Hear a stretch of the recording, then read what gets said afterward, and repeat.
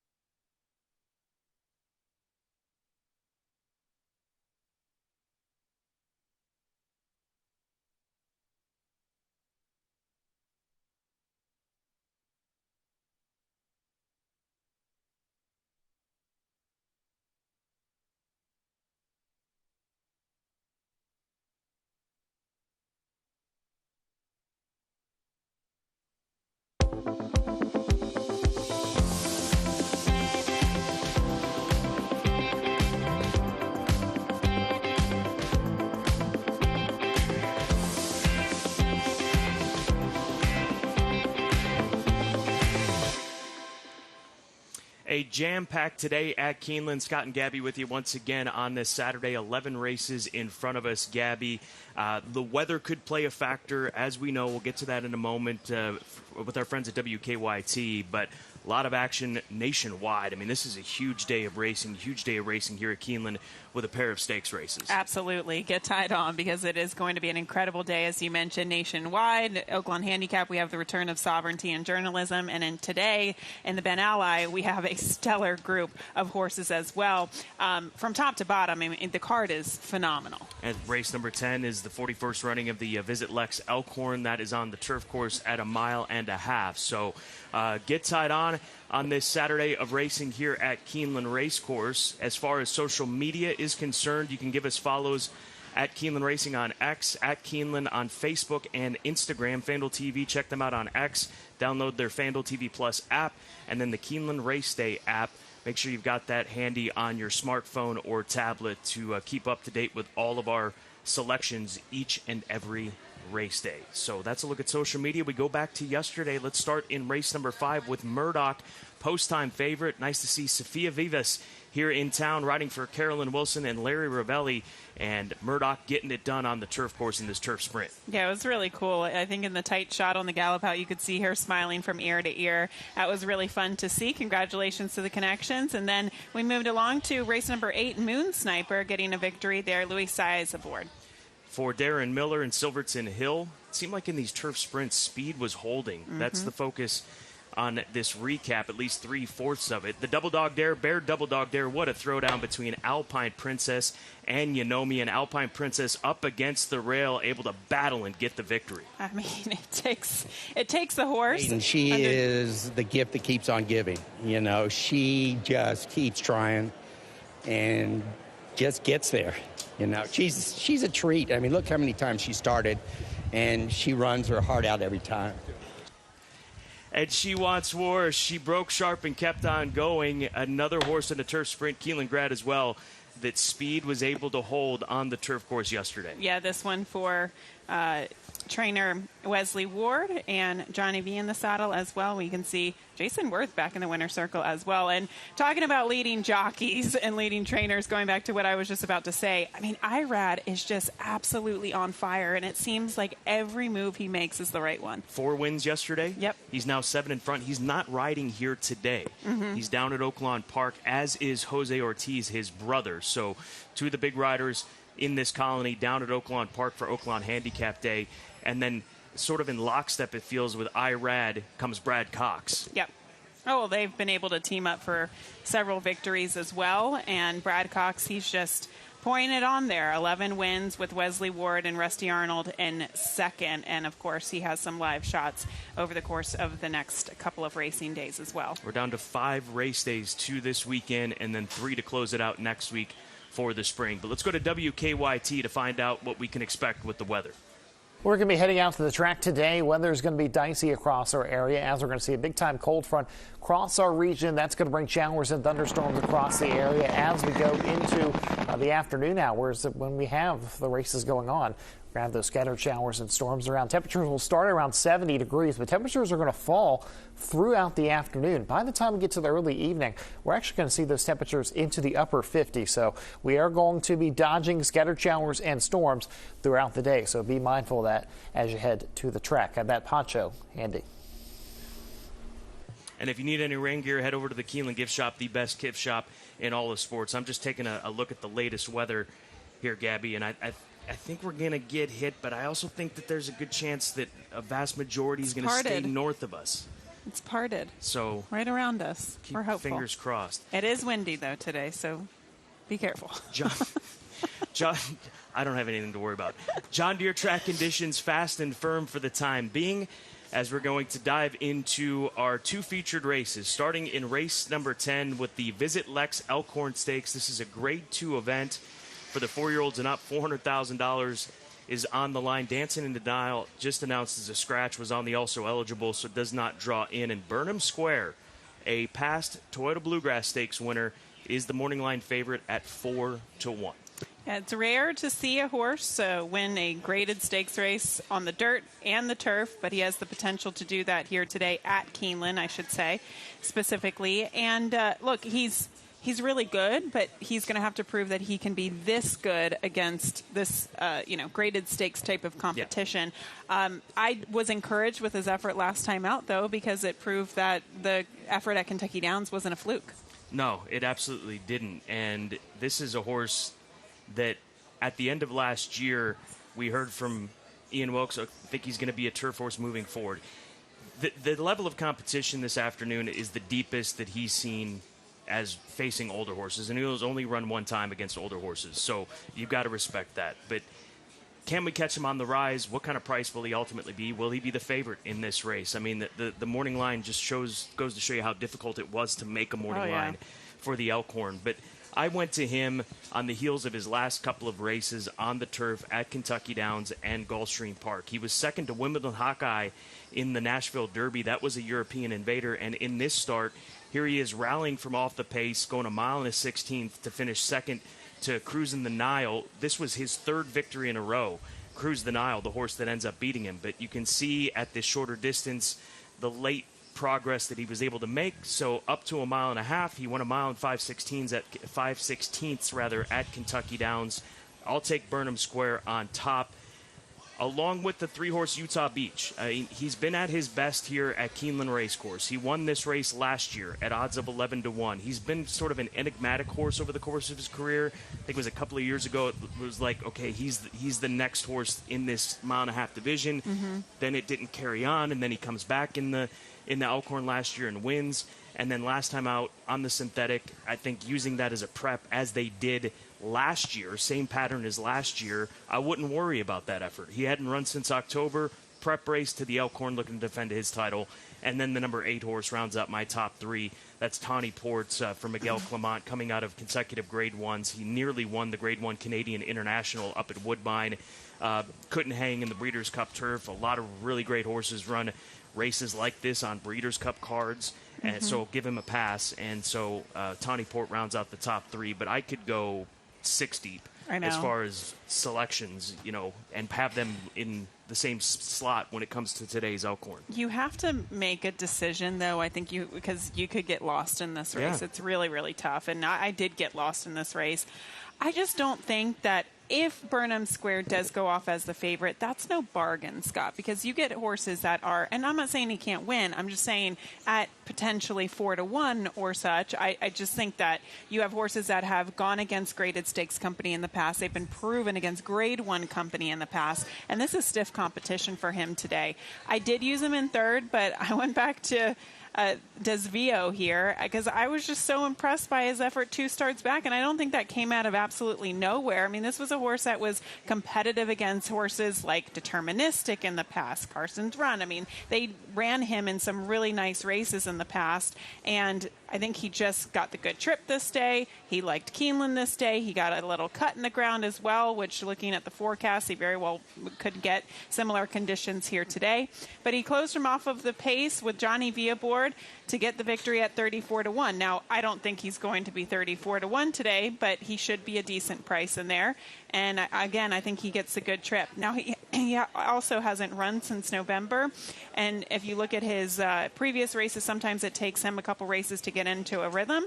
But hopefully, Madison Myers has him fit and ready to go today. So 2, Desvio on top for me. Tawny Port, you could argue, is the class of the race. I mean, I really do think the class question comes between probably Grand Sonata and Tawny Port, just considering the Grade 1 company that they've held. He's going to have to get the wheels turning a little sooner. He is a horse that really does come from off the pace, so we'll see what he can do today. But, yeah, tough group. I mean, I could talk about all of the runners in this race. It's a great renewal of the Grade 2. Visit Lex Elkhorn for more. Let's go to Tom Leach.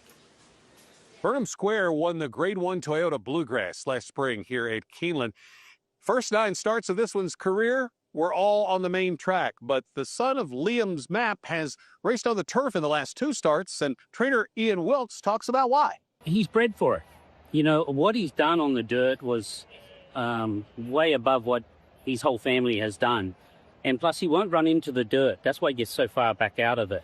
And the turf, he's more comfortable. He'll run into it. How has he improved to the race that he's going to run here at Keeneland? I think he's a better horse now. I think he's stronger. And, yeah, I'm excited to get him back going. How's he training? Real good. What are you seeing that gives you confidence? The horse. He's always trained good, but he's come back, he's training better this time, I think. Grand Sonata is still going strong for trainer Todd Pletcher at age 7. Last time out, won a Grade 2 stake on the turf at Gulfstream. Tyler Gaffleone was aboard that day. No, Grand Sonata, he's just a hard-trying horse. He shows up every time. He gives you everything he has. It's just a matter if the track place is liking and if we can get the trip. But, last time he broke, he put himself in a great spot, traveled like a winner throughout, and really laid it down for me down the lane. It's a shorter stretch over there, so he really had to get going, but he gave me everything he had, and it just seems like he keeps it through right now. It might be into a good point of his career. Utah Beach won this race last spring and is back to try to make it 2 in a row. He'll be racing out of a different barn, though. Trainer Ignacio Correas retired, so Brendan Walsh has this one now. Thank you, Tom. Let's go to race number 9, Grade 3 Ben Ally for the Handicap Division, the Breeders' Cup Classic Division, if you will, for later on this fall when the Breeders' Cup will take place right here at Keeneland Racecourse. This 9th race does start the $3 late pick 3, so you've got 2 graded stakes races in the late pick 3. And I'm just looking back behind the graphic there, Gabby. You can see the skies are getting dark. That's out to the... Is that to the north? I'm telling you, it's going north of us. That's the north, right? I'm directionally challenged when I'm in Lexington. Don't ask me. New Circle Road throws me off. Yeah. Batten Down, morning line favorite at 2-1. He comes from a huge Juddmonte family. He does. He comes from a very, very big Juddmonte family. He is a full brother to Tacitus, full brother to Scylla, and both are Grade 1 winners. So that just speaks volumes about his ability and his pedigree there. And I really do think that this is a perfect race for him. Now, he's very quick on the front end, and I guess it's a question of whether or not you think someone's going to soften him up on the front end. And what kind of conditions is he going to encounter today if the rain does come to us? I'm going with the defending champ, Tennessee Lamb, the number 3 horse. I was surprised to see that he was installed at 12-1 on the morning line. He won this race last year as about a 3.5-1 shot back in the spring of last year. He ran into Mystic Dan in his follow-up race in the Grade 3 Blame. That was Mystic Dan, Antiquarian, and Post Time. So the step up in competition, even though it was a Grade 3, didn't suit him. And then in his most recent effort, I like this move from Rusty Arnold. Sprint him down at Gulfstream Park off the long layoff to get him ready to go a route of ground. I think it's a cagey move. Rusty knows how to get horses ready for these Keeneland meets. So I think Tennessee Lamb has to be respected. He's had good workouts here at Keeneland according to times since coming up from Florida. So I'll go to the defending champ for Calumet Farm, Tennessee Lamb, the son of Tonalist. My second selection is Rattle and Roll. How can you not respect this horse? 7 years old now, 11-time winner. He's made over $3.9 million. He's traveled the world for his connections throughout his career. He's won the Clark. He won the Tinsel a couple races back. He's going to be closing late. That's his style. I mean, he lays back and makes a long run at him. So watch for him late on the scene under Brian Hernandez Jr., who has been with him through a good chunk of his racing career, including that Graded 1 victory back at the age of 2. And then the number 6 horse rounds out my top 3, Batten Down. I respect him. I mean, he comes out of restricted stakes down at Oaklawn Park. He demolished that field back on the 1st of March. He talked about his pedigree, being a full brother to Tacitus and Scylla. How about his mama, his first dam, Close Hatches? Grade 1 winner. She won the Apple Blossom, the Personal Ensign. She made over $2.7 million in her racing career, and her sons and daughters have made over $5.4 million in their racing career. Yeah, it's an incredible family, that's for sure, and it all stems from the mama there. Well, the sire has a little bit to do with it as well. Tap it.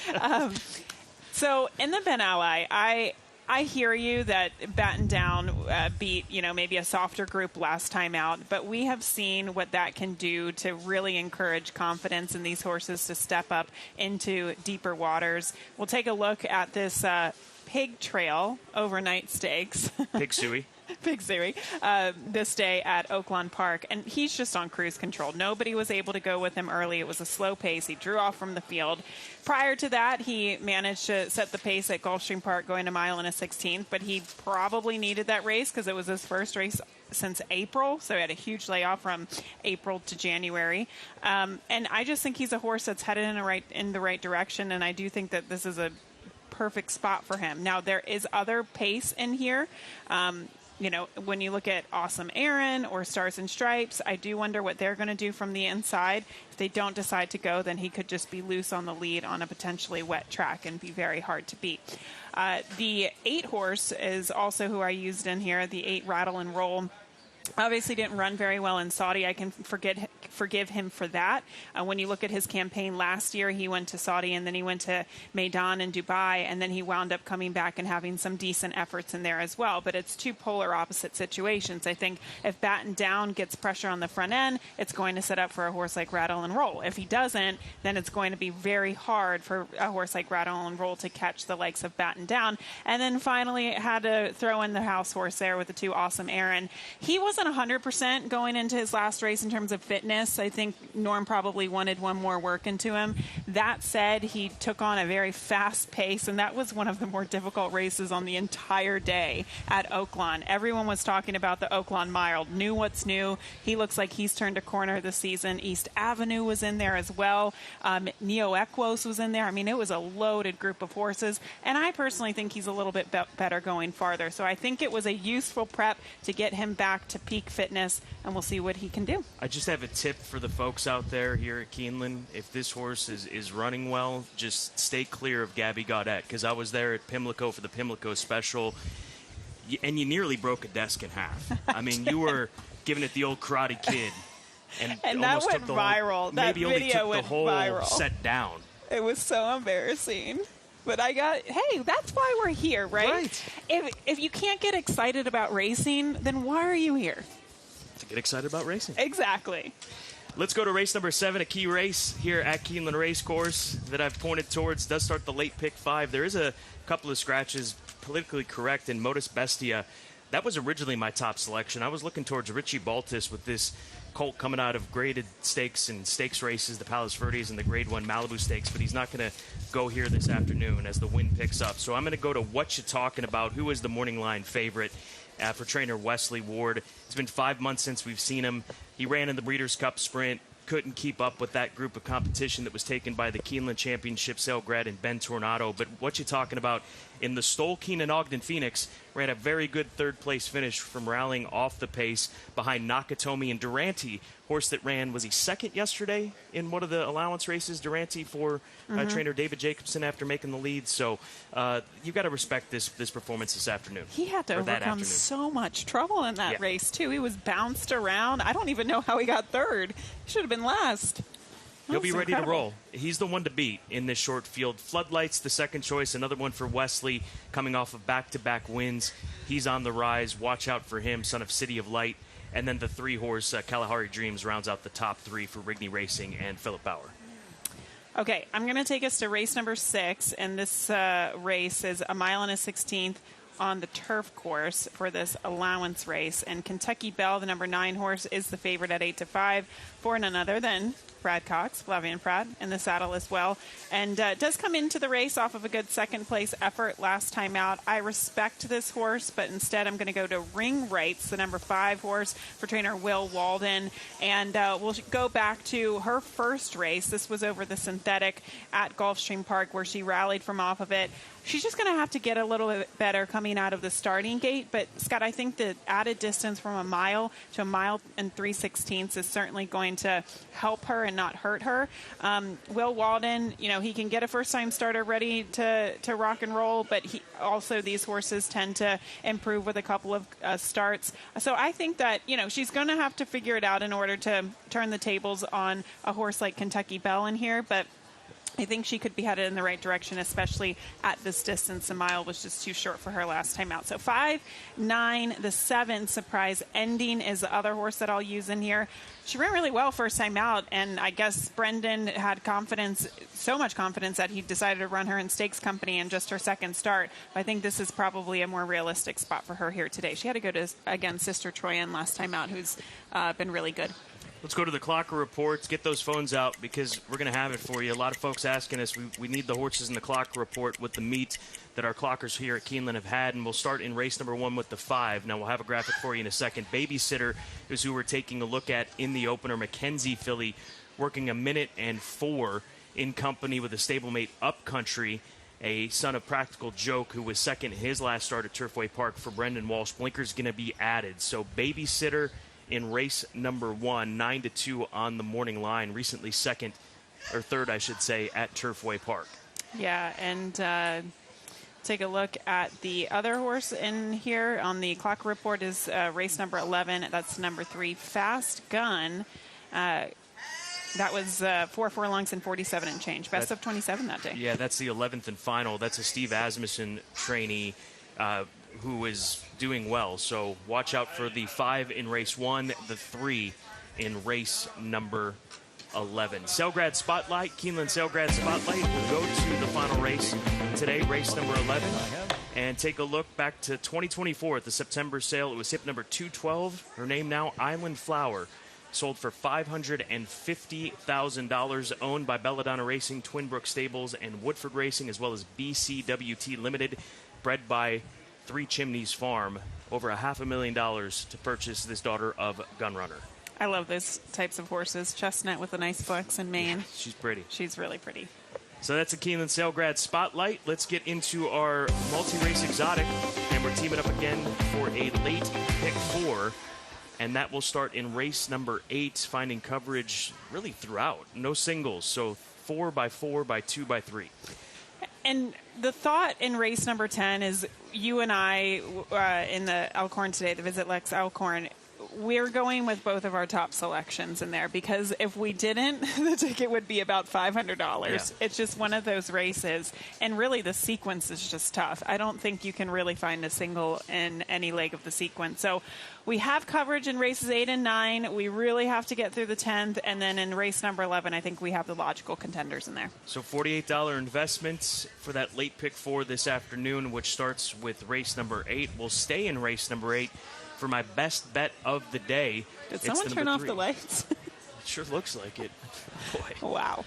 Dabab is the selection that I go with. Should be a good price. I think he's about 8-1 on the morning line. He likes it here at Keeneland.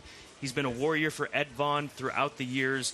And the last time we saw him at Keeneland, it was on firm ground. He has run well on turf courses with cut in the ground. In fact, he almost beat a multiple horse of the year up in Canada on good ground at Woodbine a couple of years ago in Patches O'Houlihan. But Dabab winning this allowance race last fall, rallying from off the pace, and then he caught Heart Headed, who's a really nice horse in his most recent start, which was back at Churchill in the fall. So give me Dabab with Corey Lannery back aboard, who's ridden him in his last 7 races on top. 20 to win on a horse that's 8-1 on the morning line.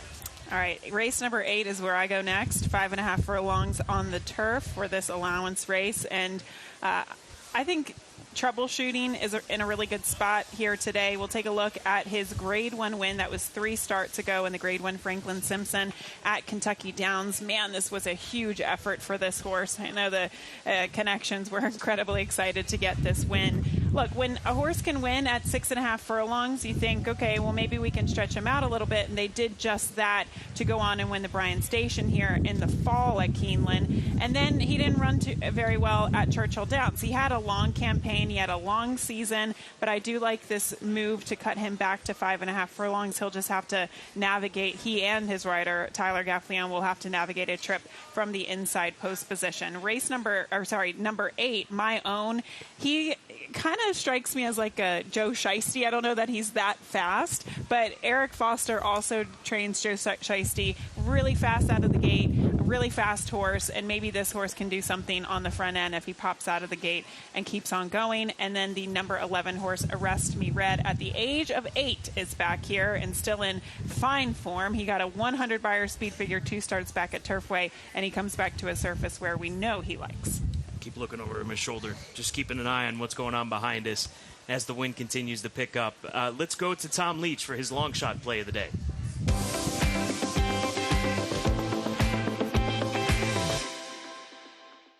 Long shot play on today's card comes up in the 5th race. We're going to go with the number 2, Dare Defying, for trainer Kenny McPeak. He has a good record with second out maiden starters. Source is dropping in class from maiden special weight to maiden claiming company, and McPeak often heats up in the second half of these Keeneland spring meets.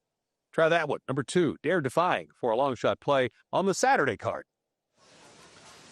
Thank you, Tom. As always, a couple of more workouts to take a look at with Oaks and a Derby contender working this morning at Keeneland. And here's Bella Ballerina. We saw her a week ago in company, staying back behind horses, but this morning sneaking up on the inside of horses. This is a cagey little move by Brendan Walsh to get her to obviously relax behind horses. But now this is an incredibly important work, Scott, because we are 2 weeks out from the Derby. So you want to encourage confidence in this work and have her, cross the finish line first and be able to beat her workmates. So I love the progression of the works that we've seen from her thus far for trainer Brendan Walsh. And then Otinho, of course, he finished second in the Toyota Bluegrass. Chad Brown, I think, still moving forward with the Derby, but I'm sure he will make some official decisions after this work, too.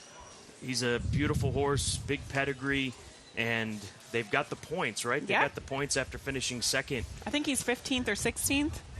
So is in. He's in. Yeah. So Otinho, is that how we pronounce it? I think that's how Kurt pronounce it. Working this morning out in the sunshine as the weather is starting to, it's cooling off. The temperature just dropped about 10 degrees right now. Wild. Yeah.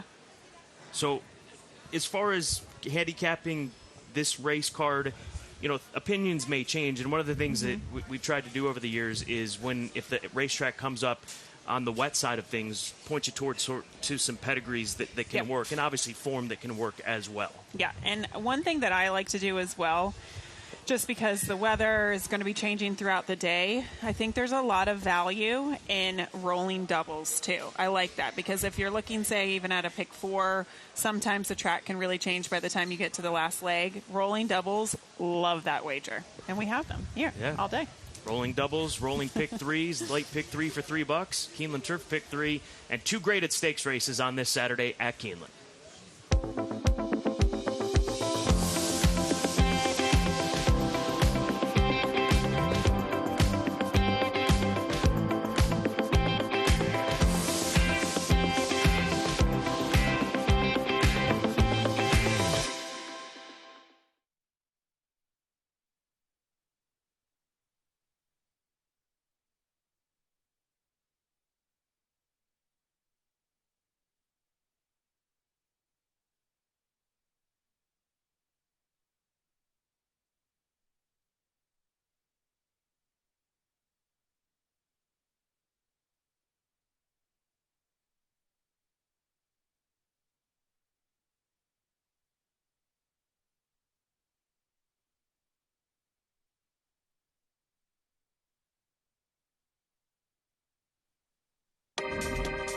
In 2026, the Breeders' Cup returns to hallowed ground in Lexington, Kentucky, to Keeneland, where rolling bluegrass pastures give way to epic showdowns and legendary victories.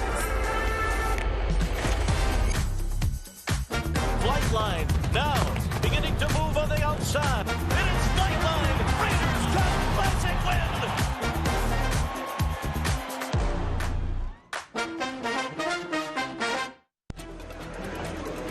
This is where it all begins. These are the recruits for next year. They're going to be part of our roster, part of our team. The pavilion was jam-packed. It has remained jam-packed. Phenomenal feeling in the pavilion, on the grounds, in the back ring. You have a chance to make 5, 10, 100x. Big sale with a lot of quantity, but they're going to sell over 4,000 horses here.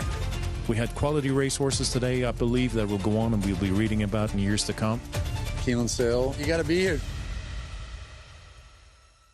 There's a reason why Toyota is America's best-selling retail brand. It's the quality, dependability, and reliability that you expect from Toyota. And that starts right here in the USA, where Toyota has invested over $49 billion into 11 different manufacturing plants, including the newest one, a battery plant for its electric and hybrid vehicles. There are now 13 different Toyotas built in the USA, with more on the way. America drives Toyota. Let's go places. Dear racing fans, we've been waiting for you. We've been working, prepping, training, putting together thrilling races, new spaces, favorite traditions, and fresh experiences. From right on the rail to the top of the hill. Whether it's your first meet or your 50th, we can't wait to welcome you back this spring. Love, Keeneland.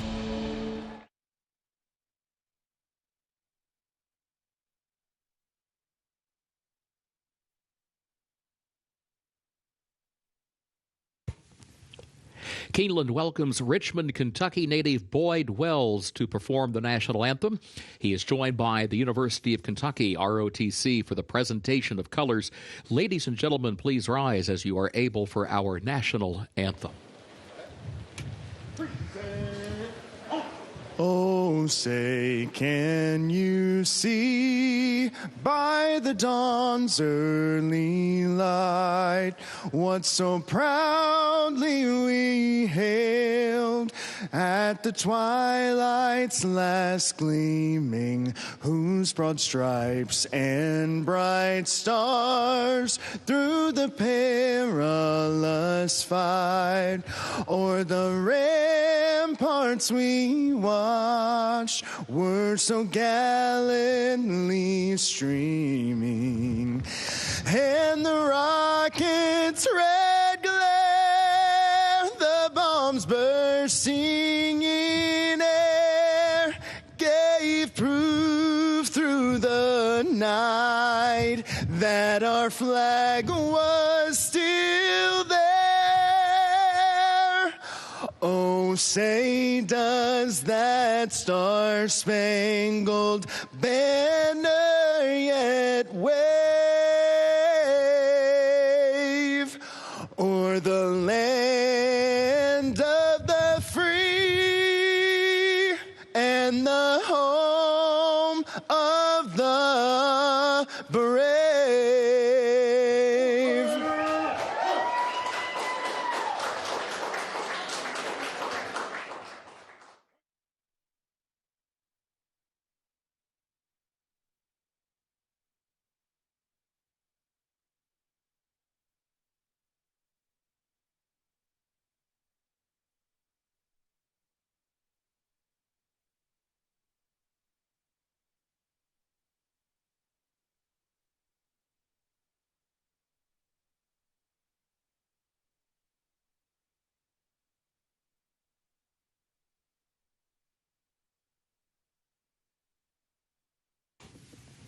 Keeneland is proud to recognize Diane Bonfort with guest services as the Employee of the Day.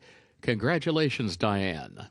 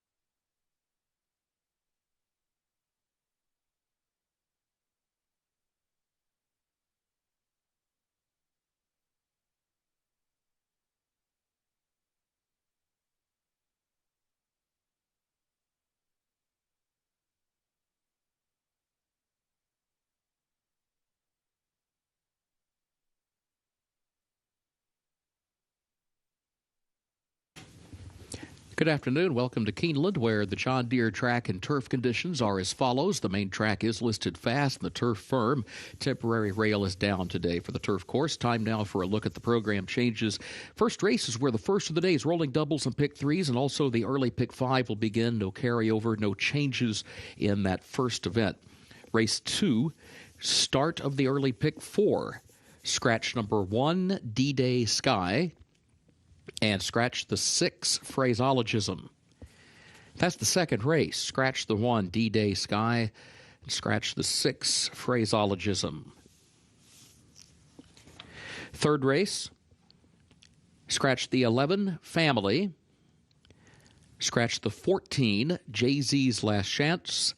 Also scratch the 15, Trust Fund Philly, and scratch the 16, Pillar of Beauty. It's the third race. Scratch the 11, Family. Also scratch the 14, Jay-Z's Last Chance, the 15, Trust Fund Philly, and the 16, Pillar of Beauty. Jockey change on the 4, Betty's Dance. That will be Adam Beschizza.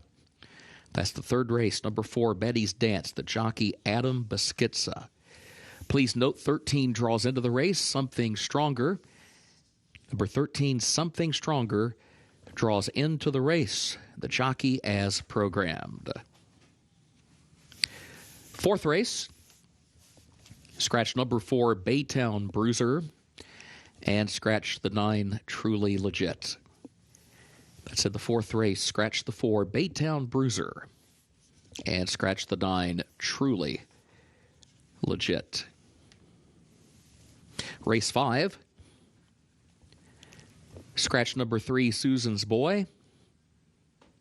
Scratch number 6, Money Man. That's race 5. Scratch number 3, Susan's Boy.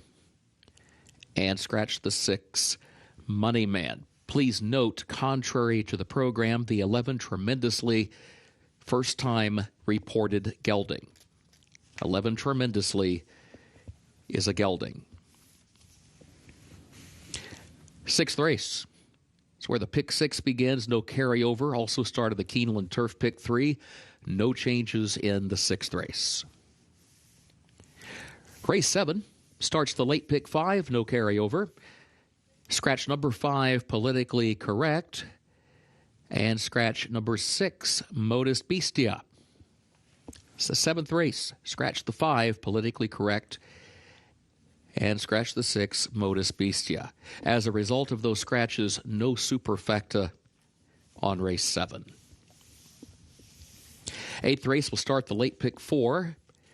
Scratch the 10, Runnin' Rocket. That's the 8th race. Scratch the 10, Runnin' Rocket. 9th race, the graded Ben Ally, starts the $3 late pick 3. Scratch number 9, Honor Marie. That's the 9th race. Scratch the 9, Honor Marie.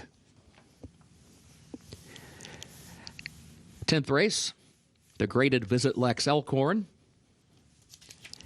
In that 10th race, take out the also eligible 13, Dancing in Denial, does not draw in. Jockey change for the 1, Padiddle, Mario Gutierrez.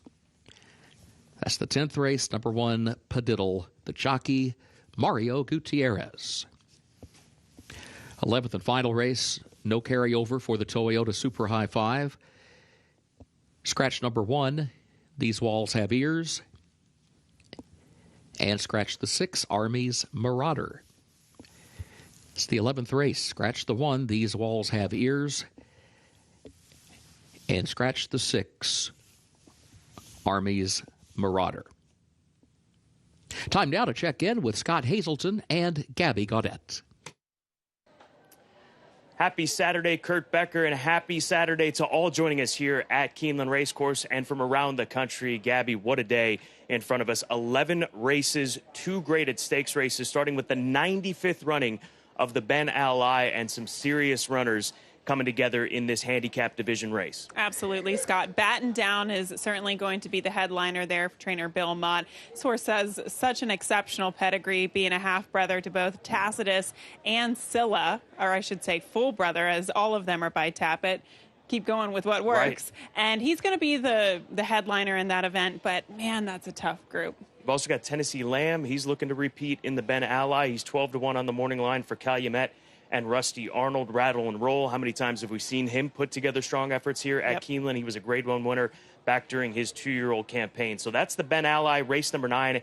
Race number 10 is the 41st running of the Visit Lex Elkhorn, and some quality horses in here. You've got Burnham Square, who's now maybe a turf horse, it looks like, and I think that's something that Ian Wilkes pointed at towards the end of last year, and he's run a couple of times on turf. But then you've got Utah Beach, a steady, another horse that we've seen plenty of here at Keeneland Racecourse. Absolutely, and even the 4 Grand Sonata in there, he has just been so consistent against graded stakes company. He might be able to break through today. And then Desvio, the number 2, I know he's a bit of a long shot, but the last time he was at Keeneland, he won the Grade 2 Sycamore at 34-1. So it'll be interesting to see what he can do today. 11 races ahead, big Saturday here at Keeneland Racecourse.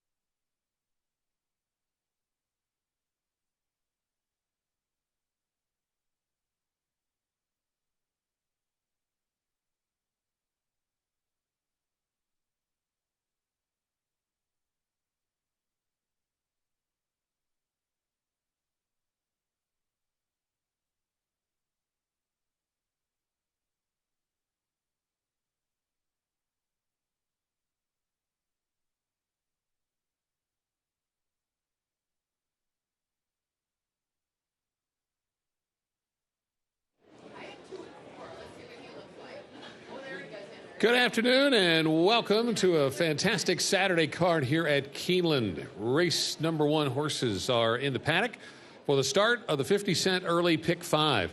It's a maiden race for fillies and mares 3 and up named the Warrendale, and the distance is 1 1/16, so they'll finish at the first finish line in mid-stretch. And I went to the 5 horse in here, Babysitter. The angle here was excellent trainer in Brendan Walsh and jockey and Luis Saez. And this horse was off from last summer until February 20th. And that race sparked significant improvement from that race to the previous year, layoff way back last summer. So just on the improvement as a 4-year-old angle and the Walsh barn and getting a decent price in here, I gravitated to the 5 in this spot, even though there is a heavy favorite in here. 6 horse is from the barn of trainer Connor Murphy and one of the more experienced runners in this group. This will be his 9th lifetime start, or her 9th lifetime start. Sonador is coming off a race on Christmas week in December of last year, and all of her races have been in maiden special weight company, as is this one. A horse that tends to close, so that's not the best style in a short field with a short stretch, but one that at a price of 6-1 could certainly help juice up an exacta if Tyler Gaffleone can get her up to second. And the Gaffleone angle was one of the ones I thought was significant because he hadn't ridden her in the last 2 starts, but was aboard in the previous 4 and the previous 5 of the last 6, and she did her best running with Tyler and did it on a main track. So Sonador getting perhaps her favorite rider back, maybe that moves her up a little bit. And then the 3, Reality Star for Lexington native Shook McGahee and jockey Flavian Pratt. Source ran on the turf last time, ran decently, 5th, beating about 3. That was the first start since July 10th of last year. So for me, that was the big part of the angle. Second start off a long layoff, and the McGahee barn always points to do well when they bring runners in for the Keeneland meets in the spring and in the fall. And this horse has run solid races on the main track last spring and last summer, finishing 3rd in her first 2 starts. Now, that was going 7 furlongs and then a mile. This is a daughter of AP Indy out of a Curlin mare, so should absolutely love getting to run longer on the main track as she does in this spot. So Reality Star currently at 6-1. There's a heavy favorite in here, the 2 Song of Sarah. We'll talk about her when they get out onto the track. But there's 3 prices in here that are a little intriguing to start the early pick 5. Good luck.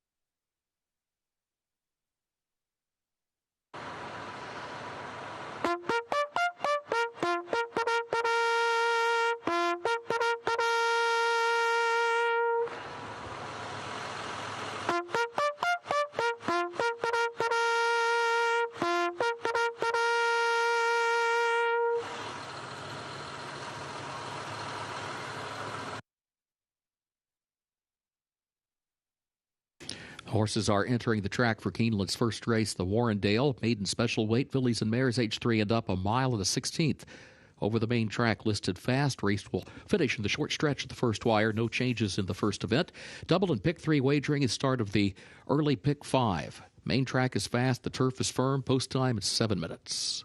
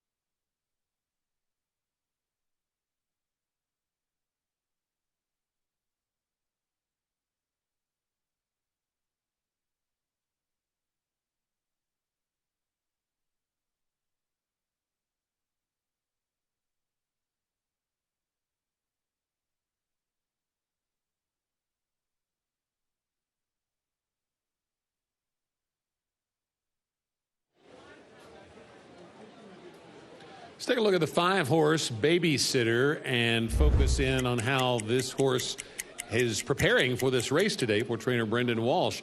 This was one of the horses singled out by the clockers on this morning's edition of Today at Keeneland with Gabby Gaudette and Scott Hazelton. It's Babysitter down along the inside coming through the Keeneland stretch.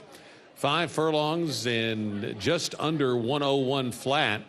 And Babysitter with a nice, solid workout following up an earlier move on the 2nd of April here at Keeneland that was also quite good. This one we're focusing on was the 3rd best of 20 that day. Previous that workout on the 2nd of April was the 11th best of 48. So a couple of good works for this one. Babysitter trained by Brendan Walsh and just ticked down to 5-1 in the wagering. The 3-2 favorite in here is Song of Sarah, and it's understandable given the company lines of her 3 lifetime starts. Daughter of Curlin, first time out, debuted at a mile at Gulfstream and was behind Paradise, Betty's Pearl, 2 Oaks caliber fillies. Stretched out to a mile at a 16th on February 12th. Ran a little better, was 3rd that day. Prom Queen, another Oaks type filly. Was the winner that day. So 2 really good fields that she caught. And then last time out, she ran her best race, again going a mile and a 16th, track with a little moisture in it as we have today. And she was second to Star Actress, who came back and ran well here. It was in the Beaumont earlier this meet. So those are 3 really solid fields that Song of Sarah has tackled. Nobody nearly as accomplished as those runners that she's facing today, so that's why she's the favorite, I'm sure, at 3-2 currently from a 2-1 morning line. Race starts the early pick 5, and the pool on this Saturday is approaching $300,000. Good luck.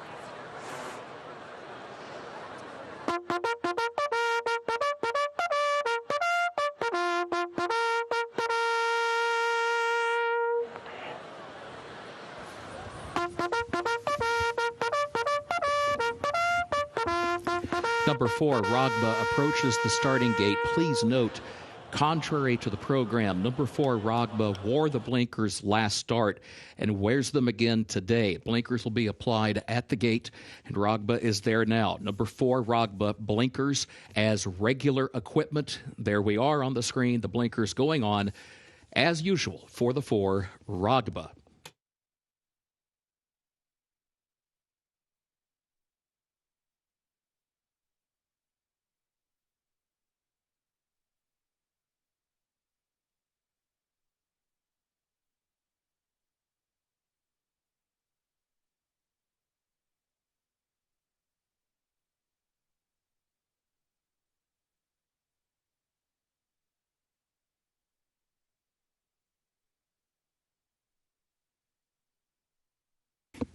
Horses have reached the starting gate for Keeneland's first, the Warrendale, start of the early pick 5.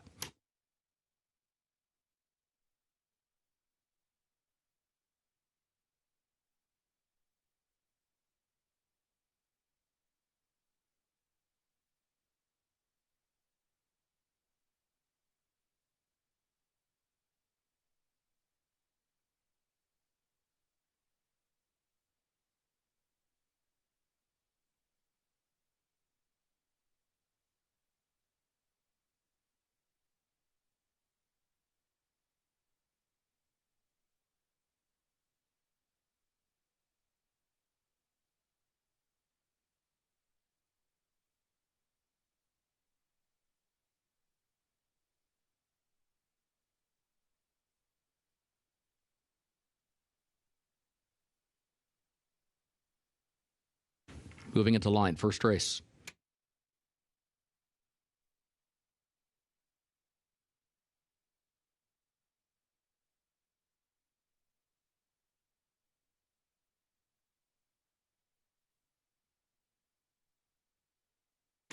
Miss Milky Way walks up, followed by Song of Sarah.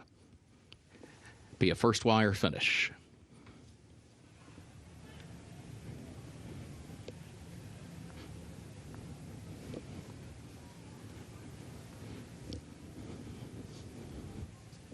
Reality Star with 3 more to load.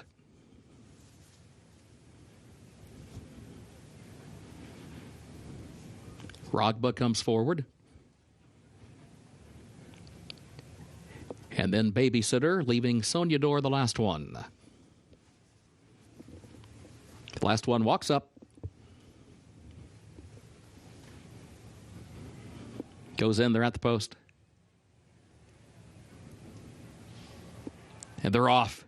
There goes Miss Milky Way out for the early lead. Soñador from the outside and Song of Sarah. And now Babysitter kicks in. Babysitter moves up to press the pace as well as they enter the first turn. Miss Milky Way has the lead, though. Song of Sarah between horses goes second. Babysitter wide to the first turn. In third, Reality Star is fourth to the inside. Rogba fifth in between horses around the turn.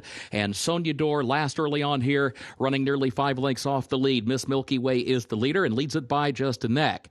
And here comes Song of Sarah, moving up a closer second. Opening quarter, 24.15 seconds. Onto the backstretch they go. Babysitter was wide all the way around the first turn. Stays out toward the center of the track. No room to the inside. Third, a length and a half off the lead as they make the move up the backstretch. Reality Star, Rogba between horses. Soñador wide at the back as they reach the midpoint of the back straightaway with Miss Milky Way still atop. Miss Milky Way against the rail leads it by just a half length. Song of Sarah's been there with her from the start. Babysitter going to be wide again to the far turn and is followed by Reality Star. First half mile, 48.66 seconds. Rogba between horses. Soñador wide at the back, but just over 3 lengths off the lead. Here's Song of Sarah making a bid for the lead between horses. Babysitter will try to go with her from the outside. They go 1-2 now. Reality Star moves up to third. Rogba, Soñador as Miss Milky Way drops back along the rail. They come to the quarter pole. Song of Sarah, the leader, and leads it by a length and a half. Rogba's going to go wide to the outside of Babysitter. Reality Star hugs the rail, looks for an opening toward the inside, the top of the short stretch.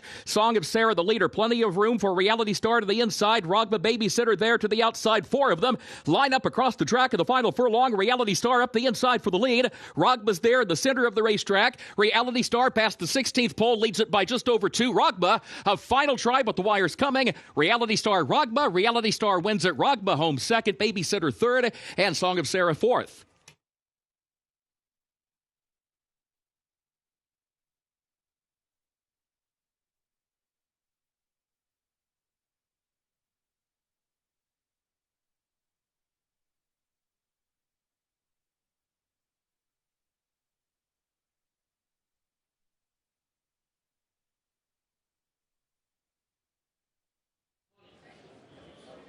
Really nice ride here from Flavien Prat. You could see he had a ton of horse down the backside, but never pushed the button too soon. Waited, and when they turned for home, space opened up, and his horse was able to explode through the hole, and that ride, probably the difference between finishing first and second here for Reality Star, a winner in the 5th lifetime start. Second off the layoff, the angle that got Reality Star home first at odds of 4-1.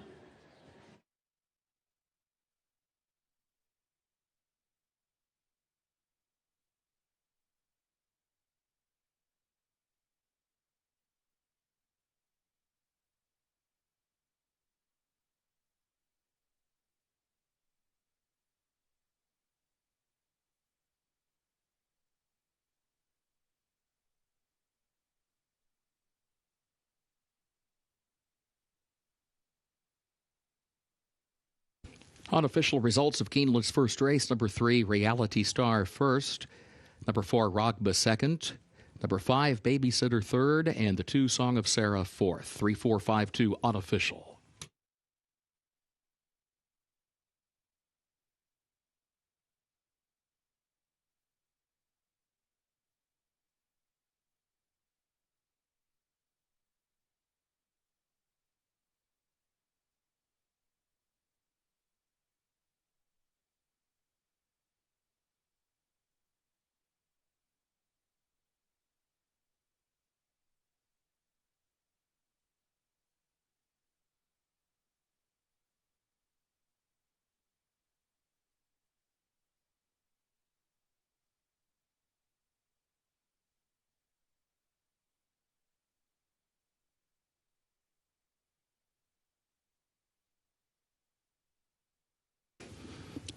In the winner's circle for Keeneland's first 3, Reality Star, owned by William S. Ferris Jr., trained by Shug McGahee, the jockey Flavien Prat.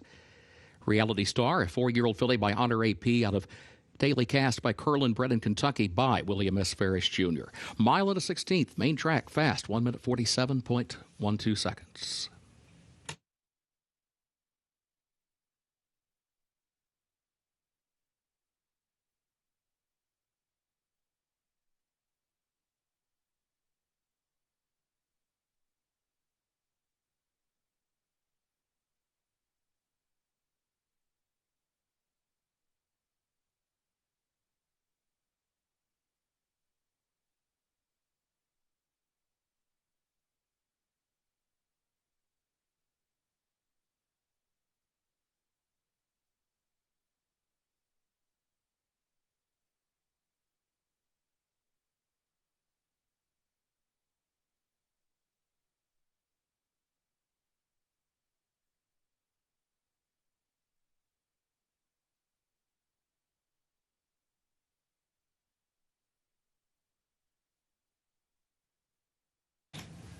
In the winner's circle, the Warrendale Trophy presentation to the connections of Reality Star.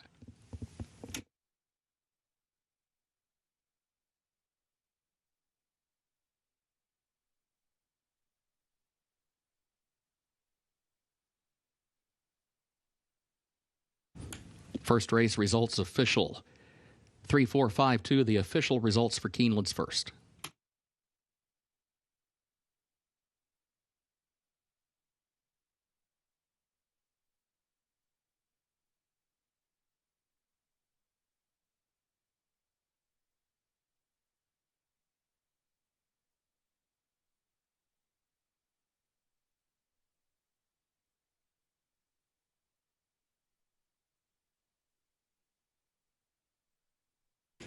Keeneland second race upcoming. Double and pick 3 wagering start of the early pick 4. Fast track and a firm turf thus far today. In race 2, scratch the 1, D-Day Sky, and scratch the 6, Phraseologism.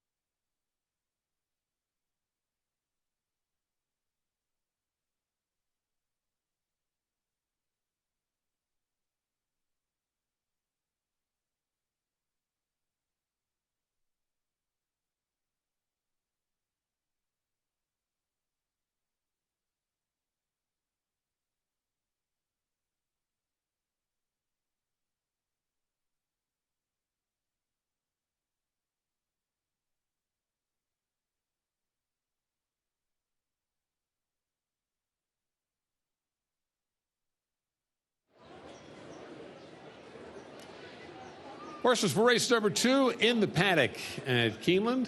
Claiming event. The claiming tag is $20,000, a mile and an eighth for 3-year-olds and upward. Never have won a race more than once in their careers. Non-winners of 2 lifetime at the 20K level here in race 2. And my original top pick was the 1 D-Day Sky, but D-Day Sky has scratched, so we default to the 8 Whiskey Shot, who was the 9-5 morning line favorite for trainer Rodolphe Brousset. And Flavien Prat, who just won race 1, will be in the saddle.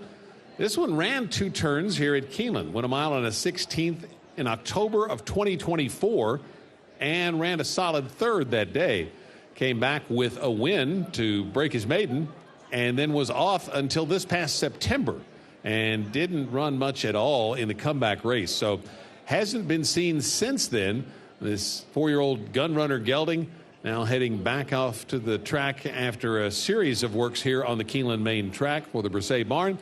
And Whiskey Shot is currently the 9-5 favorite.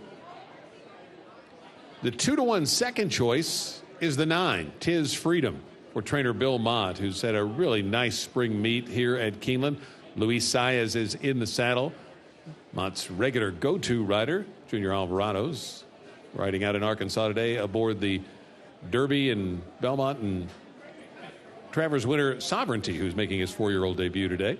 Tis Freedom making his second start of the meet. He ran on the turf, going a mile and a 16th on opening day, and didn't really have much say in the matter at all. Finished well up the track that day. But the previous form was pretty solid. 3 back. There's a win, but that was on the turf as well. It was down at Tampa at a mile. And prior to that, had a 4th place finish on the main track going a mile at Aqueduct.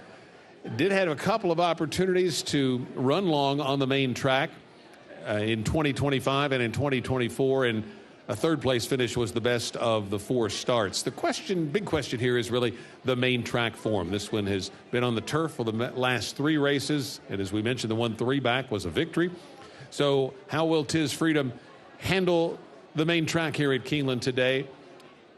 Still listed as fast with just the little bit of rain that we received. Couple of scratches does help this horse by moving in a couple of gates, as you don't want to be too wide in these mile and a 16th or mile and an eighth races either here at Keeneland.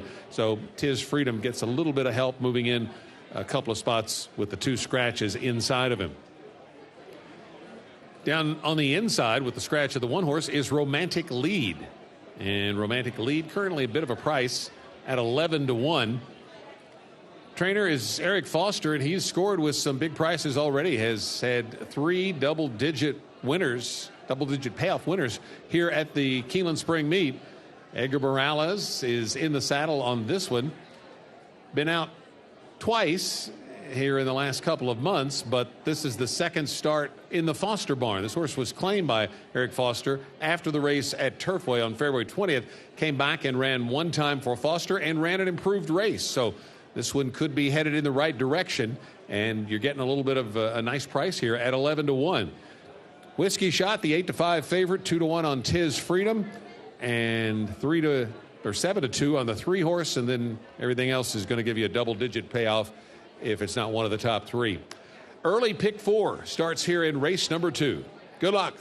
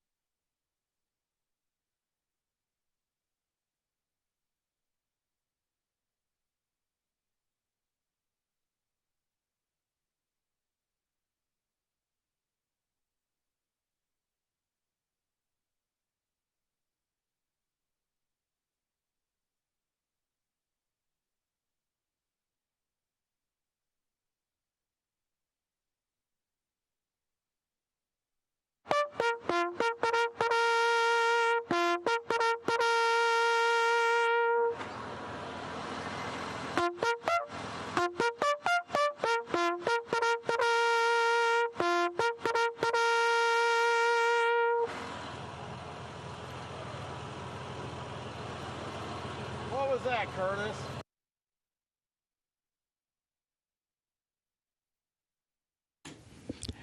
Horses are entering the track for Keeneland's second race. Claiming race for a price of $20,000 for these 3-year-olds and up.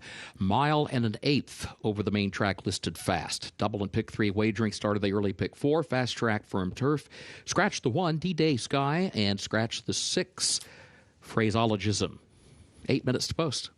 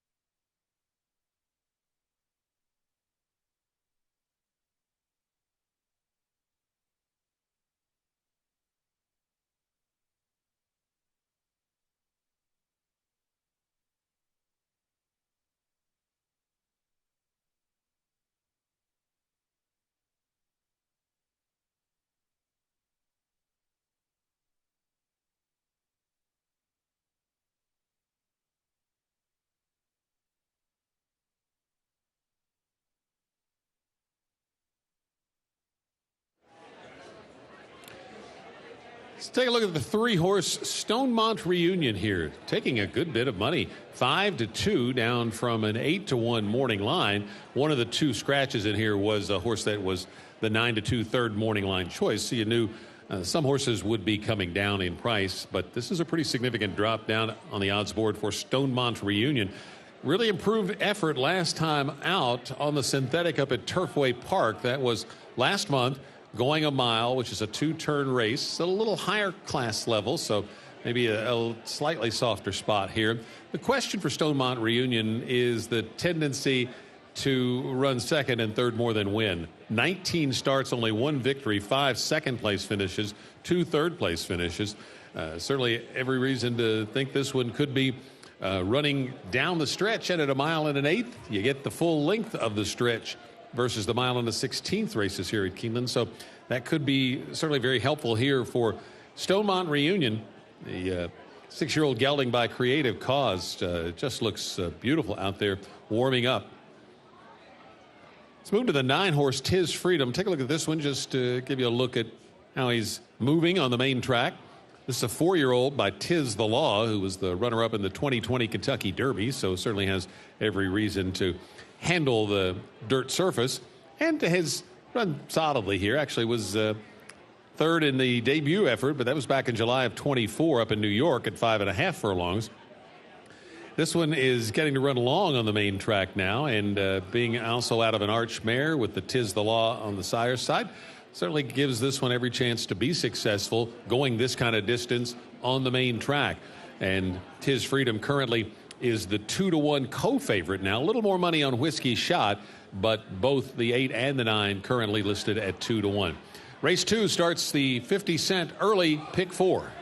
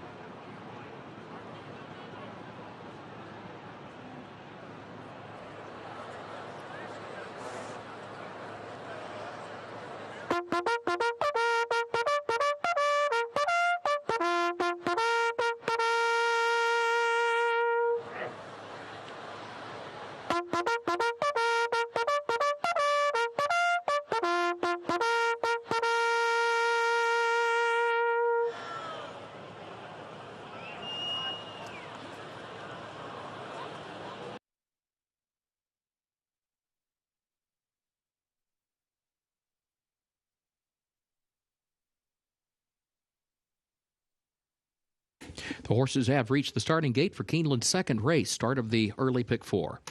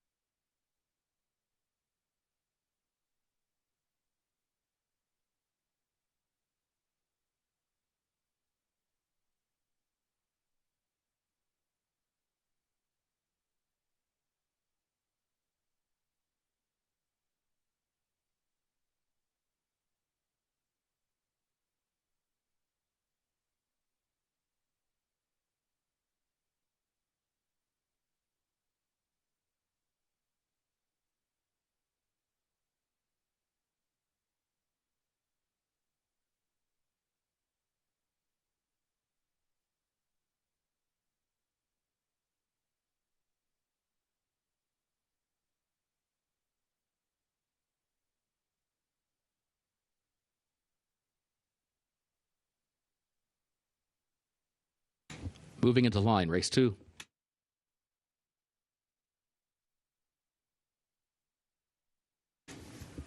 Romantic Lead walks up.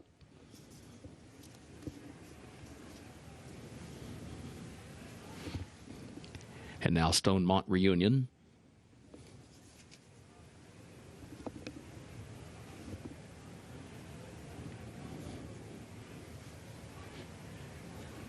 Bonafide and Consolidated await.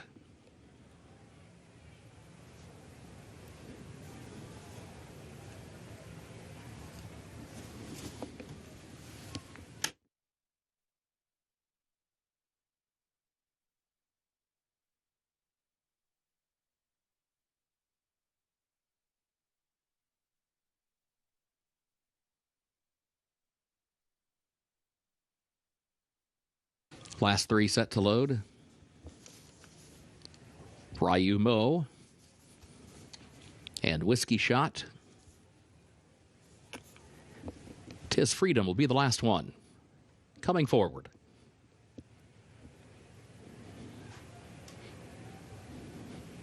Goes in, they're at the post. They're off. There goes Bonafide with Consolidated. They come forward in the opening strides, and Whiskey Shot to join them up on the outside as they head for the first turn. Consolidated from between horses has a narrow lead, starts to get down closer to the rail. Whiskey Shot to the outside, right alongside the leader. Press the SU now, in fact, moves up and takes the lead by a neck midway on the first turn. Consolidated will give way in second. Gap of 2 then as they head for the backstretch to Bonafide in the third position. Stonemont Reunion, fourth down toward the inside. Tis Freedom is fifth up on the outside off the turn. And then Romantic Lead and Ryu Mo at the back, 24.1 seconds. The time for the opening quarter. Up the backstretch they go, and Whiskey Shot has made the top and leads it by just a length. Now here comes Stonemont Reunion up the inside to challenge Consolidated for the second position, and they are joined by Bonafide and Tis Freedom, who's there to the far outside. In fact, a 3-way shuffle now for that third position as they move off the end of the backstretch. Romantic Lead is further back, and then Ryu Mo trails. It was 49 seconds the time for the first half mile. Whiskey Shot, Consolidated, those two with Bonafide in third. Tis Freedom going to be a wide fourth to the far turn, and Stonemont Reunion fifth to the inside. Now Consolidated moves up on the turn and takes the lead by just a neck. Whiskey Shot still right there to the inside. Tis Freedom closes in from the far outside. Bonafide is there in between horses, fourth to third to second, still 2 lengths off the lead though. Stonemont Reunion looks to the inside. Romantic Lead has to go about 5 wide as they move by the quarter pole. Top of the stretch, they turn for home. Consolidated, Tis Freedom, Stonemont Reunion Reunion up the inside. Bonafide is there from between horses. Romantic lead out on the grandstand side. Stonemont Reunion up the inside. Final furlong to challenge Consolidated. These two now have gotten away by better than 3 lengths from the rest. Consolidated ahead in front, and Stonemont Reunion still there to the inside. Consolidated now by a length and a half, by 2 lengths clear. Consolidated, Luan Machado to win it. It was Stonemont Reunion home second. It's going to be a head-bobbing photo for third. 'Tis Freedom or Bonafide.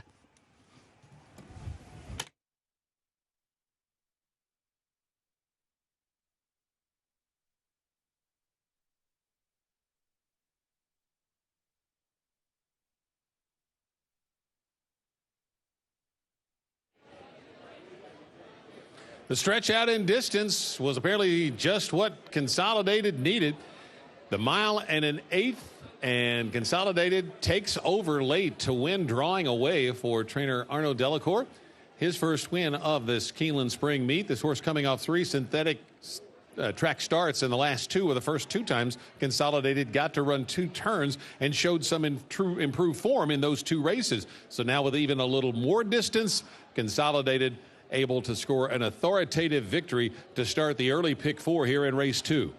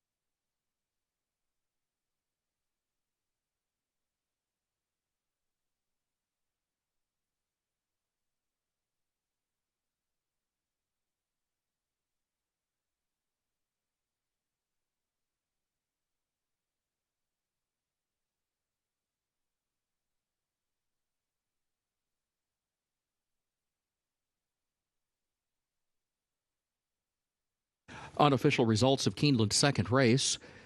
Number 5, Consolidated first. Number 3, Stonemont Reunion second. Number 9, 'Tis Freedom third. And number 4, Bonafide was fourth. 5-3-9-4 unofficial.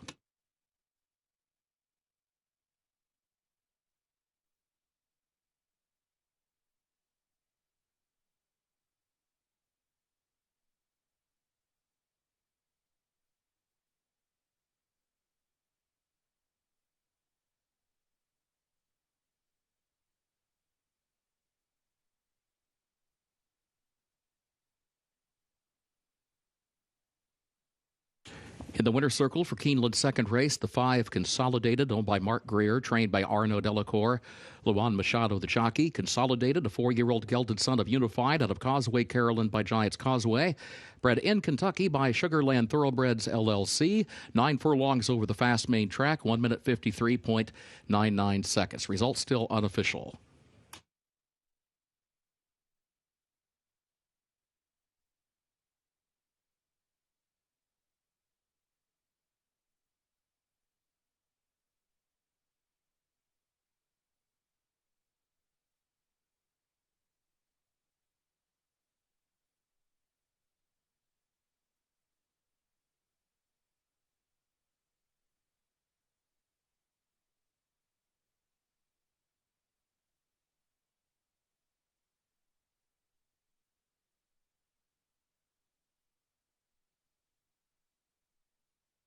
Race 2, results official, 5-3-9-4, the official results.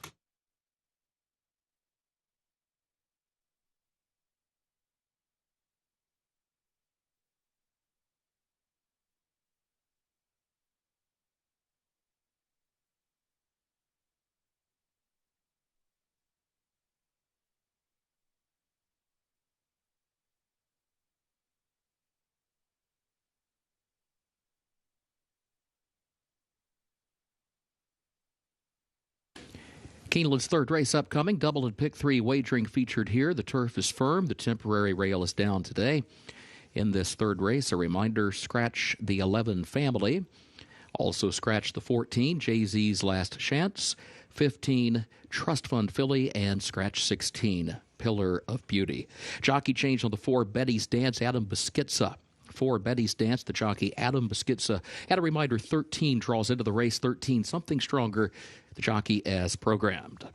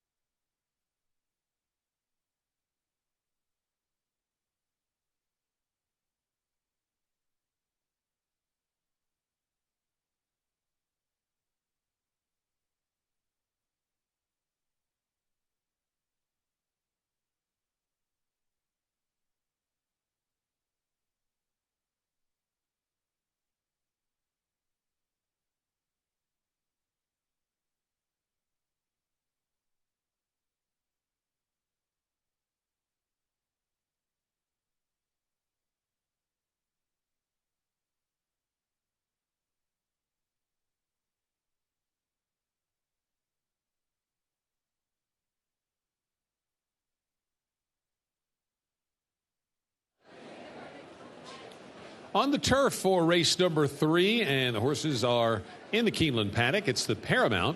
It's a first level allowance. Fillies and mares ages 3 and up going 5.5 furlongs on the firm Keeneland turf course. Hot Mash is the morning line favorite and the current 2-1 betting favorite. That was my top pick in here. Just the third lifetime start for this one.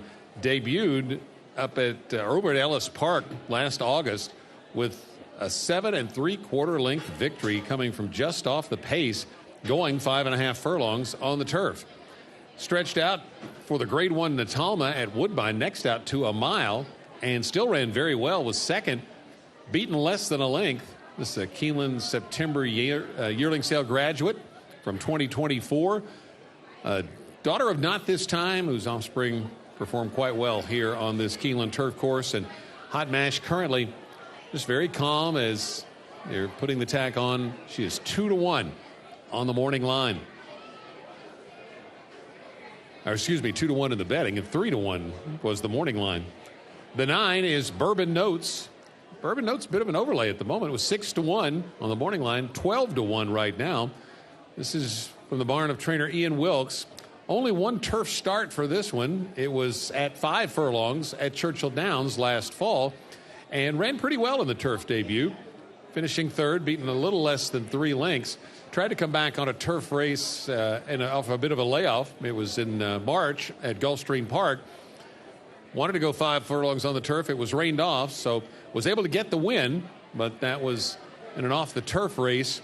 And so Bourbon Notes still looking for the first turf victory, but certainly in good form in those last 2 starts. First try versus winners, so step up in class for Bourbon Notes, but if she runs like she did last time, she could have a say in this under jockey Brian Hernandez. The 8 is Wesley Ward, and you're certainly going to gravitate to a Wesley Ward trained horse anytime it's a turf sprint.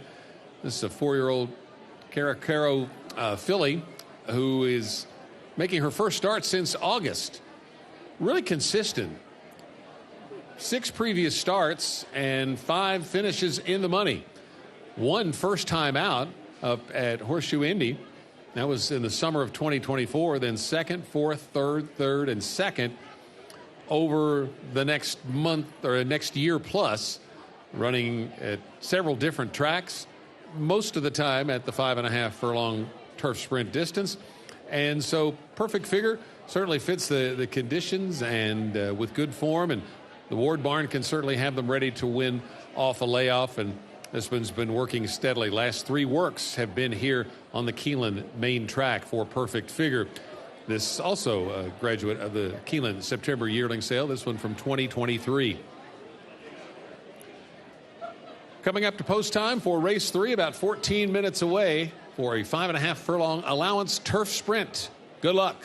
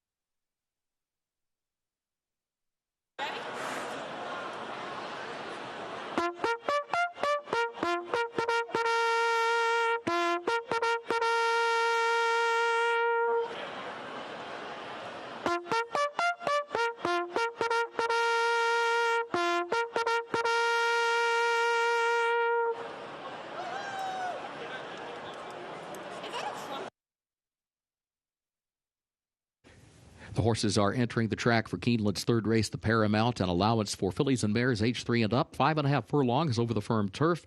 Temporary rail is down today. Double and pick 3 wagering featured here.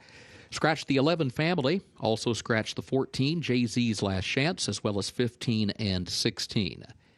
Jockey for the 4, Betty's Dance, will be Adam Beschizza. A reminder, number 13 draws into the race Something Stronger, the jockey, as programmed. Post time is 6 minutes.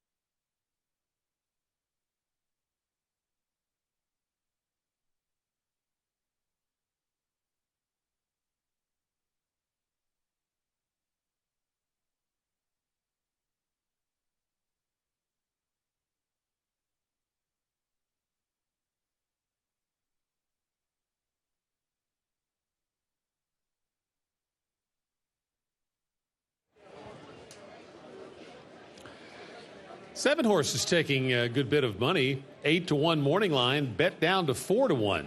This one comes from the barn of Trader Todd Pletcher. John Velasquez in the saddle. Pletcher had a couple of wins on the Friday card. First 4 races of this filly's career were at a mile or longer. That was through December 27th of last year. With a couple of months off, they brought capturing back and ran her 5 furlongs for the first time. So first time turf sprinting, ran pretty well. Finished strong, third, beaten less than a length and a half, and now gets an extra half a furlong here at 5.5 furlongs in this particular race at Keeneland. So capturing may like that added distance of that extra 16th of a mile. Could be the difference to get capturing to the winner's circle, and 4-1 is half the price of the morning line. With the scratch of the 11, the 13 was able to draw in. That is Something Stronger. Something Stronger races for the Al Stall stable. Luis Saez, one of the top riders here at this Keeneland Spring Meet, gets the mount. And this horse was second last time out. That was on 7th of February. Sprinting 5.5 furlongs, this same distance on the turf course. So a nice run there. Horse debuted on the turf on the 25th on the 15th of May in 2025 at Churchill and won first time out. So really had an affinity for the turf. They ran in a stakes race after that and finished sixth, wasn't beaten that far. So Something Stronger has got to navigate a trip from out in that far outside post position, but if anybody could do it, Luis Saez could be the man. So this one has drawn into the race, and 10-1 morning line bet down to 9-1 right now. Good luck in race 3.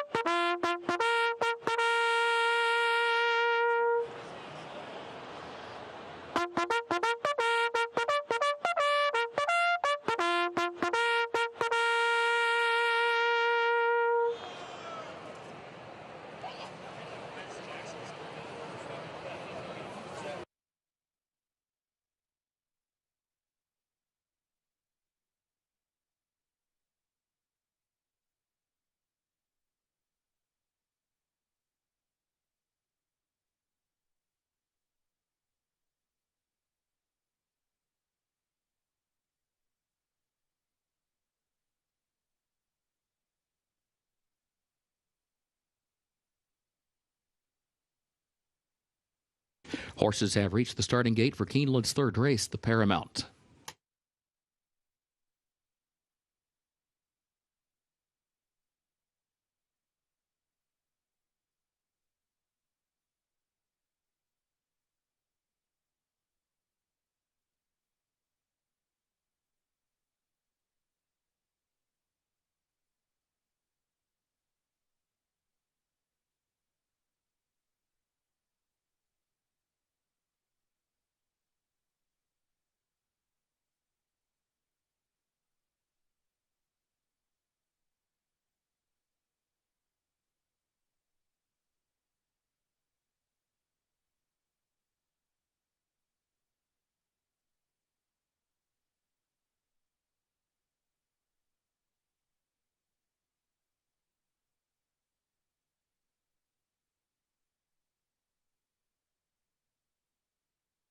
Moving into line, third race.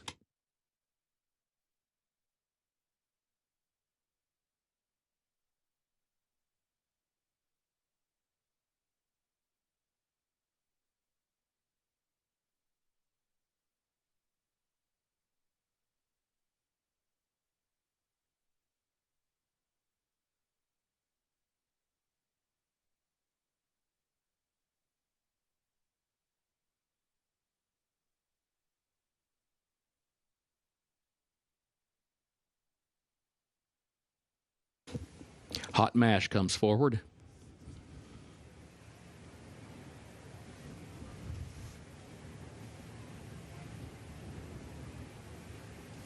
Stepping Stones.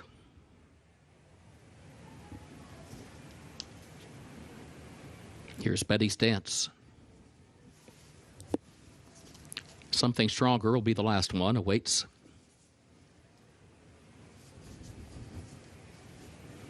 Miss Linnell walking up.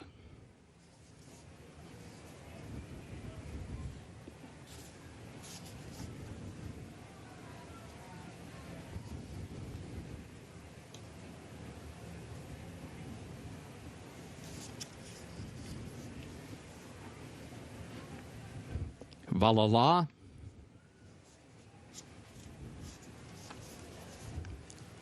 Something Stronger, the last one. Goes in there at the post. And they're off.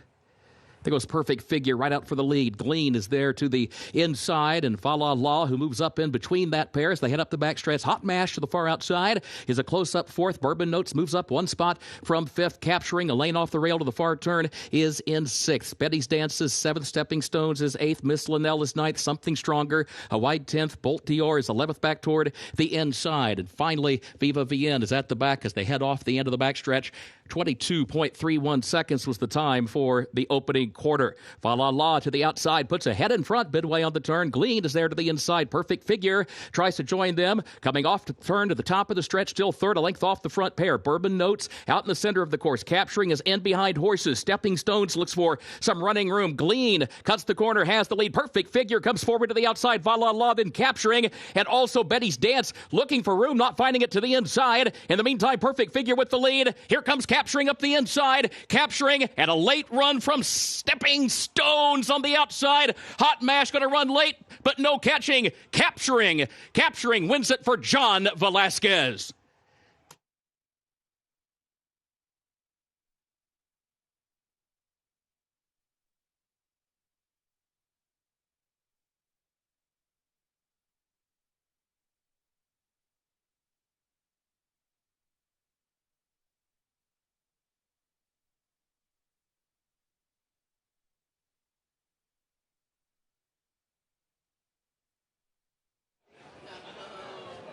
Well, the money that knocked the 7-horse Capturing down from that 8-1 morning line was validated by the performance at 9-2. Capturing comes up the inside and powers her way to a victory, her second in 6 lifetime starts, and that's another win for the Todd Pletcher stable here in these last 2 days at Keeneland. Congratulations to the winning connections of Capturing, taking race 3 at Keeneland.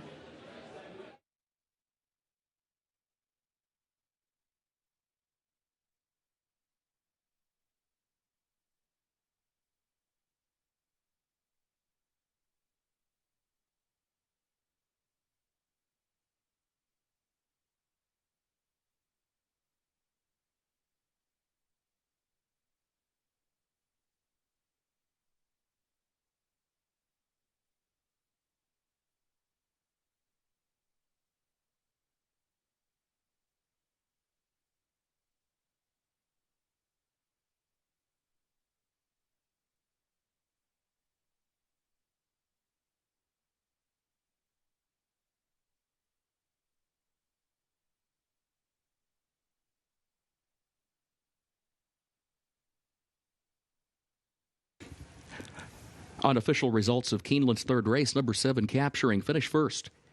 Number 13, Something Stronger, second. Number 12, Stepping Stones, third. Number 8, Perfect Figure, fourth. 7, 13, 12, 8, unofficial.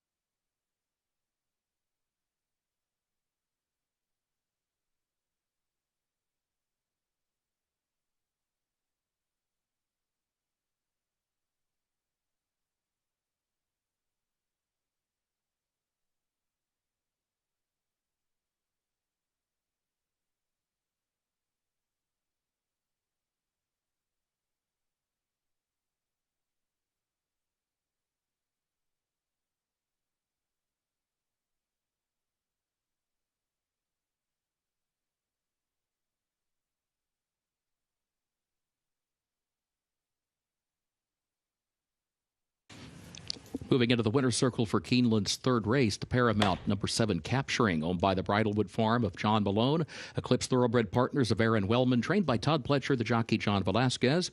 Capturing, a 4-year-old More Than Ready filly out of Capture by Curlin, bred in Kentucky by Stone Street Thoroughbred Holdings. The Keeneland September grad gets the 5.5 furlongs over the firm turf as the official winner now at 1 minute 4.95 seconds. 7, 13, 12, 8, those results. Official for Keeneland's third.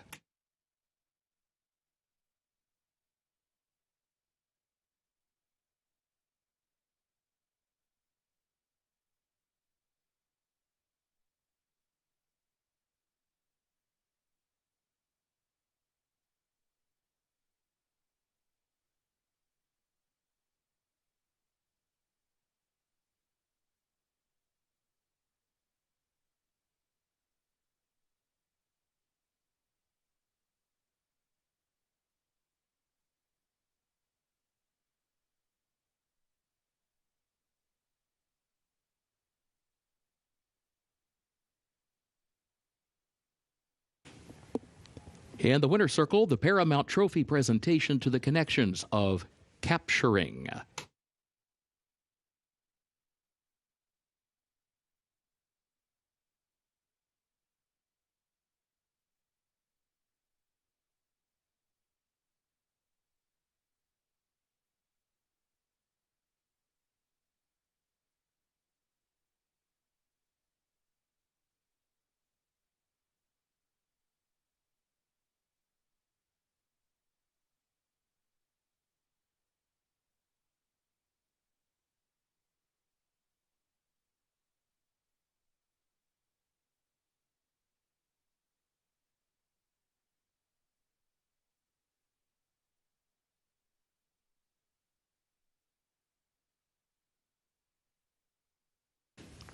We direct your attention to the winner's circle at this time. On behalf of the Keeneland Association, Vice President of Racing Gatewood Bell is presenting a check for $5,552 to the Permanently Disabled Jockeys Fund. Joining Gatewood in the winner's circle are members of the Keeneland Jockey Colony. Keeneland would like to thank the PDJF for its efforts to assist disabled riders and improve safety in racing.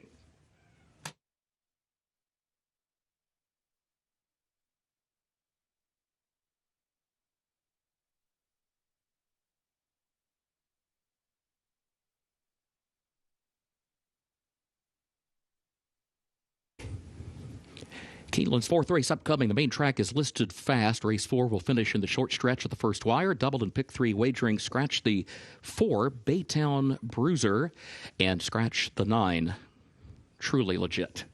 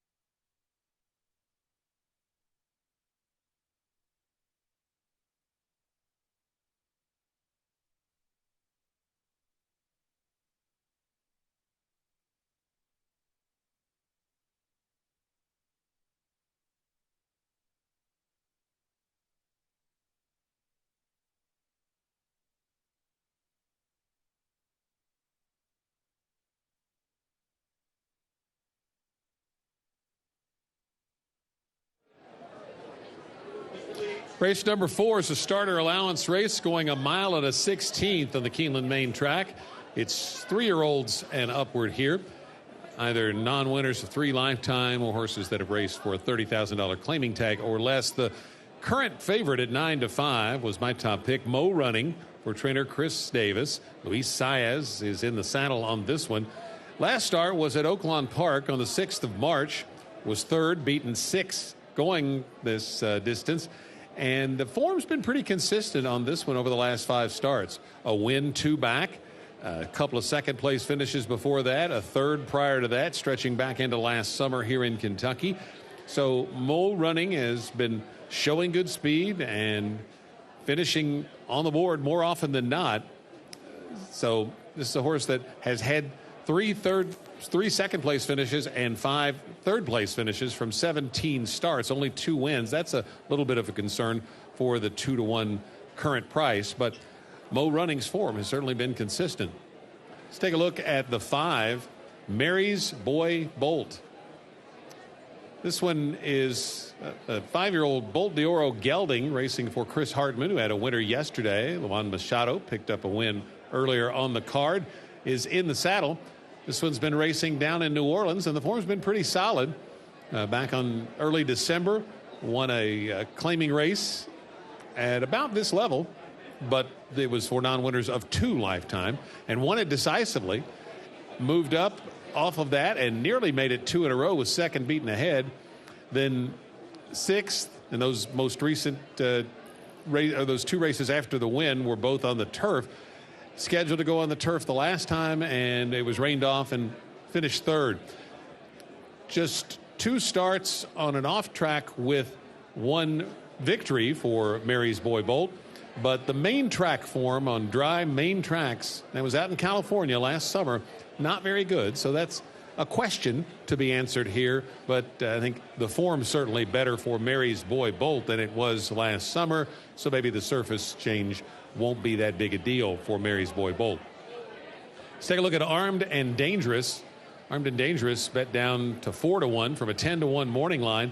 Good recent form. This one's been second in the last 2 starts, and those 2 starts came off a layoff that stretched back to last July up at the Mid-Atlantic Circuit. So last 2 outings, 2 improved runs from slightly off the pace. Brian Hernandez Jr., they pick up one of the top local jocks to get them out on this horse shipping in from Laurel Park. Armed and Dangerous taking a little money at 4-1 right now as he gets ready for race number 4. 1 mile and a 16th, starter allowance on the main track. Good luck.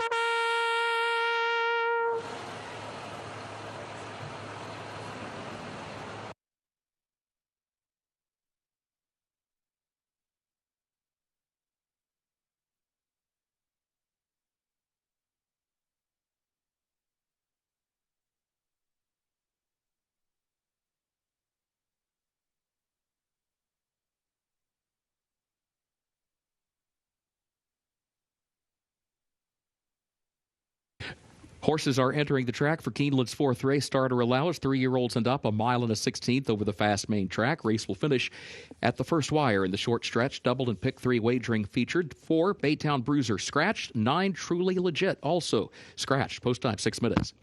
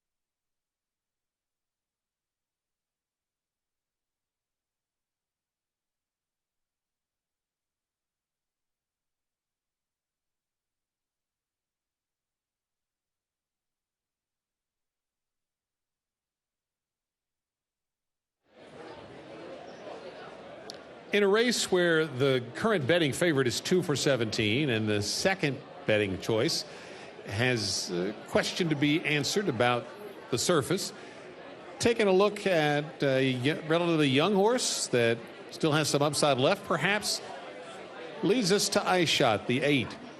Just 5 lifetime starts for this one. Does have a win that came last time out and the maiden claiming level up in New York. This is a step up in class, but that was an authoritative win that day. You get Joel Rosario in the saddle, and more importantly, you get a 6-to-1 price on this one. And just the questions elsewhere make a horse that hasn't fully developed perhaps a chance to have a little more appeal in this spot. Let's take a look at the 3-horse, the current 9-to-5 favorite. That is Mo Running for trainer Chris Davis and jockey Luis Saez. This one's been really consistent of late. I mentioned the record of top 3 finishes over the last 5 starts. Nothing to knock at all there. It's just the overall win record of 2 for 17 on a horse that is the current 2-to-1 favorite. So you have to decide if you want to take that price in this situation. But certainly nothing to dissuade you from Mo Running from what we see on the track right now. Best of luck in race 4.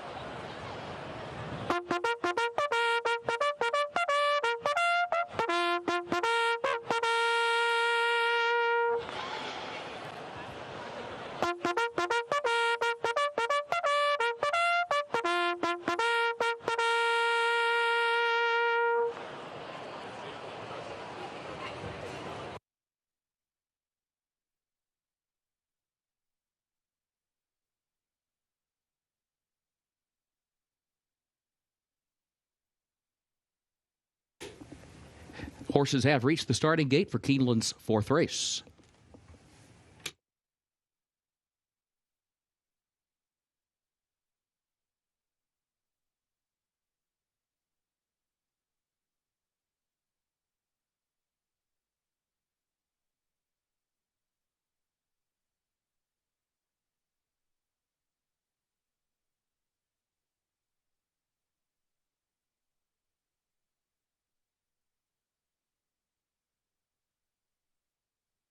Moving into line, fourth race.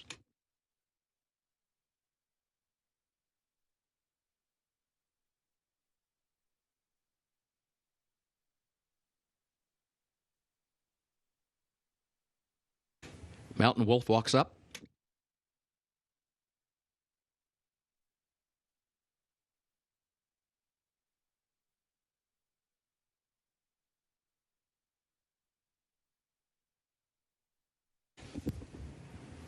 Ascari comes forward, and then Mo Running.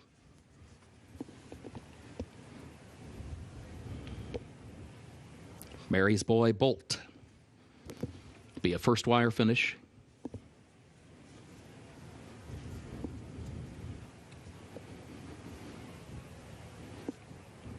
Armed and Dangerous. The last two get set to load. Protective comes forward. I Shot the last one.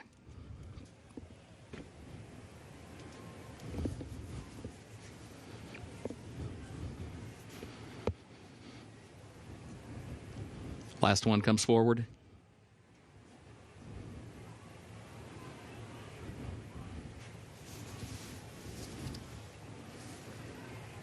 Goes in there at the post. And they're off.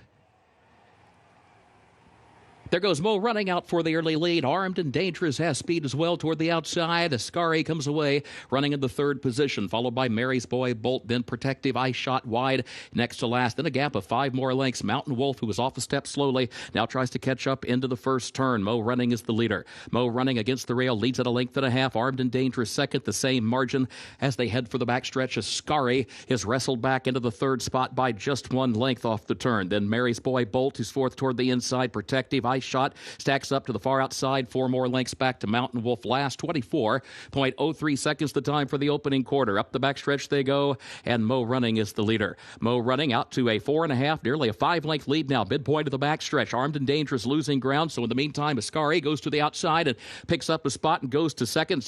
Starts to take aim on trying to cut into that deficit to the leader. 47.99 the time for the first half mile. Mo Running is the leader by 5 lengths to the far turn. Ascari goes second, then Armed and Dangerous third. I Shot 3 wide to the turn, and fourth. Protective fifth between horses. Mary's Boy Bolt is running along near the back of the pack, along with Mountain Wolf, who still lasts as they swing down the far side of the course. It is Mo Running, chased by Ascari. 3 lengths now separate the top 2. Then a gap of 6 more to I Shot. Armed and Dangerous down to the inside. The leaders already coming to the top of the short stretch. It is still Mo Running and Luis Saez aboard, chased all the way by Ascari, but there's still a good 3.5, 4, now 5 lengths between them. Armed and Dangerous looks to the rail, comes up the inside to challenge for second. I Shot, then Protective. Final furlong, though, for Mo Running, who maintains the advantage past the 16th pole by a half dozen lengths. It is Mo Running and Saez to win it. Armed and Dangerous came up the inside and was there to grab the second position. Going to be close for third. It's going to be a head bob to decide that third spot, Ascari or I Shot.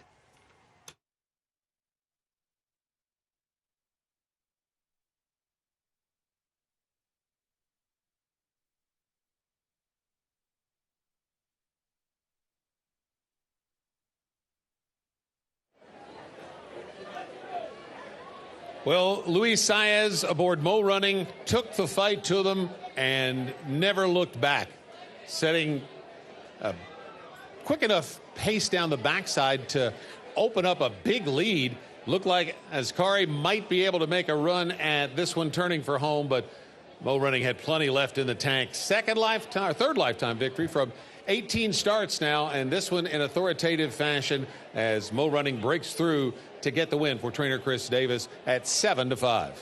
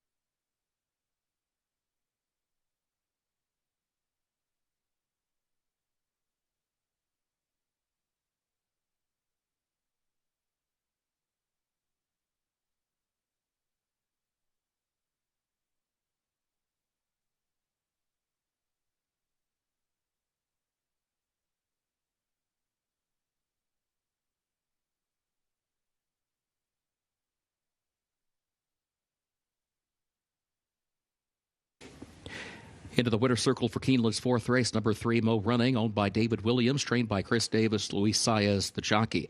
Mo Running, a 5-year-old gelded son of Motown, out of Calypso Run by Harlan's Holiday, bred in Kentucky by Barry and Joni Butso. Mile and a 16th over the fast main track, 1 minute 45.54 seconds. 3-6-2-8, the unofficial results for Keeneland's fourth race.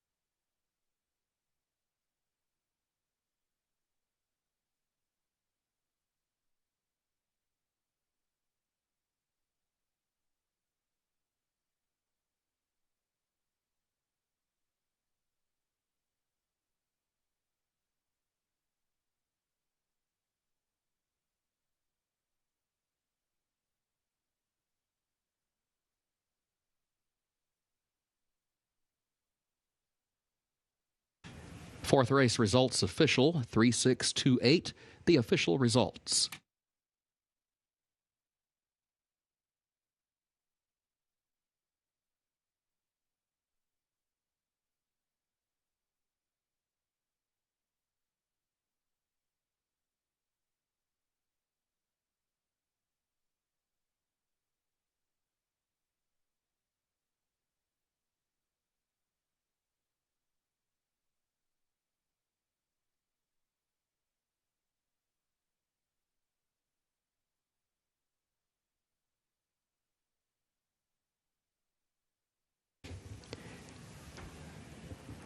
Keeneland's fifth race upcoming. Main track is listed fast today. Double and pick 3 wagering featured here. Fast track firm turf.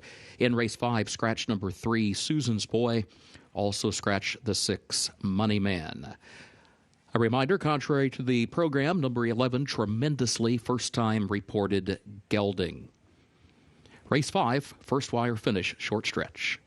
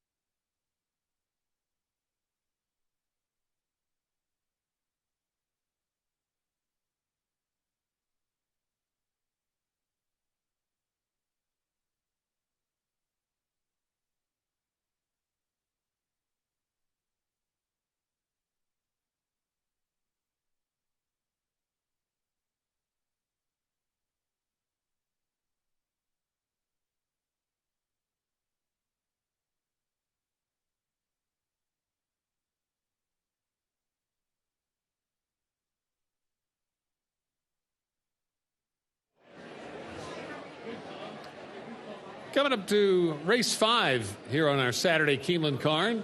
This is a maiden claiming event. The claiming tag is $50,000. It's maidens, 3-year-olds and up. They'll go 1 mile and a 16th on the Keeneland main track. With the favorite in here being Street Party after the scratch of Susan's Boy.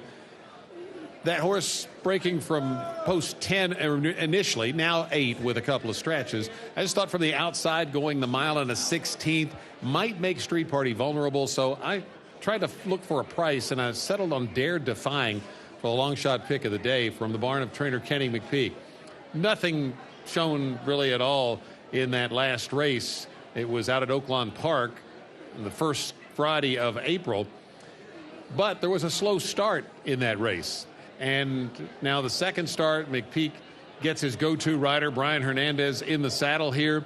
So Dare Defying certainly should be able to handle the distance. Debuted at 1 mile and a 16th. Nice inside post position. And in a race where it's very wide open, the 2 Dare Defying might be worth a look, especially when you're getting a 14-1 price right now. Second choice on my selections was on the inside, Good Willing.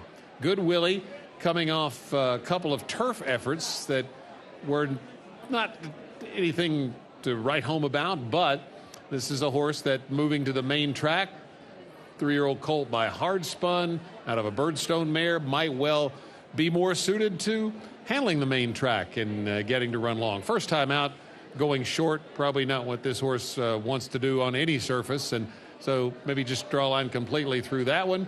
And then first time on dirt, maybe could be the angle for barn that picks the spots well in Norm Cassie, Joel Rosario in the saddle, and might show a little more early speed. Did on the stretch out last time, was only about 3 or 4 lengths off the early pace, and being down on the inside might show a little more early speed, which could be favorable to the chances of Good Willie in this spot. Blue Mountains has drawn a little money down from an 8-1 morning line to 4-1 for jockey Flavian Pratt and trainer Michael McCarthy.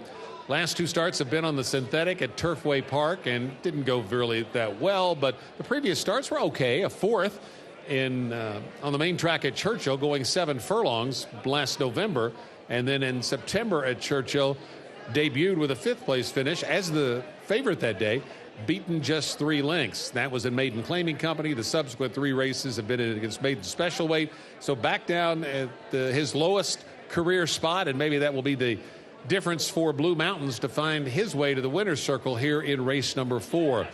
We'll talk a little bit about the current betting favorite Street Party when they get out on the track. Best of luck with your race 5 wagers.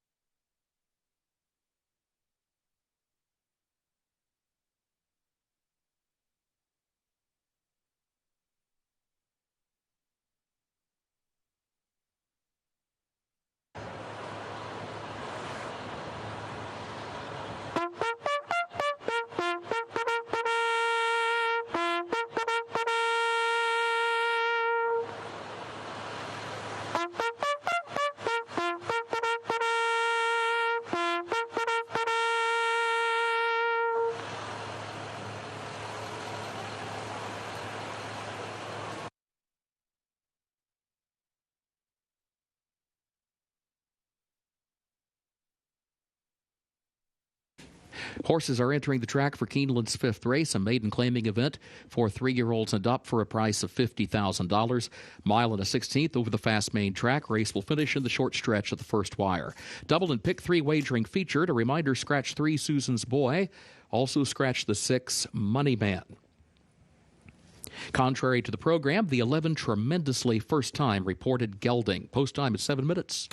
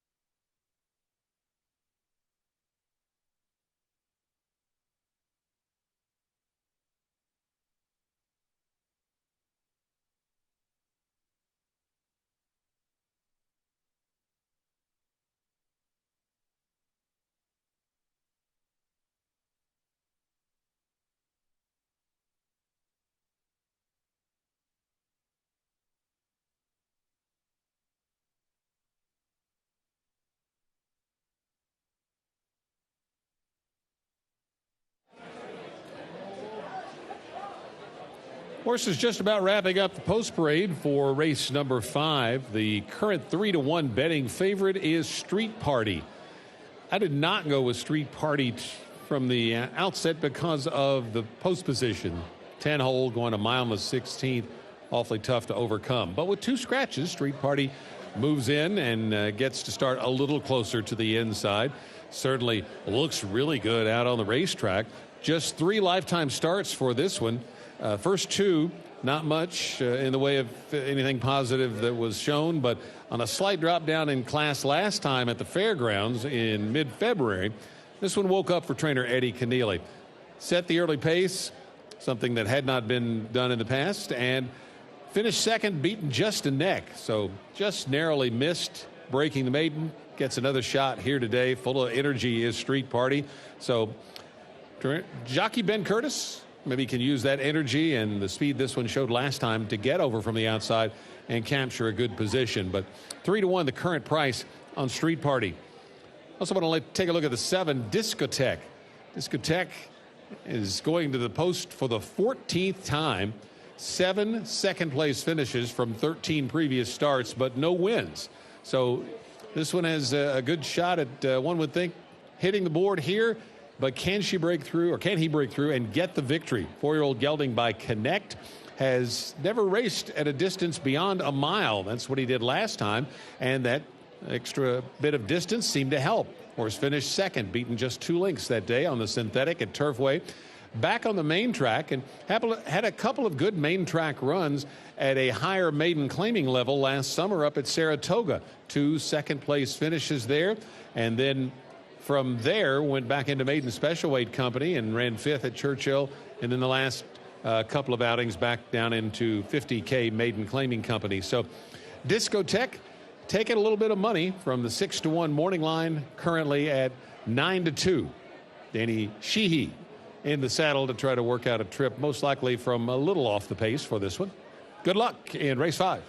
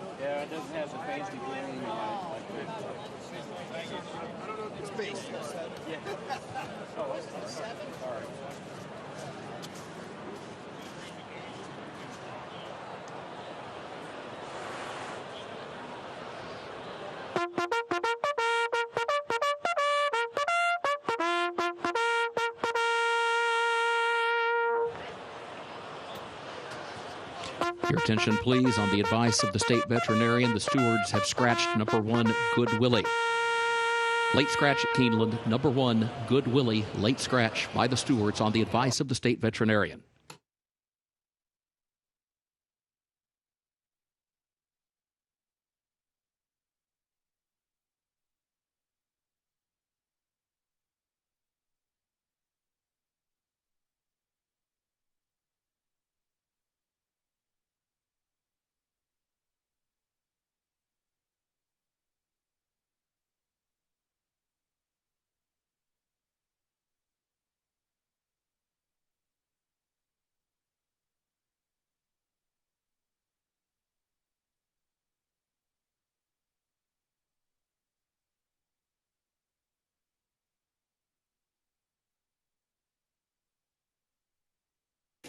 Horses have reached the starting gate for Keeneland's 5th race.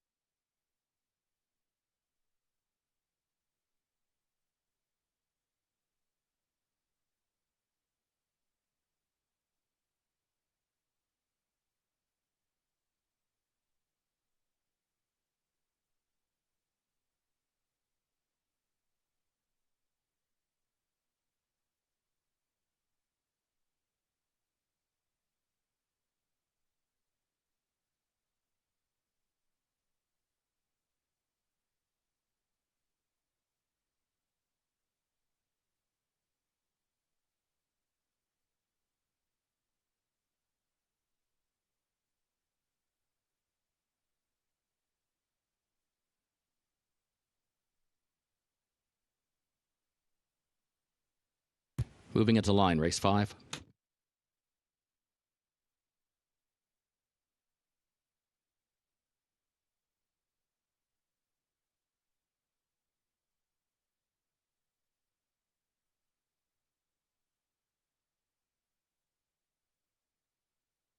Dare Defying walks up.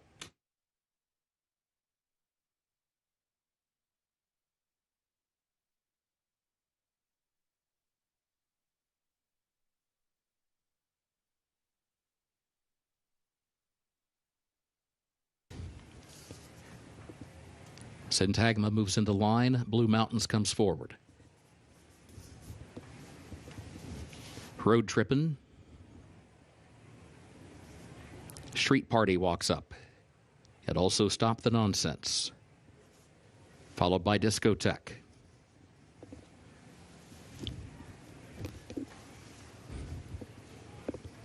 Tremendously into line. The last one will be Pelican Bay. Takes a turn behind the gate, now comes forward. First wire finish. Last one goes in. They're at the post. And they're off. There goes Discotheque right out for the early lead. Street Party is away second to the outside and Stop the Nonsense is third, followed by Dare Defying down toward the inside. As they head for the first turn, Discotheque from between horses has a narrow lead. Stop the Nonsense is right there to the inside, and second. Street Party now moves up and takes over the second position, moves a lane off the rail around the first turn. Pelican Bay going to be 3 wide, moving up to challenge for the third position now to the outside of Stop the Nonsense, and Road Trippin' is now fifth in between that pair. Tremendously to the outside, goes sixth onto the backstretch. Dare Defying gets the shuffle back into seventh. Syntagma is eighth, and Blue Mountains to the outside, ninth and last. 24.18 seconds the time for the opening quarter. And up front, it is Discotheque who shows the way. Discotheque by a length. Street Party second by a length and a half. Stop the Nonsense third ahead. Pelican Bay is fourth alongside of that one. Tremendously to the far outside is fifth. Going to be wide to the far turn. Road Trippin' sixth in between horses. Dare Defying, Blue Mountain, Syntagma at the back.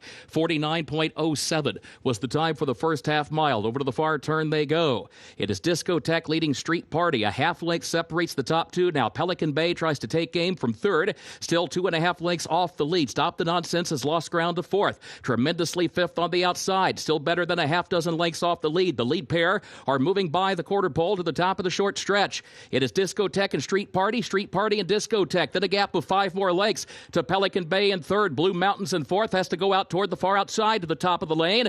And here's Street Party for a narrow lead. Discotheque tries to respond. Still there fighting on to the inside of Street Party. It is 5 more lengths in the final furlong to the rest. Pelican Bay third. Blue Mountains fourth. Street Party ahead in front. Discotheque fighting on. Street Party and Discotheque. These two coming to the wire. Blue Mountains goes to third. Then Pelican Bay. Street Party. Ben Curtis to win it. Discotheque was across the wire in second position, followed by Blue Mountains third. Pelican Bay fourth.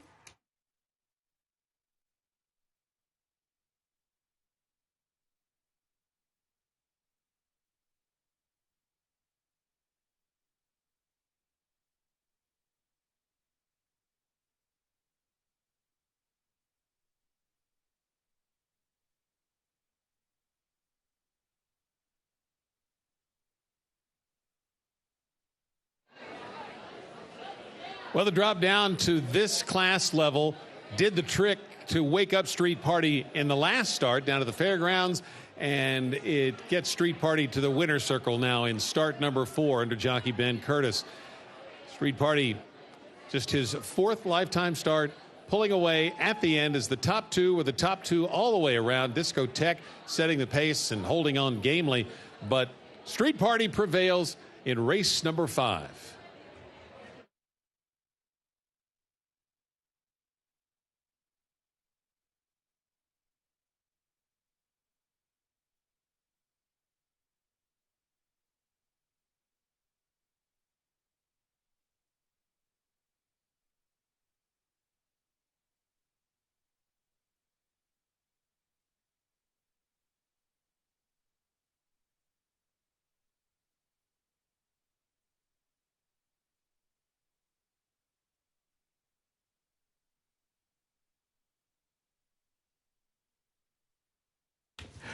Unofficial results of Keeneland's 5th race. Number 10, Street Party, finished first. 7, Discotheque second. Number 4, Blue Mountains third. Number 12, Pelican Bay fourth. 10, 7, 4, 12, unofficial.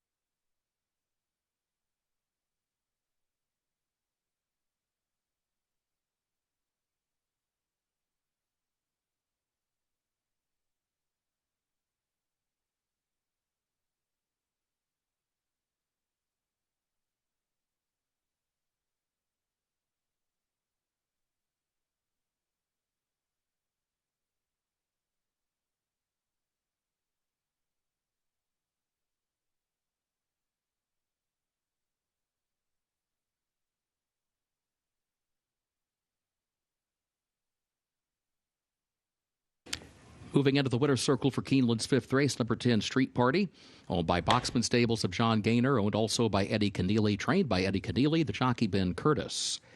Street Party, 3-year-old gelded son of Street Sense, out of Tia Raffaella by Bernardini. The winner bred in Kentucky by Betts Thoroughbreds Incorporated, Mike Betts.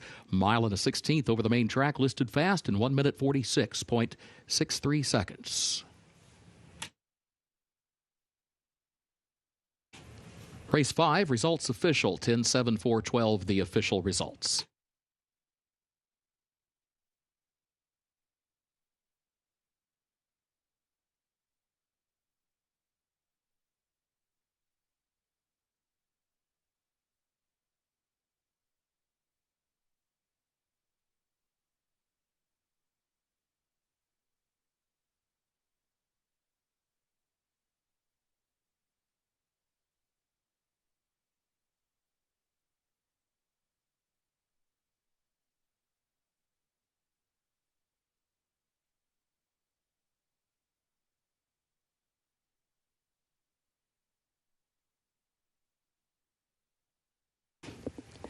Keeneland's sixth race upcoming. The turf is firm today. The temporary rail is down. Double and pick 3 wagering start of the pick 6.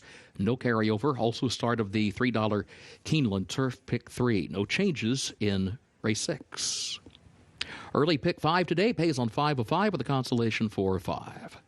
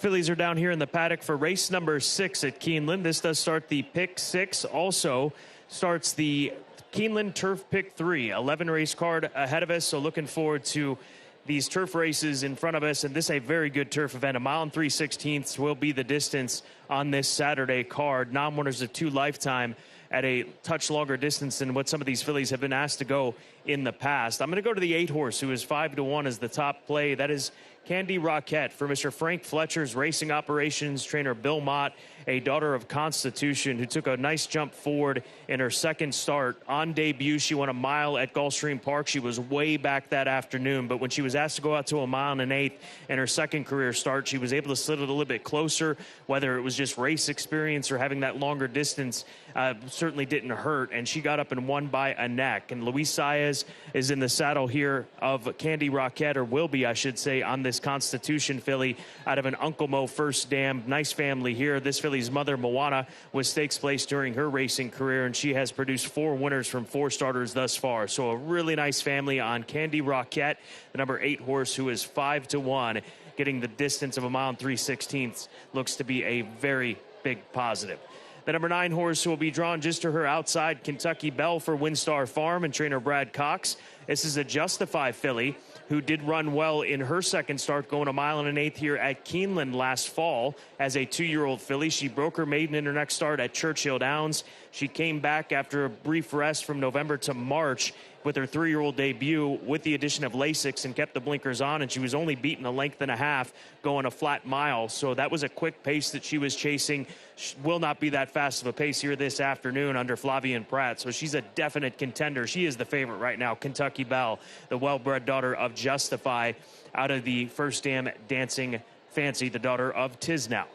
And then the number 4 horse rounds out my top 3. That is Dagmara for Don Alberto, a filly for bred by Don Alberto, that broke her maiden at Fairgrounds in her most recent effort. She went wire to wire that day. Pace was probably somewhat close to what she's going to encounter this afternoon. That was the first time that she wore blinkers. They're keeping the blinkers on after having that success. So it took her a few starts to break through, but she showed improvement in her last 2 races especially. So onward and upward for the full horse Dagmara, who is currently sitting at 8-1 for Brad Cox and Don Alberto. Race number 6 comes up next year at Keeneland in less than 15 minutes. Good luck.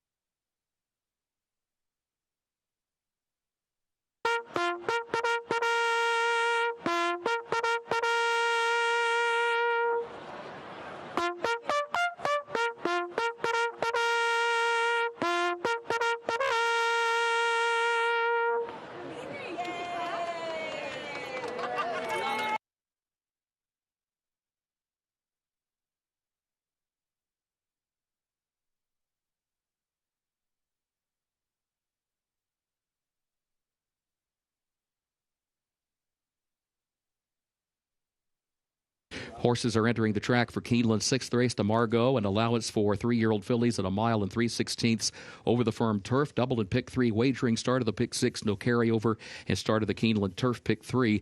Turf is firm, the main track is fast, no changes in race 6, and post time in just 5 minutes.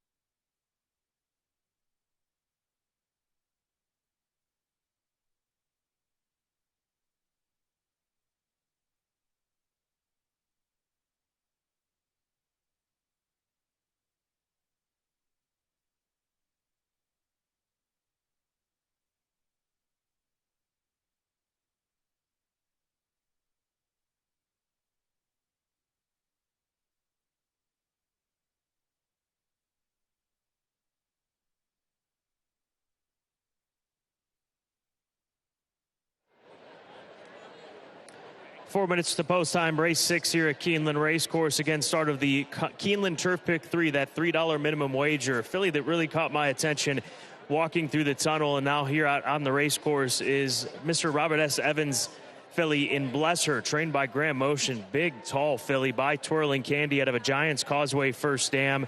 She's getting back on grass. She ran at shorter distances in her previous turf events, which were back last year at the age of 2, but a mile and 3/16 really could move her forward. She's getting respect. She's the second choice right now in the wagering. There's a good look at her as she warms up going the opposite way towards the far turn. But Bless Her, lovely daughter of Twirling Candy under Johnny Velasquez. 3 minutes till post time. Start of the pick 6. The pool for the pick 6 over 73,000.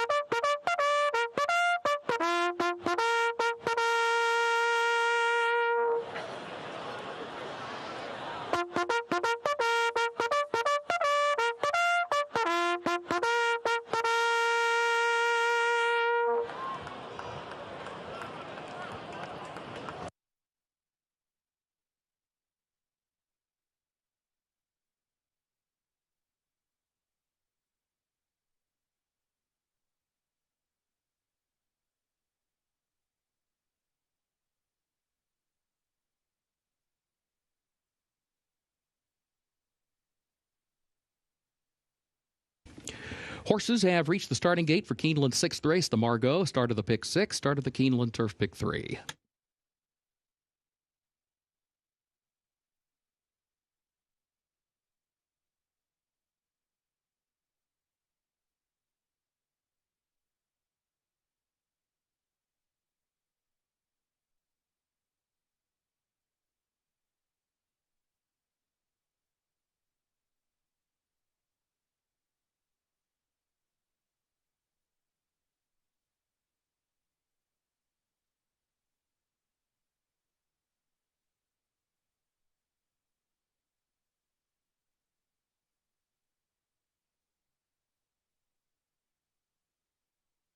Moving into line race 6.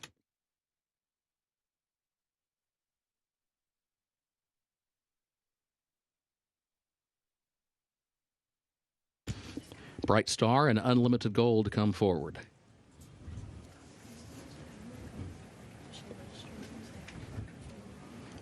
Surprise Ending.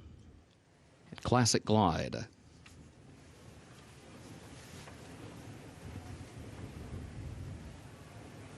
Bless Her. Candy Rocket moving into line.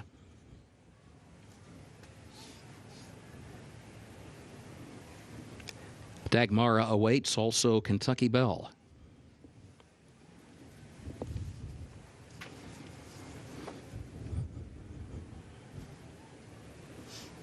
Ring Rights. Temple Goddess will be the last one coming forward.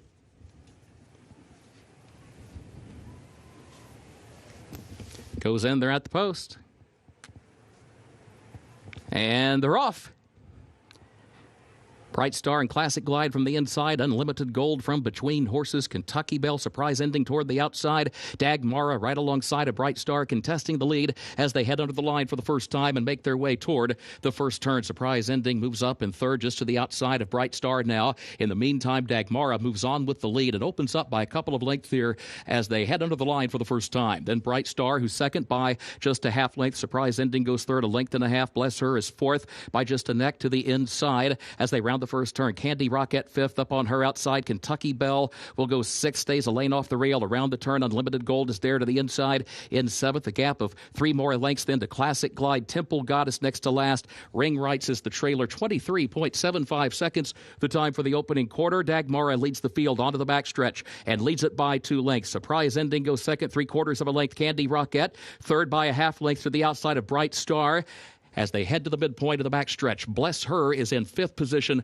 48.14 seconds was the time for the first half mile. Then Kentucky Belle, who's outward from the rail to the far turn, still a half dozen lengths off the lead. Unlimited Gold is next. Ring Rights to the inside. Temple Goddess next to last as they enter the turn. And Classic Glide is the trailer. Dagmara the leader. It is Dagmara who leads it by a length and a half. Surprise ending second by a length. Bless Her between horses. Kentucky Belle swings out wide to the center of the course and comes racing up to the outside from fifth to fourth to third. Still 5 lengths off the lead, though. Quarter mile to go. Dagmara has the lead by 3 now. Surprise ending is second. Kentucky Belle third. Bless Her is fourth toward the inside. Dagmara comes toward the 8th pole. Bless Her comes up the inside. Kentucky Belle has to find more and find it quickly. Bless Her is bursting through the opening in between horses.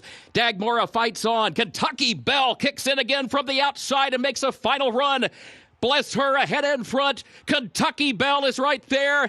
Bless Her. Kentucky Belle. Heads bobbing photo finish for the win. It'll either be Bless Her or Kentucky Belle for the top spot.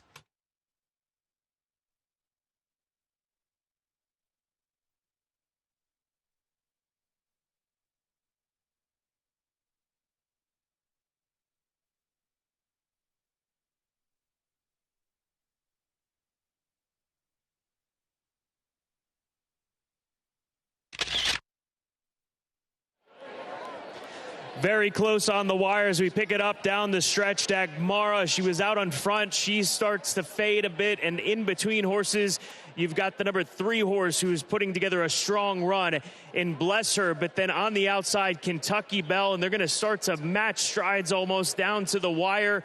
The 9 maybe on the outside, very close on the wire. We'll take another up-close look at it as these fillies come running towards us in the latter stages of this long-distance race. The 9 in front at this point in time, and it looks like maybe the 9 by the slightest of margins here in race number 6, but the photo still on the tote board here at Keeneland.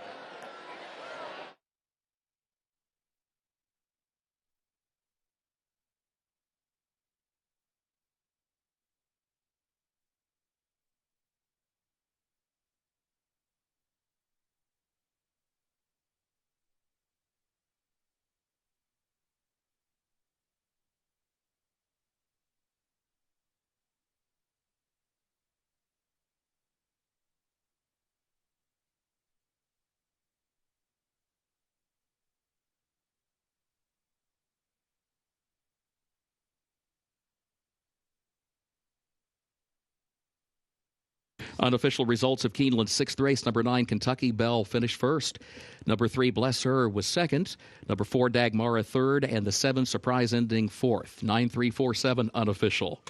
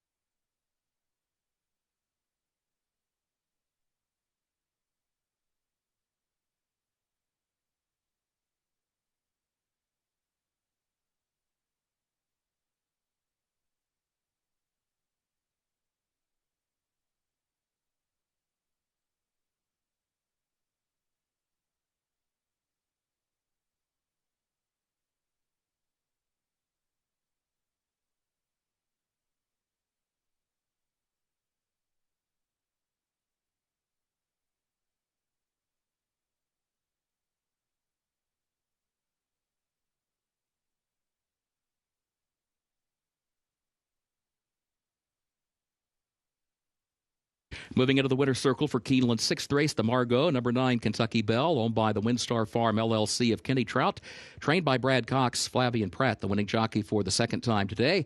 Kentucky Belle, a 3-year-old filly by Justify, out of Dancing Fancy by Tisnow, bred in Kentucky by Windstar Farm LLC. 1 mile and 3/16 over the firm turf, 1 minute 57.93 seconds.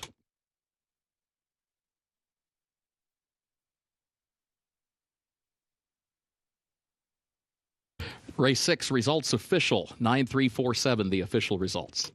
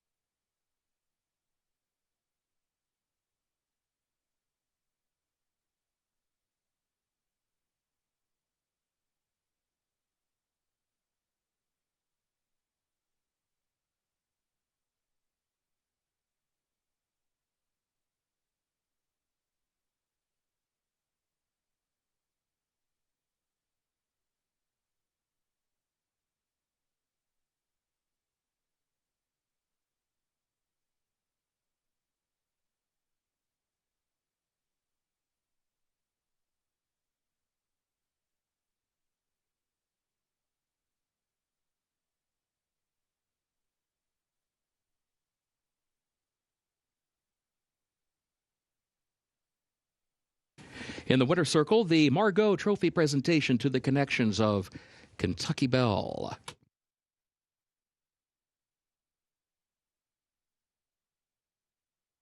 Keeneland 7th race upcoming, double and pick 3 wagering, and also started the late pick 5, no carryover. Main track is fast turf firm today. In the 7th race, scratch the 5, politically correct, and scratch the 6, modus bestia. As a result of those scratches, no superfecta on race 7.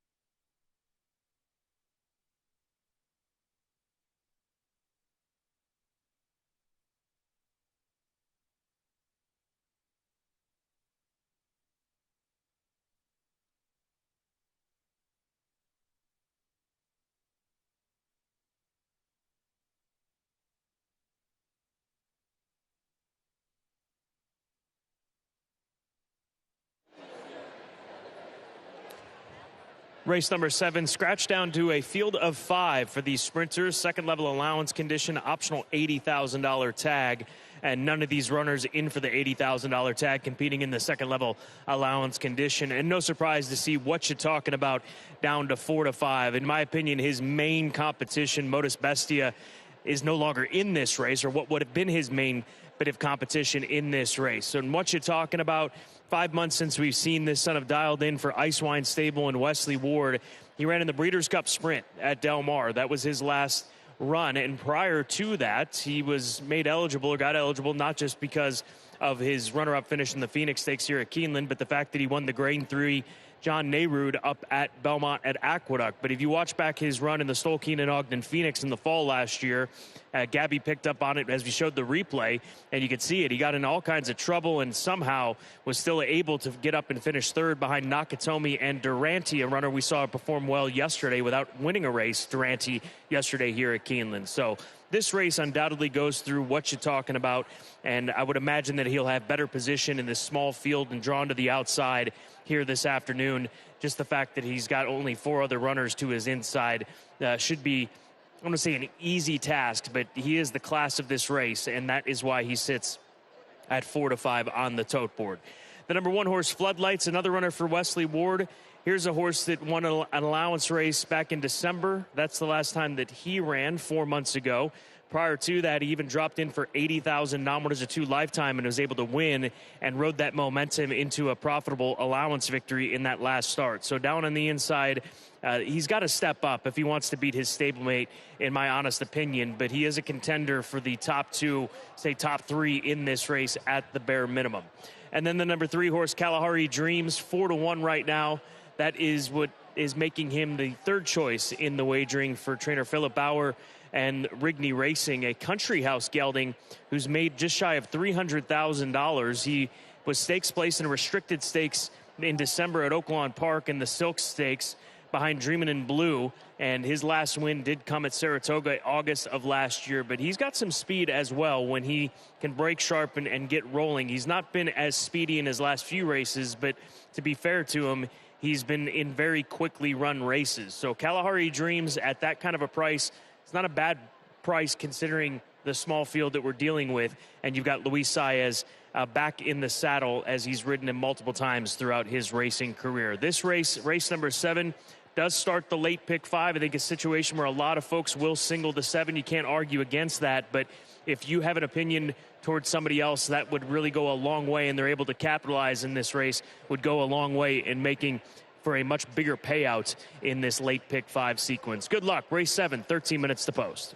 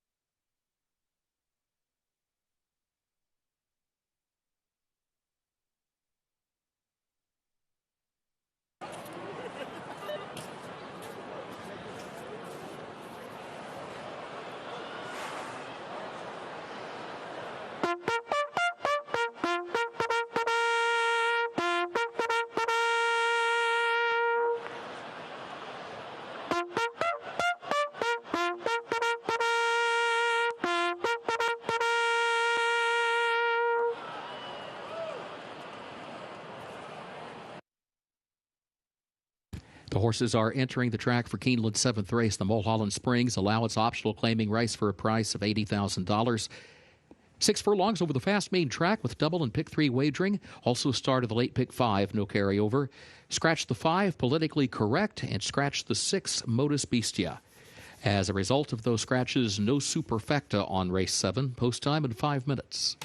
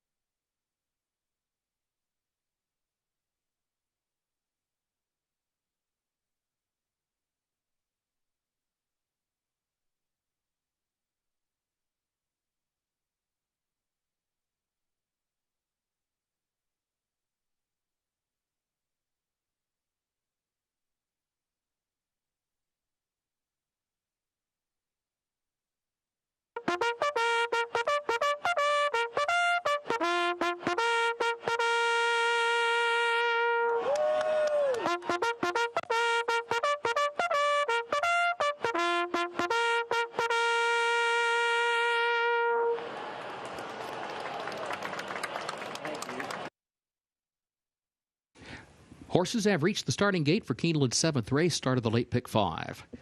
The Mulholland Springs.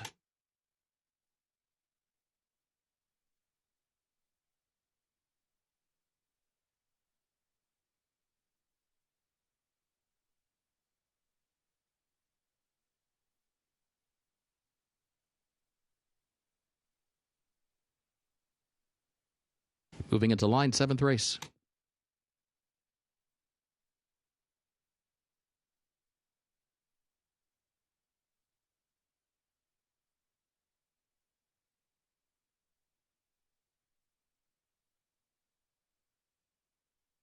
Floodlights walking up.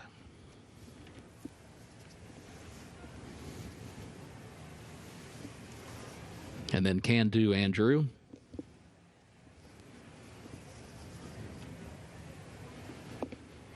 Kalahari Dreams. And then Keep It Easy.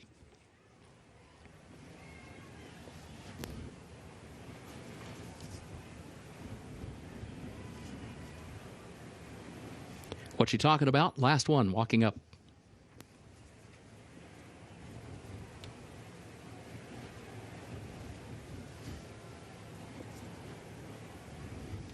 Last one goes in.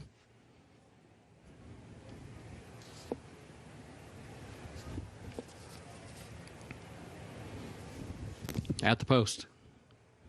And they are off, and problems coming out of the gate. Keep It Easy, unseated the rider.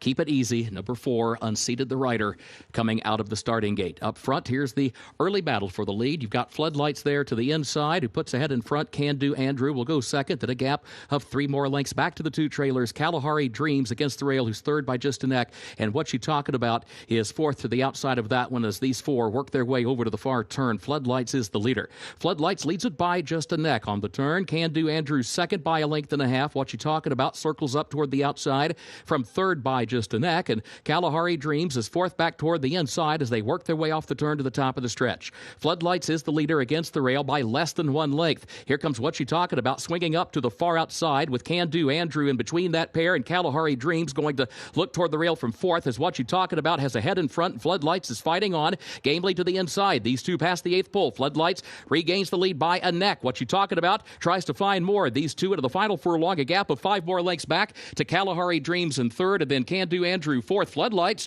drawing clear now. Floodlights put to the test and responded to the stretch, and Floodlights wins it for John Velasquez. What You Talking About was home second, then it was Kalahari Dreams in third, and Can Do Andrew fourth.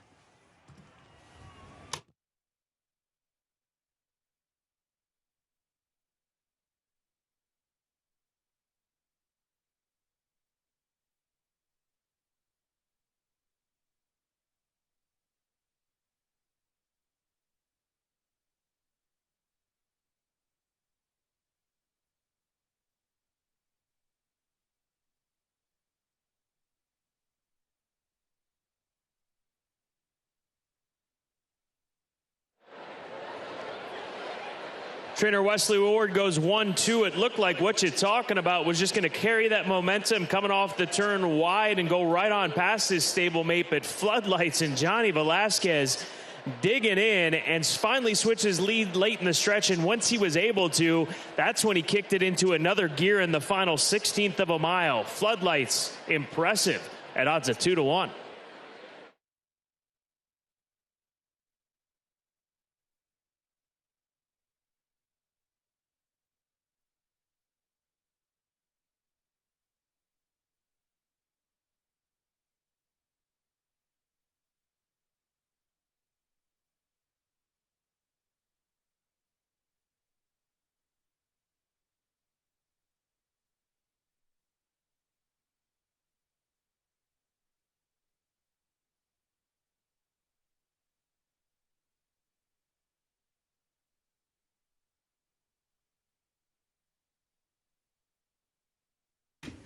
Unofficial results for Keeneland's 7th race. Number 1, Floodlights finished first.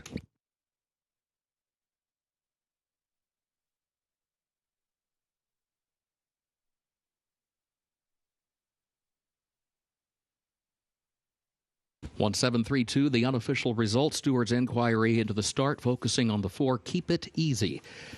Stewart's inquiry focusing on the 4th, the start. Hold all tickets. 1732, the unofficial results for Keeneland 7th.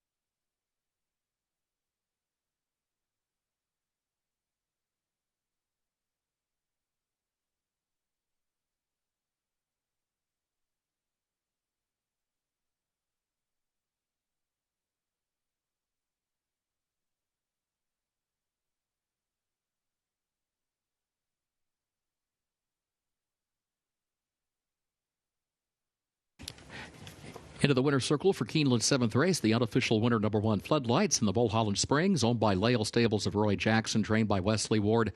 John Velasquez, the jockey. Floodlights, a 4-year-old gelded son of City of Light.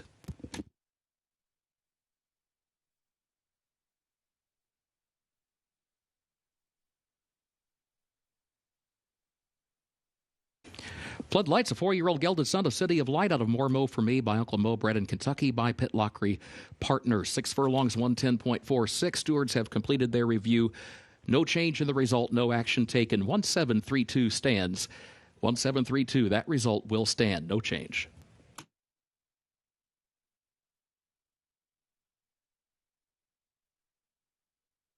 Seventh race results are now official. 1732, the official results.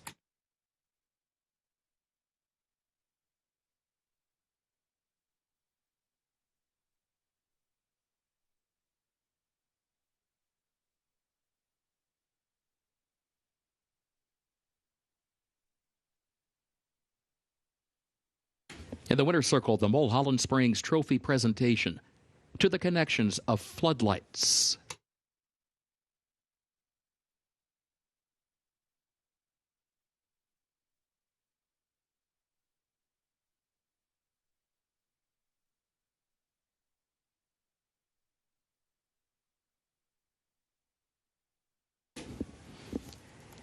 Keeneland's 8th race upcoming. The turf is firm. This will start the late pick 4. Double and pick 3 wagering also offered here.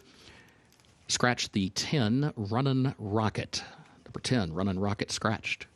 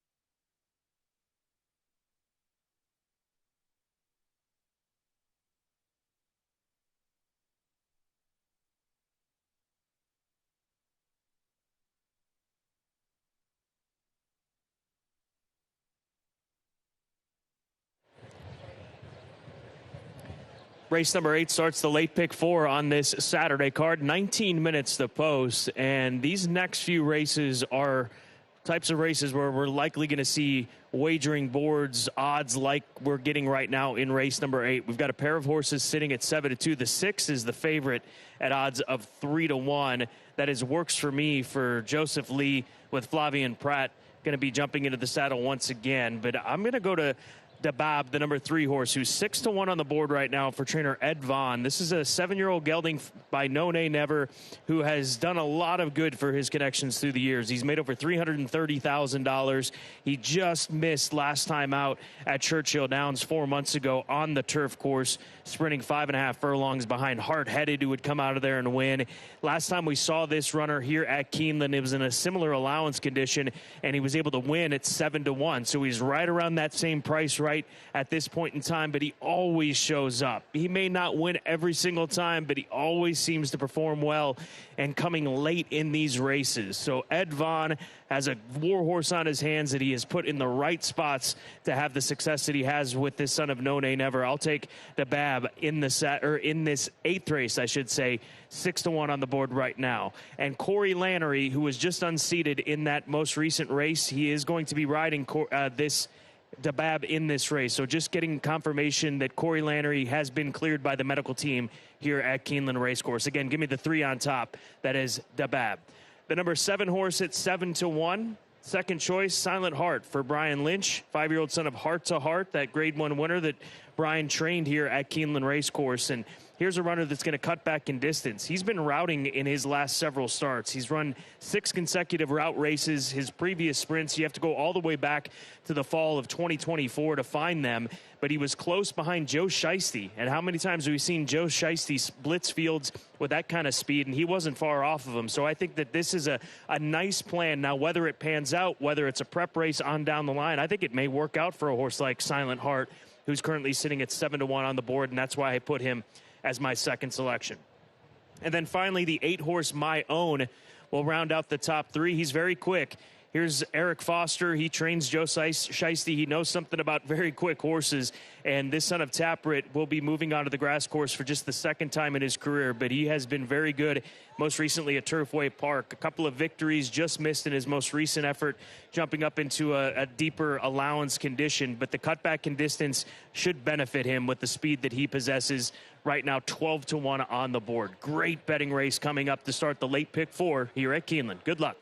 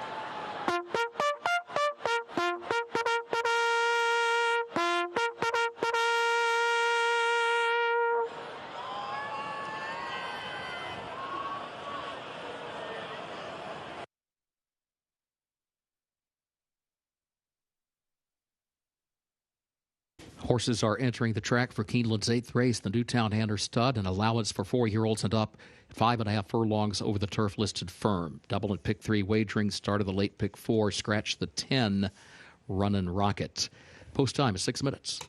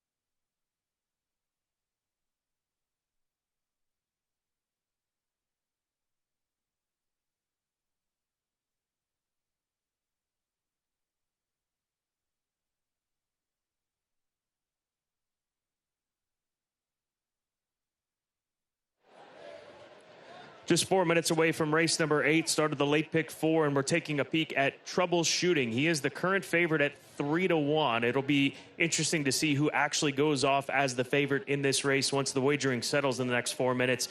But here's a colt for Donnemeyer Farm, a Grade 1 winning colt. He won the Grade 1 Franklin Simpson last year at the age of 3. Backed it up with a Grade 3 victory in the Bryan Station last time that we saw him here at Keeneland. And then he ran in the Commonwealth Turf back at Churchill in November of last season. Didn't quite fire that afternoon, but he's back sprinting, and he's back here to Keeneland Racecourse where he's 2 for 2 in his racing career. So a son of Not This Time with big credentials, a big bankroll that he's made over his career, $1.7 million as he faces older horses as a 4-year-old for the first time in his racing career. Definitely deserves a ton of respect down on the inside post, the post 1. And then the 11 horse Arrest Me Red.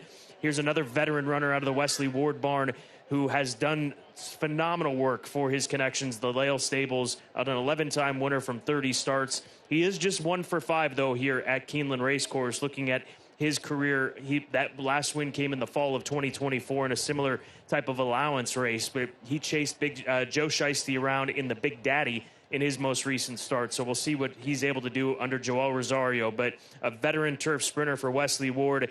We've seen this movie play out so often in a positive way for Wesley Ward through the years, and Arrest Me Red getting attention at odds of 3-1, co-favored in race number 8. This race does start the late pick 4, as we mentioned, with 2 stakes races to come, the Ben Ali as well as the Visit Lex Elkhorn. Enjoy a phenomenal group of turf sprinters going to compete here in less than 2 minutes.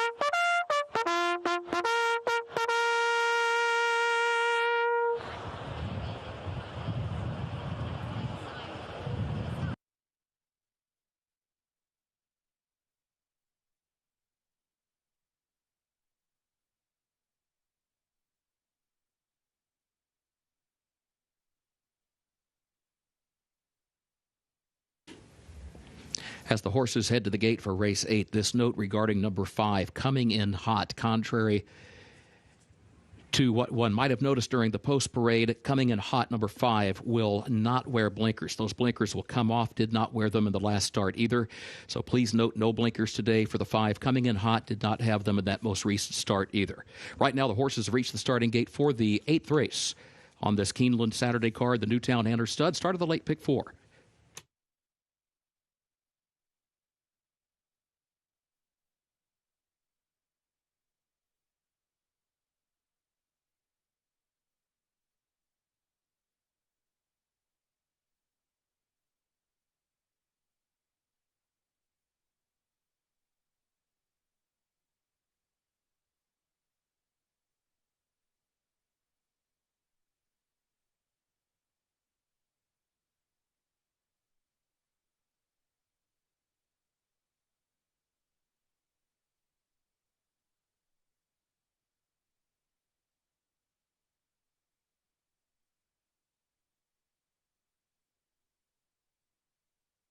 Moving into line, race 8.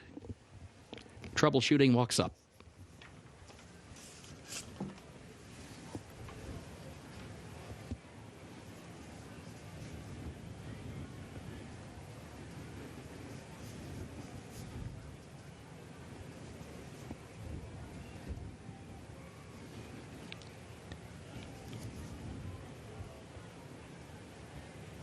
Silent Heart and Bob move into line. My Own, Run Carson, Seminole Chief with Coming in Hot. Arrest Me Red, the last one. Going in, they're at the post.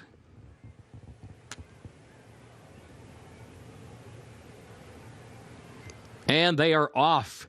Run Carson broke in a tangle and is last for the move up the backstretch. There goes Full Disclosure, Silent Heart, My Own to the outside, and Troubleshooting away fourth to the inside. Works for Me comes away running in fifth. In between horses, Seminole Chief moves up one spot from sixth on the outside to Bob. His seventh down toward the inside. Run Carson moves up from last into the eighth spot as they head onto the far turn. Coming in hot, but Arrest Me Red is wide at the back as they head onto the turn. Silent Heart has the lead from between horses. Now starts to get over to the rail, saves some ground around that far turn, and leads it by a length and a half. My Own outward from the rail, second, a half length. Full Disclosure goes third. Troubleshooting fourth is 5 lengths off the lead. DeBob has 6 to make up and is down toward the inside. A quarter mile to go. They turn for home. Silent Heart is the leader. Silent Heart leads it by 3 lengths. My Own, and then Troubleshooting, who switched to the outside, and DeBob's going to try to come up the inside and find some running room there to the inside. A Full Disclosure. They've got to catch Silent Heart. Here comes Works for Me. Works for Me down the outside. Troubleshooting is diving toward the inside. They come to the wire. Troubleshooting. Works for Me on the outside. These two come to the front and begin battling it out to the wire. Works for Me and Troubleshooting in today's 8th race.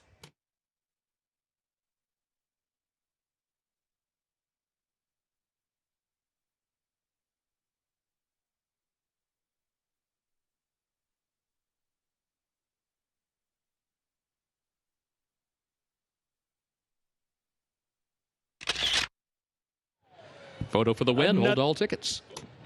Another tight finish here at Keeneland Racecourse as it's DeBob up against the rail. You've got the number 7 horse out in the front end at this point in time. Silent Heart off the long layoff. That potentially catches up with them. Troubleshooting makes this big move, gets the lead, but then out in the center of the course, Works for Me able to kick it in when it counts. And it looks like from that replay that it's going to be the 6 horse Works for Me, but nobody between these two horses deserve to lose this race.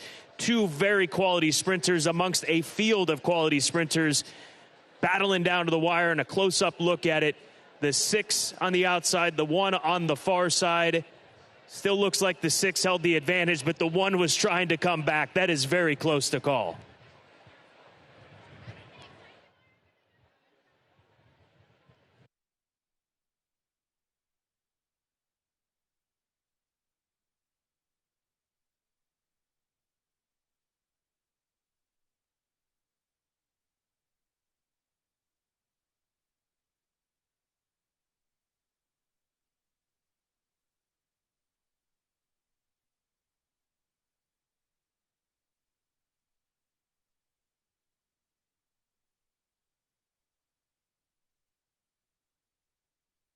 Unofficial results of Keeneland's 8th race in the photo. Number 6, Works For Me, finished first. Number 1, Troubleshooting, second. Number 7, Silent Heart, third. And number 3, DeBob, fourth. 6173 unofficial.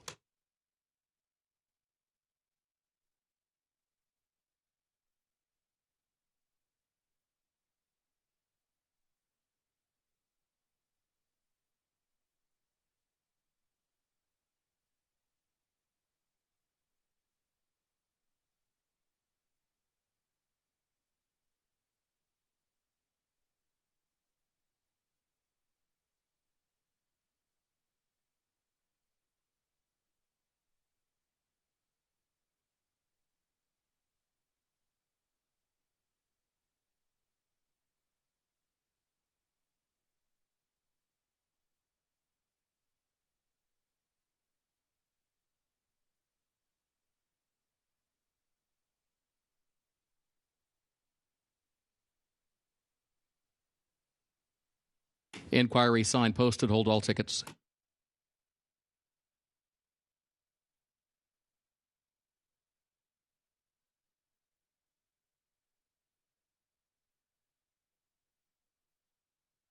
Stewards inquiry focusing on the start for number 4, Run Carson.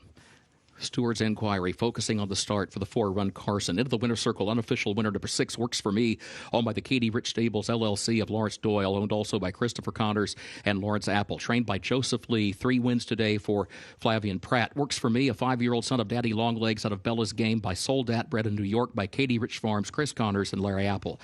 The 5.5 furlongs over the firm turf, 1 minute 3.67 seconds. Inquiry pending, again concerning the start for the 4, Run Carson. Hold all tickets.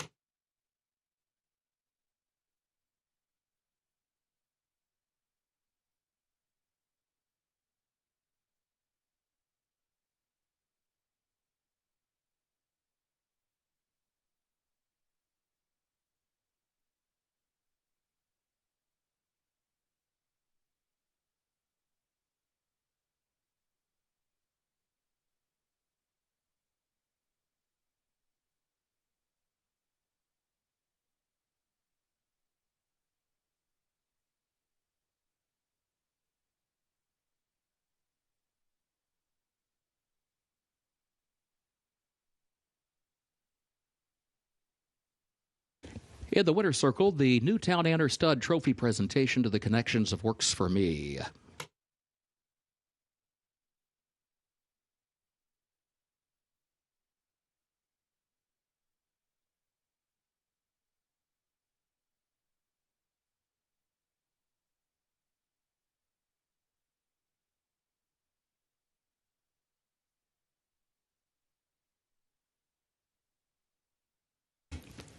Start of race 8 now featured from the head-on viewpoint on the television monitors here at Keeneland.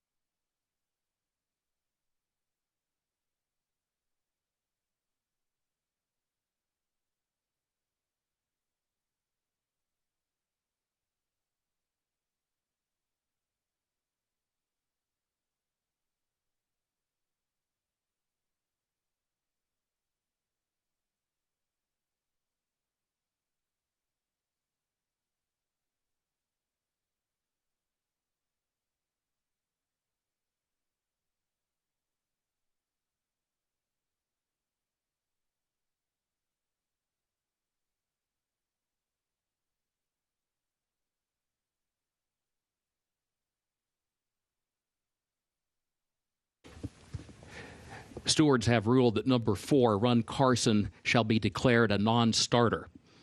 Stewards have ruled that in Keeneland's 8th race, number 4, Run Carson, has been declared a non-starter. More information in just a moment.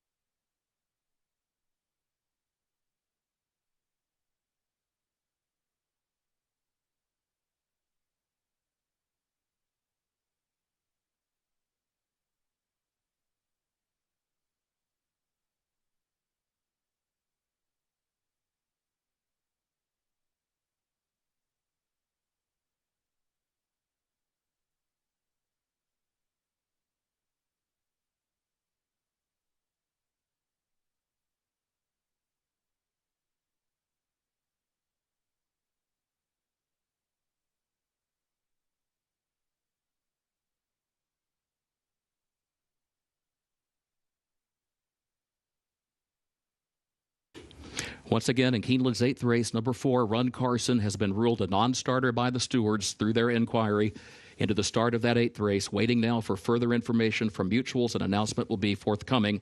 We appreciate your patience.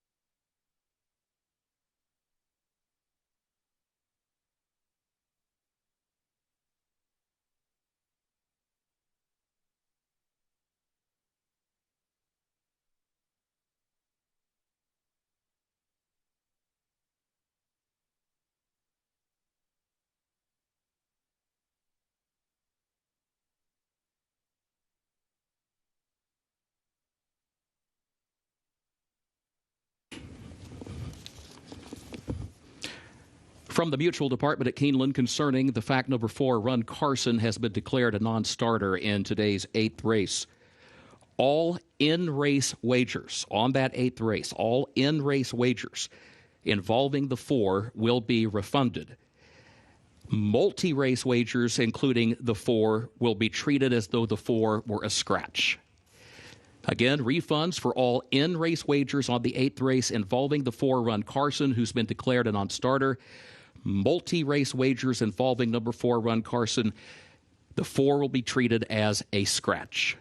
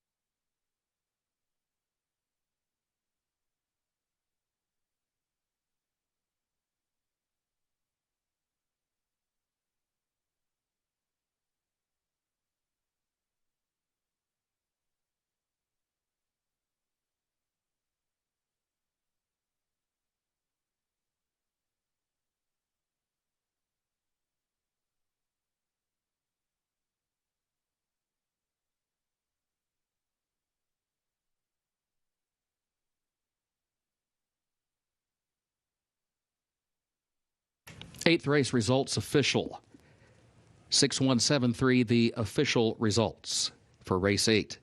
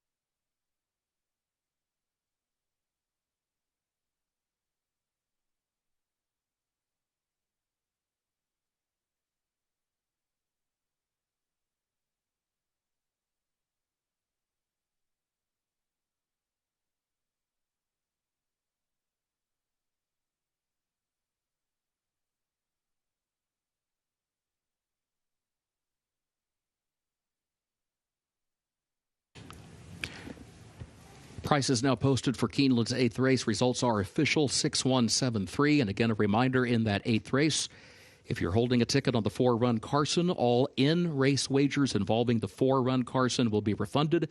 Multi-race wagers, the 4-run Carson will be treated as a scratch. Keeneland's 9th race on the way, 95th running of the graded Ben Ally Stakes. Main track is listed fast. This will start the $3 late pick 3, and the next of the rolling double, Scratch the 9, Honor Marie.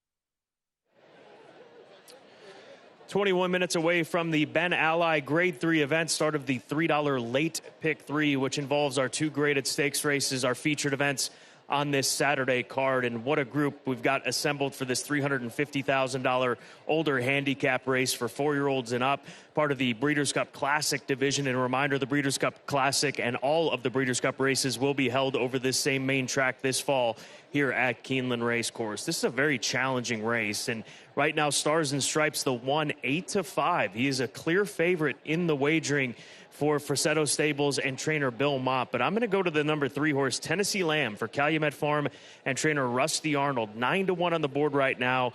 He won this race a year ago. He was a shorter price on that afternoon, and in that race, he was able to see out the trip with that forward position, and he battled to pull off the victory by a length and a half as he drew away from that competition. Now, he's only had 2 starts since. His comeback race this year, after taking a considerable amount of time off from May of 2025 to March 1st down at Gulfstream Park, his comeback race came in a sprint going 6.5 furlongs. I love this move by Rusty Arnold to sprint a class horse like Tennessee Lamb, to prepare him for a longer distance race in a race that he's done well and won in the past, and the recent past for him a year back. I like Tennessee Lamb, and his workout since coming here to Keeneland was very strong. He worked in 47 flat. So Axel Concepcion is going to get the opportunity to ride him here this afternoon. Tennessee Lamb, 9-1 on the board. I'm going for back-to-back wins in the Ben Ally for this son of Tonalist, the Calumet homebred.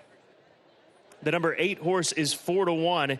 That is Rattle and Roll. He was a Grade 1 winner at the age of 2, all the way 5 years back for this now 7-year-old who has traveled the globe. He's made multiple trips over to the Middle East, between Saudi Arabia for the most part, and he comes back here to the United States off of a run in the Grade 1 Saudi Cup where he was well beaten in that 1-turn mile and an 1/8 race. But back to 2 turns is a big positive. The last time he went 2 turns was in the Tinsel Stakes at Oaklawn. He was able to win that day, outclass that group. He ran in the Clark. He was only beaten 5.5 lengths behind Magnitude and Hit Show. And Magnitude just won the Dubai World Cup a few weeks back at the end of March. So Rattle and Roll, he's a late closer. He'll be coming from off the pace, but boy, does he come with the charge. And 4-1 on the board as he looks for another big victory here at Keeneland Racecourse. And I'll round out my top 3 with the number 6 horse, who's 4-1, Batten Down. I think largely we all expected him to be the favorite, but he is far from it at this point in time. He's Coast's second choice, to be fair, but the favorite being 8-5. We'll touch more on him on the front side. But Batten Down, a lovely pedigree. This is a 5-year-old son of Tappet out of the multiple Grade 1 winning mare in Closed Hatches, and a stakes-producing mare. Batten Down is a full brother to Tacitus. He's a full brother to Scylla, who won last year's Breeders' Cup Distaff. So Batten Down, he's got speed. He comes off of a 1.5 mile win in a restricted stakes, the Pig Trail Stakes at Oaklawn Park, but has to be respected as he'll be making just his second start here at Keeneland Racecourse. 13 minutes away from post time here for race number 9 to start the late pick 3 at Keeneland. The Ben Ally Stakes up next.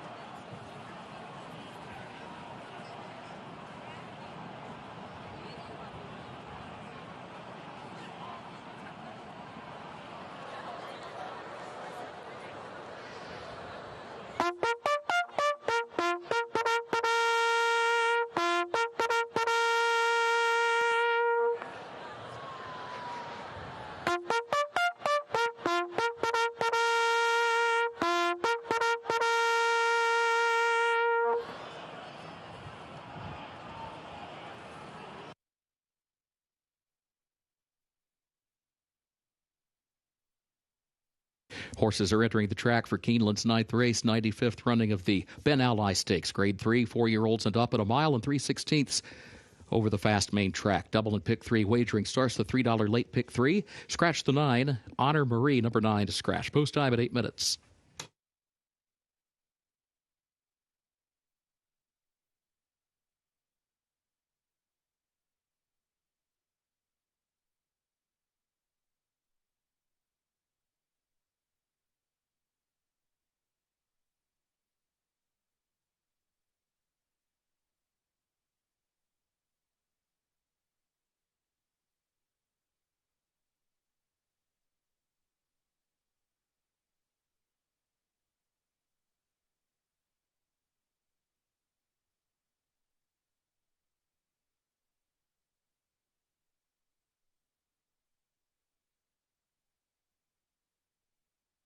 Parading to the post for the Ben Ally, number 1, Stars and Stripes, owned by the Frassetto Stables LLC of John Frassetto, trained by Bill Mott, the jockey Luis Saez.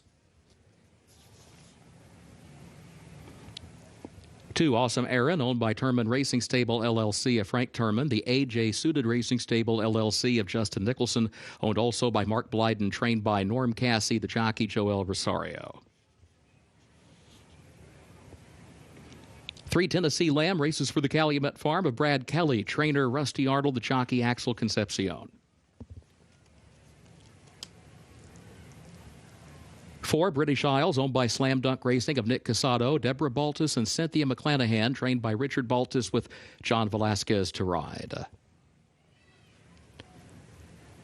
5, Sansero, owned by the Andrew Farm of Richard Brody, Mount Mellick Farm of David Fennelly, Ocean Reef Racing of William Painter, White Mountain Stables of Robert Malloy, Stonecrest Farm of Brian Reed, trained by Brendan Walsh and the jockey Tyler Gaffleone.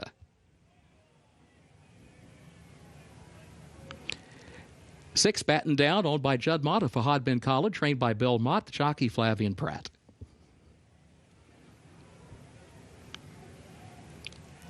7, Guns and Glory, owned by Starry Night Racing of Rachel Gerson, trained by Anna Mia, the jockey Danny Sheehy. 8, Rattle and Roll, owned by the Lucky 7 Stable of Michael J. Mackin, owned also by Sharaf Mohammed Al-Hariri, trained by Kenny McPeak and the jockey Brian Hernandez Jr. Post time for the Ben Ally in 5 minutes.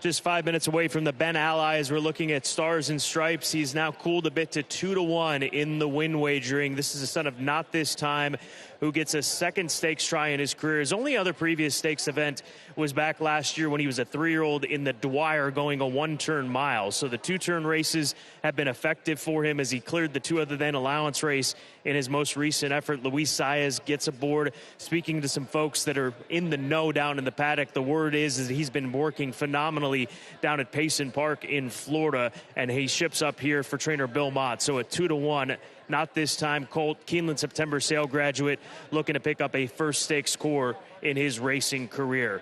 And then British Isles, we go towards this stunning chestnut son of Justify. He's made over $550,000. He was feeling frisky down in the paddock when he was in the saddling stalls, but once they got him out away from the saddling stalls, it really calmed him down. He's been mellow ever since. And he was an upset winner in the Grade 1 Santa Anita Handicap in his most recent effort. And the favorite that day was Just a Touch. We saw Just a Touch earlier this week win here on the turf course as he moved over to a new surface. There may be some folks that were down on the Santa Anita handicap is from a final time perspective in 2:05 for the mile and a quarter, but he looks awesome here as he's going to get this opportunity at Keeneland Racecourse. British Isles for Slam Dunk Racing and Debbie Baltus and others out of the Richard Baltus barn with Johnny Velasquez in the saddle, 5-1 on the board right now. 4 minutes to post until our Grade 3 Ben Ally Stakes for 2026 here at Keeneland Racecourse. Good luck.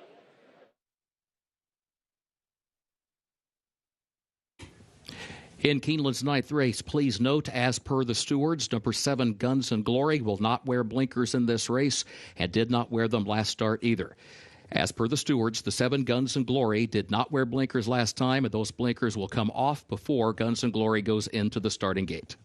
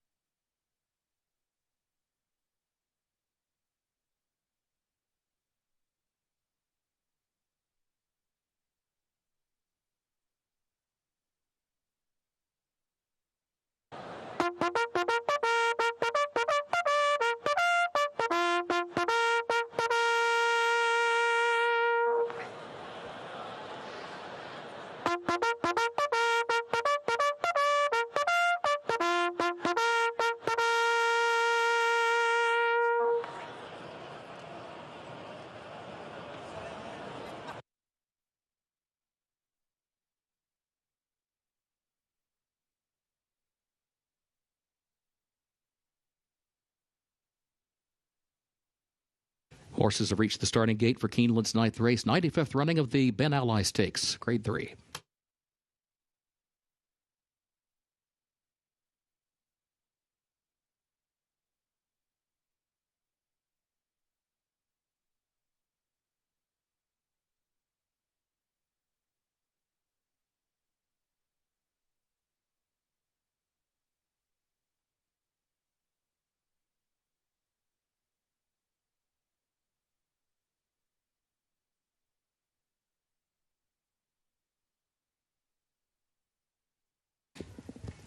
Number 7, Guns and Glory, approaching the starting gate. Stewards have now ruled that the blinkers will go back on Guns and Glory, so the program note about the change of equipment goes back into effect. Blinkers on the 7, Guns and Glory. Did not wear them last start, but will wear them today. The stewards have passed along that word. That's why Guns and Glory is now approaching the gate. The blinkers are going on, so that equipment change is in effect for the 7, Guns and Glory, right there on the screen.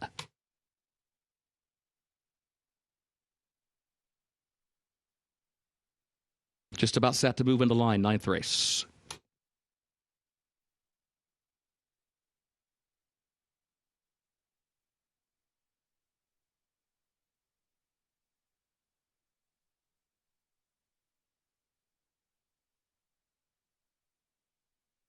Stars and Stripes walks up.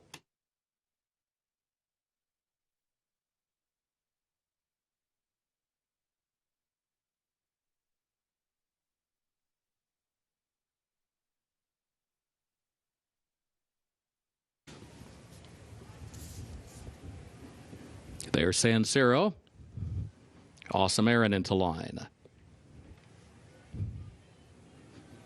Tennessee Lamb.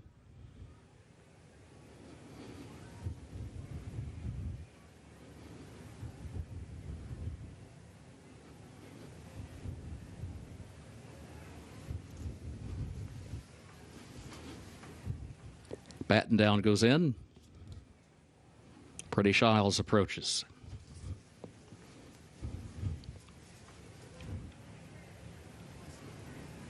Here's Guns and Glory with those blinkers going into the gate.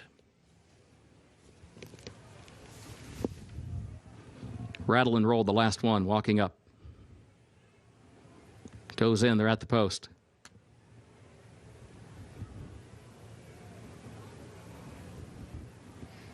They're off in the Ben Ally Stakes.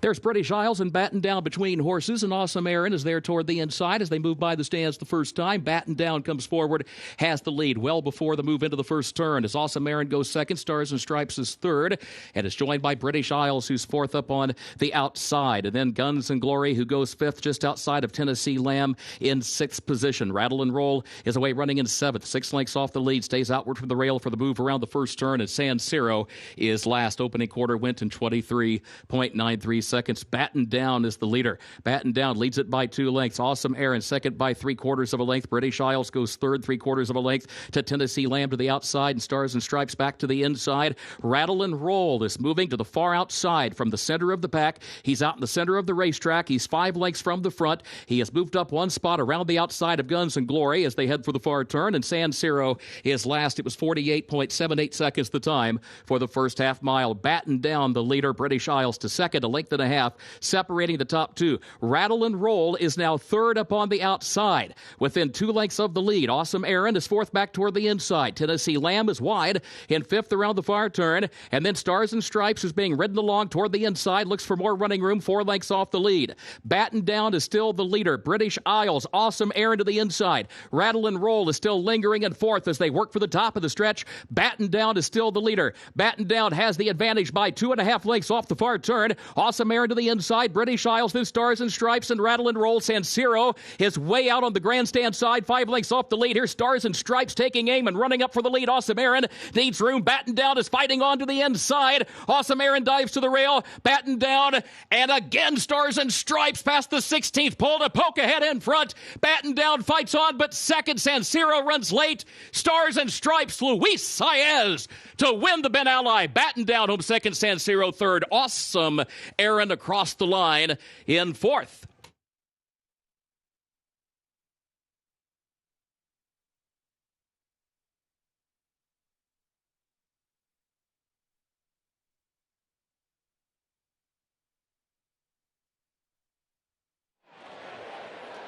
Stars and Stripes bet down to the 8-5 favorite, opened up as the favorite, and he delivers here today for Frassetto Stables and trainer Bill Mott as the Hall of Famer goes 1-2. The Hall of Fame trainer goes 1-2. Batten Down, a little contact there down the lane as Batten Down was trying to dig in after making the lead, but he couldn't hold off his stablemate. Stars and Stripes, the son of Not This Time, a now graded stakes winner here at Keeneland.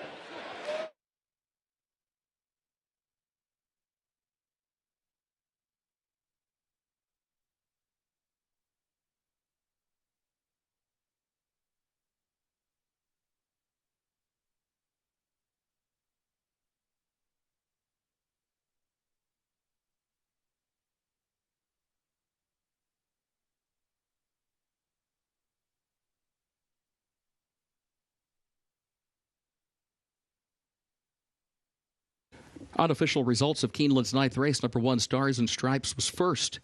Number 6, Batten Down, was second. Number 5, San Siro third. And the 2, Awesome Aaron, fourth. 1652 unofficial.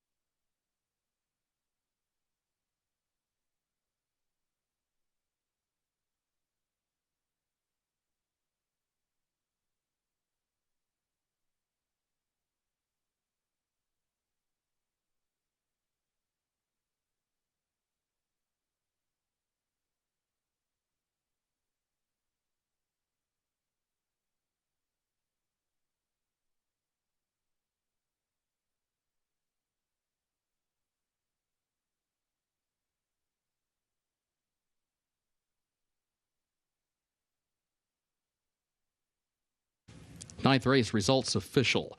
1652, the official results.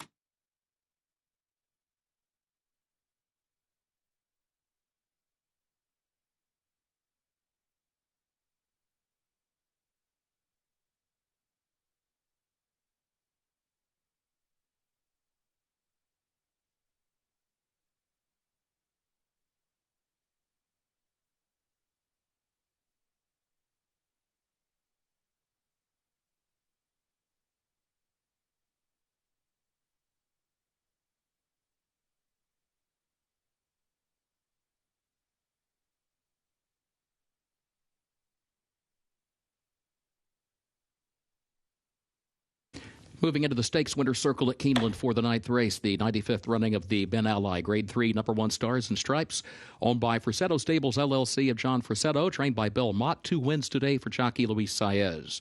Stars and Stripes, a 4-year-old son of Not This Time, out of Pearl River by Quality Road, bred in Kentucky by Pam and Martin Wygod.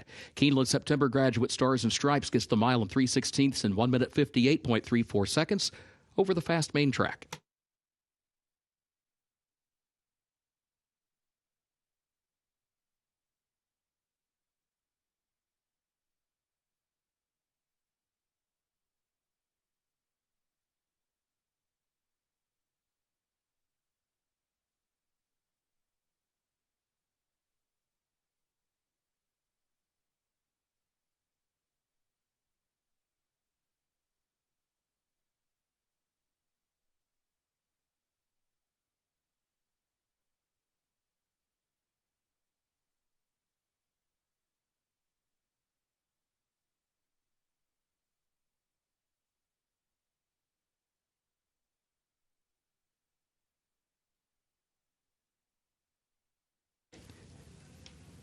Mr. and Mrs. Ben Hagen make the trophy presentation for the ninth race, the Grade 3 Ben Ally, to the connections of Stars and Stripes.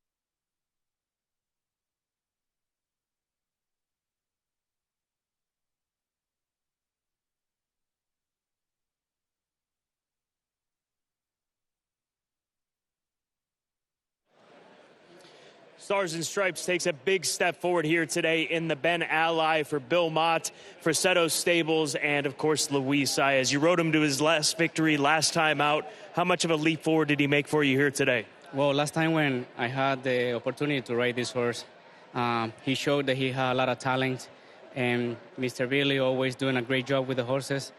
And today, like you say, he went to a big step. And today I was pretty confident. I know we have a lot of horse, and he's a fighter. I came to the top of the stretch, and he do everything I asked. How was that fight with his stablemate batting down the lane? Yeah, I know that was a tough horse to beat, but I was pretty confident when I get close to him because we know we're gonna get out there. Congratulations. Thank you so much. Stars and Stripes takes the Ben Ally here at Keeneland Racecourse.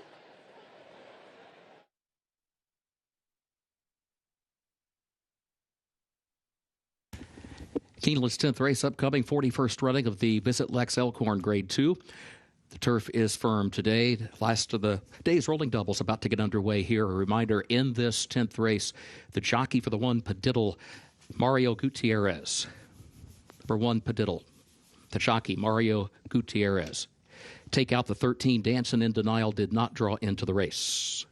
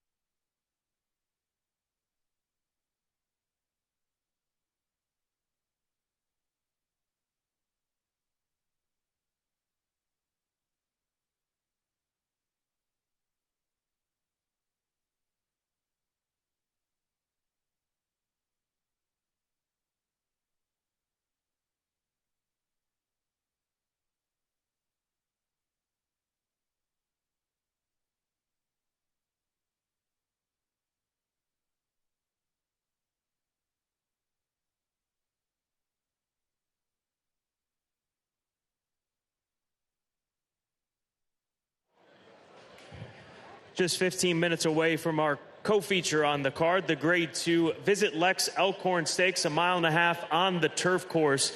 And we're taking a look right now at Burnham Square, who is 6-5 on the board. A Toyota Bluegrass Stakes winner last year at the age of 3. He moved over to the turf course late in the season at Kentucky Downs and then also at Gulfstream Park in his most recent start. But his best effort on grass was when he ran at Kentucky Downs in the Grade 3 Nashville Derby, finished second to Wimbledon Hawkeye, a European invader. And trainer Ian Wilkes stating to Tom Leach earlier this morning on Today at Keeneland that he's a horse that is bred for the grass, and he also is better on the grass because he just doesn't like to run into the kickback because he comes from so far off the pace on the dirt. So we'll watch out for Burnham Square making a 4-year-old start against graded stakes competition this afternoon, stretching out to 1.5 miles today in the Visit Lex Elkhorn. Look for that late run to be effective in this longer distance event. Utah Beach, he's an established runner that we've seen plenty of through the years here at Keeneland Racecourse. He won this race last year, rallying from off the pace. His last race was in the Kentucky Cup Classic, a Grade 3, in which he used as a prep race last year as well. So don't worry about that performance. It was a setup race for the Visit Lex Elkhorn here this afternoon. So Utah Beach with Ben Curtis in the saddle, the 8-year-old son or 6-year-old son of English Channel, looking to go back-to-back in the Elkhorn. And then finally, the number 8 horse rounds up my top 3. That is Tawny Port. And Tawny Port, 6-1 on the board right now. He's a horse that comes into this race off of a run in the Grade 1 Breeders' Cup Turf. He nearly won the Grade 1 Pattison Canadian International at Woodbine late in the season, but he's got a lot of classy form to lean back on, and we'll see how he fares. He has run in the past year at Keeneland. That was in the fall of 2024. Last time we saw him in the Sycamore, but he's been better since then, and we'll see how he fares. The 7-year-old son of Pioneer the Nile for Peachtree Stable and trainer Miguel Clement. Race number 10, the Grade 2 Visit Lex Elkhorn, less than 13 minutes to post, start of the late double.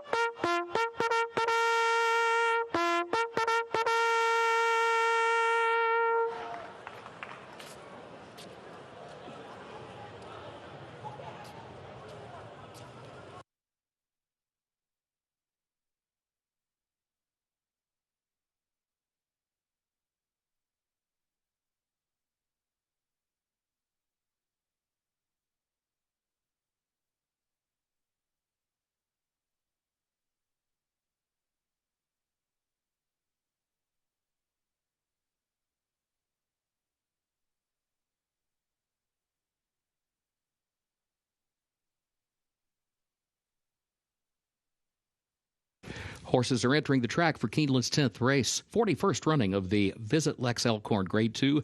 4-year-olds and up at 1.5 miles over the firm turf starts the last of the day's rolling doubles. Mario Gutierrez rides number 1, Padiddle. Take out the 13. Dancing in Denial did not draw into the race. Post time is 6 minutes. Turf is firm.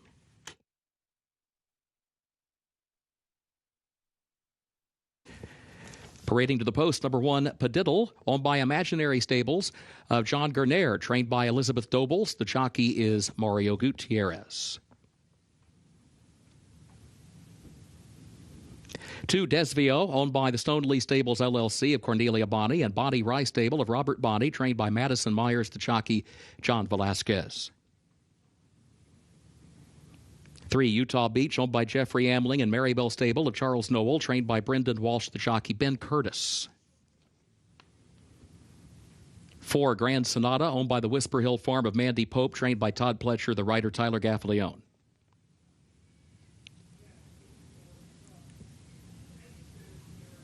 5, Fleetfoot, races for Molly Willis and Paul Willis, trained by Barry Foley. The jockey, Danny Sheehy. 6, Burnham Square, owned by Whittam Thoroughbreds LLC of Janice Whittam, trained by Ian Wilkes. The jockey, Brian Hernandez Jr. 7, Truly Quality, owned by the Augustin Stable of George Strawbridge Jr., trained by Jonathan Thomas. The jockey, Luan Machado. 8, Tawny Port, owned by the Peachtree Stable of John Fort, trained by Miguel Clement. The jockey is Joel Rosario. 9, Navy Seal, owned by Mrs. Fitriani Hay, trained by Wesley Ward. Gerardo Corrales to ride. 10, Presider, owned by Carl R. Moore Management LLC of Carl Moore, trained by Joe Sharp. The rider, Axel Concepcion. 11, Freedom's Way, owned by Richard Snyder and Connie Snyder, trained by Eddie Keneally. Luis Saez to ride. And 12, Anagata, owned by Three Diamonds Farm of Kirk Wyckoff, trained by Mike Maker. The jockey, Flavian Pratt. Post time in less than 5 minutes.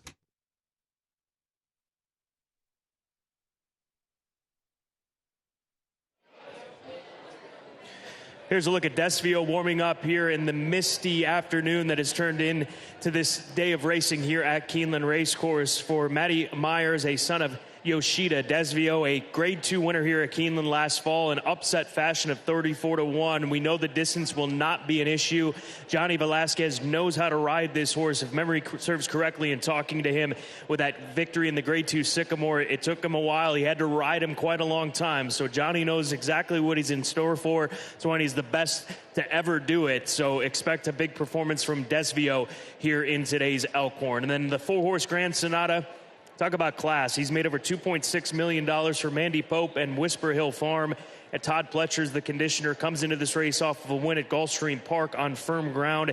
We'll see how he handles this different type of turf course this afternoon. But a 7-year-old who has won 6 of 34, looking for his first win at Keeneland and looking to do it in the Grade 2 Visit Lex Elkhorn. We're just 4 minutes away from start time.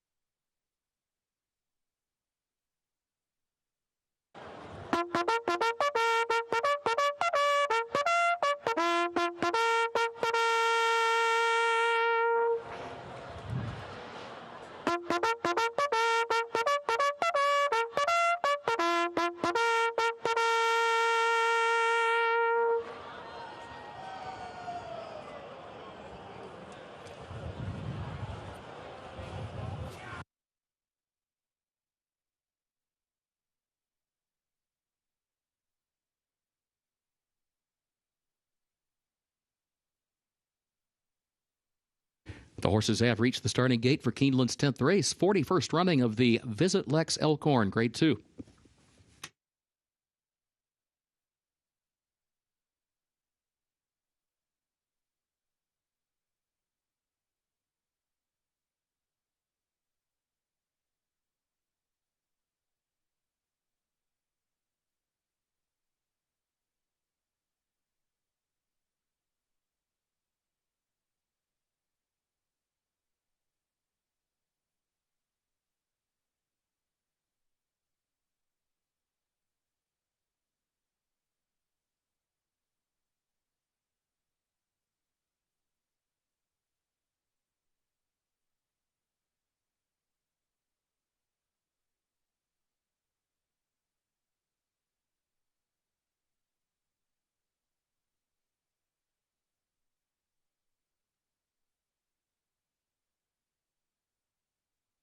Moving into line, 10th race.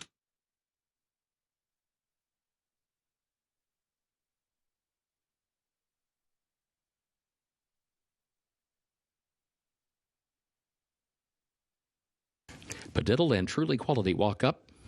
A look here at Burnham Square and also Fleetfoot.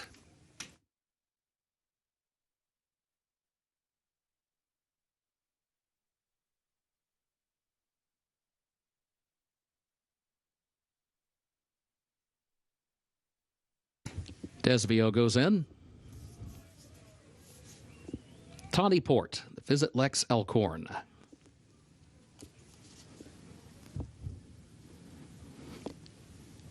Utah Beach, Navy SEAL. Presider. Grand Sonata. Freedom's Way walks up.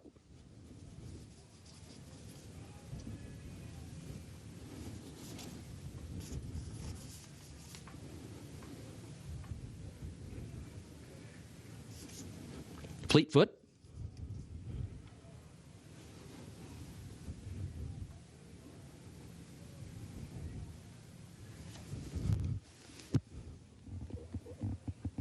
Desvio backs out of the gate.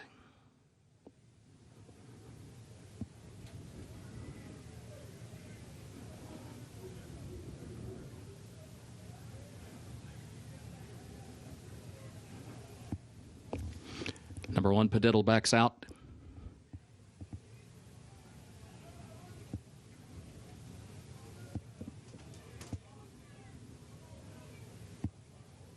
Others backing out now as well. Update in a moment.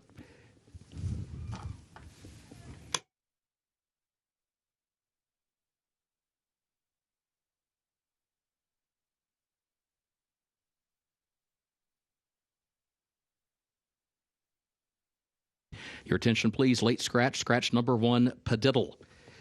On the advice of the state veterinarian, the stewards are scratching number 1, Padiddle. Windows remain open.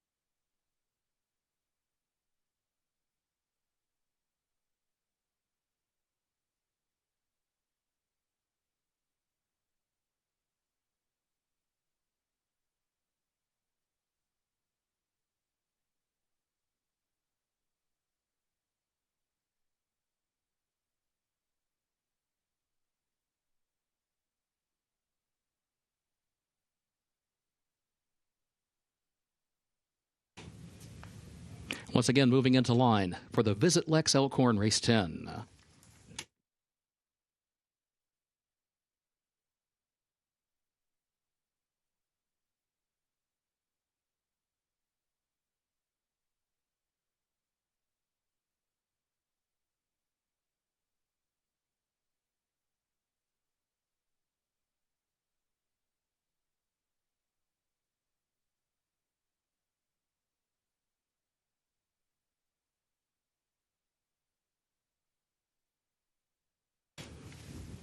Presider walks up.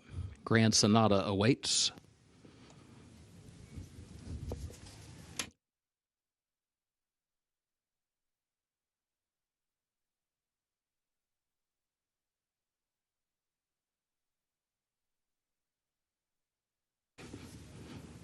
Fleetfoot, Freedom's Way.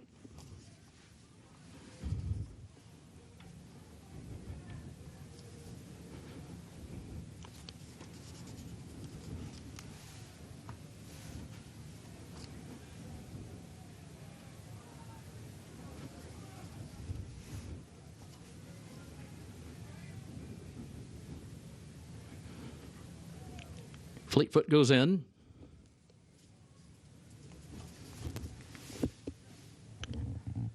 Burnham Square into line. The last one walks up. Anagata goes in. They're at the post. And they're off in the Visit Lex Elkhorn. There's Navy SEAL from the outside, Grand Sonata, Utah Beach from the inside. Utah Beach moves up against the rail and takes the lead heading onto that far turn for the first time. Navy SEAL, Fleetfoot between horses. Grand Sonata also right there to press the issue here early on. Presider going to move wide, try to get by some of that traffic to the inside. Moves all the way up into third, but has to go wide around the turn to do it. As Fleetfoot is now in between horses in fourth. Grand Sonata fifth. Freedom's Way is sixth. Tawny Port between horses seventh. Burnham Square saved ground around the turn, eighth down toward the inside. Then further back, Desvio is in ninth position, followed by Anagata 10th, and Truly Quality is the distant trailer here early on as they move through the stretch for the first time. Utah Beach and Navy SEAL side by side for the lead. Presider third up on the outside. Grand Sonata fourth back toward the rail, and then Fleetfoot in between horses. Burnham Square moving up toward the inside carefully, tries to find some running room within 5 to 6 lengths of the lead. 24.49 at the quarter and 50.28 seconds for the opening half mile, still with a circuit to go here in this 12-furlong journey. Utah Beach and Navy SEAL continue to go at it up front for the lead. On the second of three turns here, Presider 3 wide moves up again in third. Fleetfoot's there between horses. Grand Sonata back toward the inside. Tawny Port is between horses around the turn, 5 lengths off the lead, joined by Freedom's Way to the far outside. Burnham Square lost a couple of positions on the rail and now switches lanes off the rail, goes toward the outside up the backstretch. That leaves room at the rail for Anagata to move up for a couple of spots from last. And then further back, you've got Desvio, who shifts to the far outside, nearly 8 lengths off the lead. Truly Quality still is last. The 6 furlongs at 116.01 midpoint of the backstretch. Utah Beach and Navy SEAL. Grand Sonata to the inside. Tawny Port is moving wide to the far turn, but starts moving into contention outside of Fleetfoot, who's between horses, still in fifth. Freedom's Way going to have to go about 5 wide. On the turn, tries to pick up the leaders. Burnham Square is still some 6 lengths from the front as they move down the far side of the course. Utah Beach, Navy SEAL. Tawny Port is still in third. Freedom's Way is a wide fourth. Grand Sonata fifth. Burnham Square sixth on the outside. Just over a quarter mile to go. They turn for home. Utah Beach leading. Navy SEAL off the far turn. Freedom's Way and Tawny Port. Burnham Square swings to the far outside. Fifth to fourth to third. Oh, Burnham Square runs right on by for the lead. The Toyota Bluegrass winner is in front by 5 by 6 in the Visit Lex Elkhorn. Burnham Square will win in convincing fashion. Breathtaking move off the final turn for Brian Hernandez Jr. Desvio comes from far back to be second, Navy SEAL third, and Tawny Port across the line in fourth.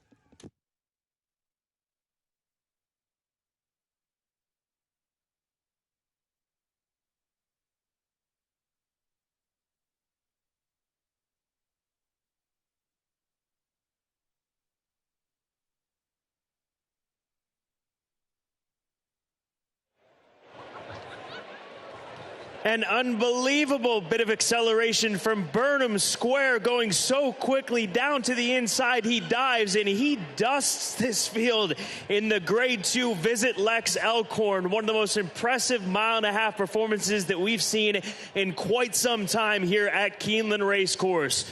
Well done to Ian Wilkes and his team for Woodham Thoroughbreds, and Brian Hernandez Jr., the Toyota Bluegrass Stakes winner of last year, takes the Grade 2 Visit Lex Elkhorn on the turf in a brilliant display.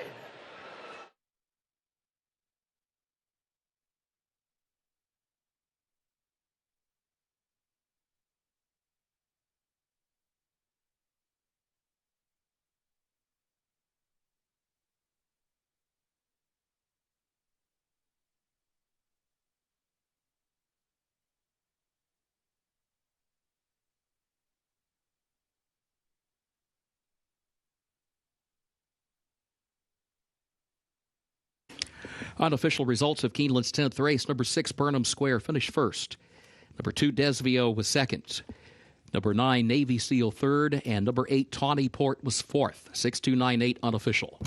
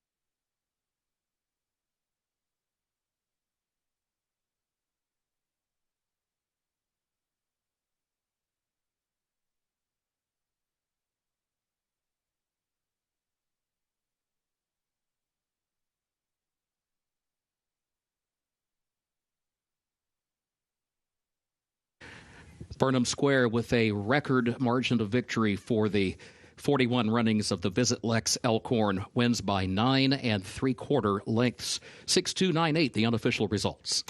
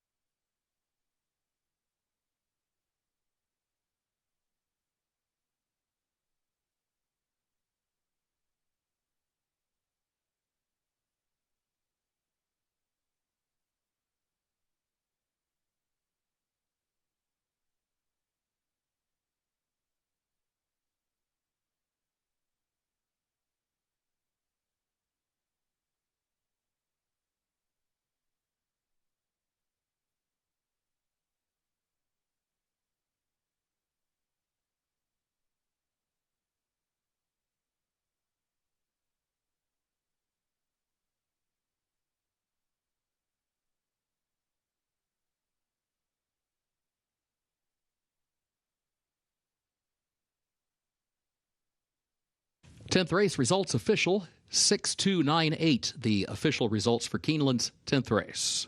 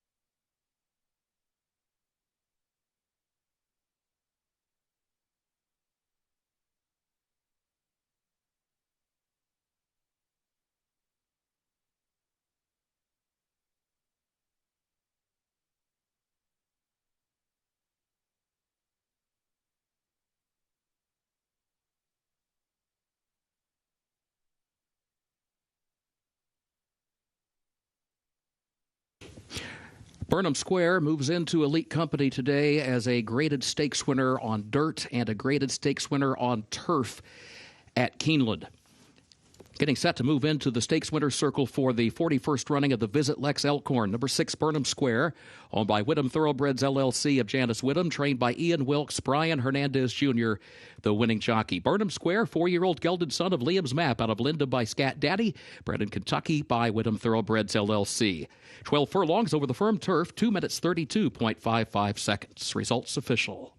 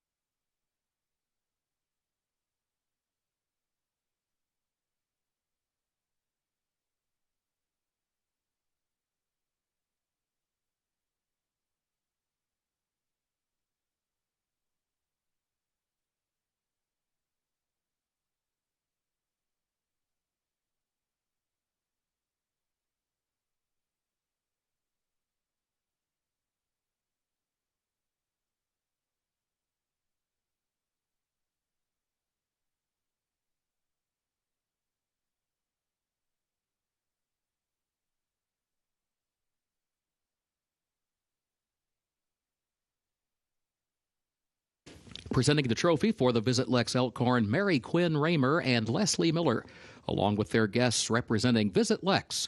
They are joined by Hall of Famer and 4-time winning trainer of the Elkhorn, Roger Attfield. They present to the connections of Burnham Square.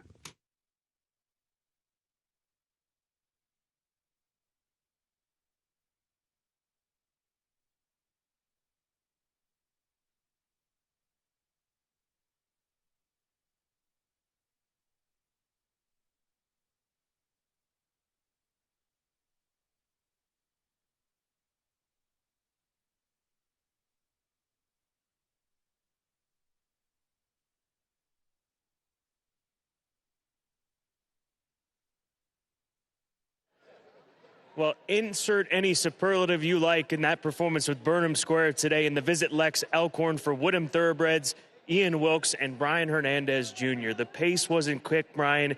In Kurt Becker's call, he kept mentioning some positions were being taken away. How was the journey for you in the first half of the race? Yeah, we didn't have the smoothest of trips because going around the first turn, I had a check and kind of got slammed into the rail a little bit, and then after that, I started to work out a really good trip under the wire the first time following Todd's horse, thinking that he was going to be the horse to beat. Well, then when we got into the second turn, he ended up checking and getting slammed into the rail. So then we kind of had to reroute for the third time and just kind of work our way out from there. And then, you know, from the quarter pole home when I tipped him out, you can tell he was the best horse. But we kind of knew he was the best horse when anytime Ian legs me up on one of these and just tells me good luck in the paddock, you better be ready. They're going to run big races. How quickly did he take off on you when you asked him to pick it up down the stretch? He did. You know, like when I tipped outside of Louis there and I asked him for his run, he shot off. And for a horse to go 1.5 miles and shoot off the last quarter like he did, I knew it was going to take something really, really impressive to run him down just because how quickly he picked it up. Well done. Thank you, Scott. To have a Toyota Bluegrass winner just do that on the turf course here at Keeneland Racecourse. I'm guessing this wasn't a surprise for you because you said all along that you thought he would turn out to be a turf horse, but did you think that he was this kind of a mile-and-a-half turf course like we just saw, Ian? Yeah, I did. The horse gives you confidence. You come into the race just full of confidence with this horse, and I knew how good he was, and I knew how good he was doing. How do you map out the rest of the year with the Breeders' Cup turf right here at Keeneland Racecourse?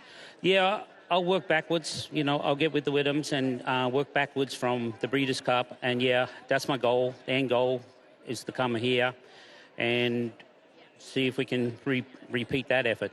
Phenomenal trading job. Obviously a record-setting margin of victory, and he's in rare company as far as being a graded stakes winner on dirt and turf right here at Keeneland. Yeah, it's unbelievable what he did on the dirt, because that's an outlier to his whole family. He's just bred for grass, and the more distance, the better this horse gets.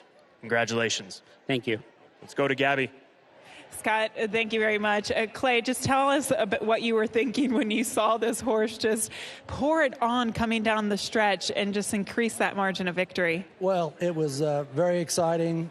We knew the horse had run well on the turf in his 2 previous turf starts, and he was always coming on at the end. So we had a lot of confidence that he would run good, but when you're starting to root for him at the top of the stretch and you say, come on, and they just go by, that works. I know why you guys led, or what led to the decision to get him on the turf, but timing is everything. And why did you do what you did when you did, I guess I should say, and decide to campaign him on the turf this season?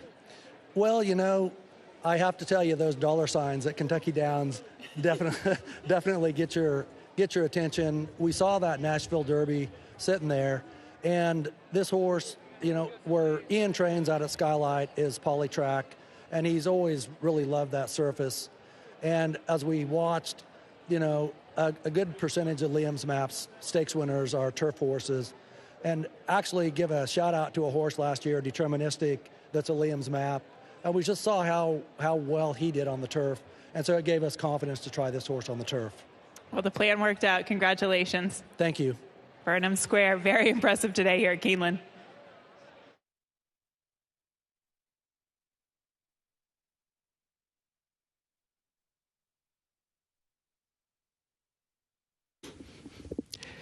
Thank you, Gabby and Scott. Race 11 is on the way. No carryover for the Toyota Super High 5. Back to the main track we go, which is fast.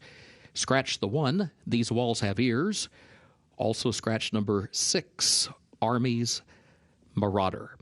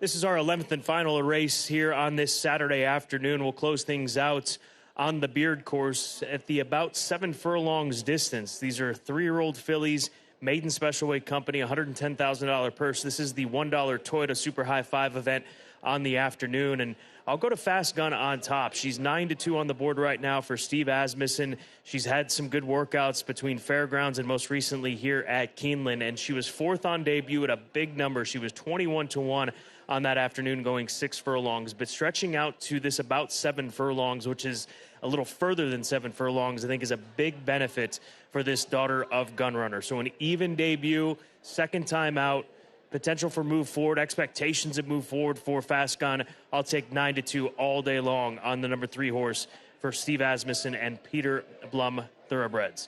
The number 10 horse, the second choice for me, that is Be the Light, who is the current favorite. 8-5 for Godolphin and trainer Brad Cox, Medaglia d'Oro filly.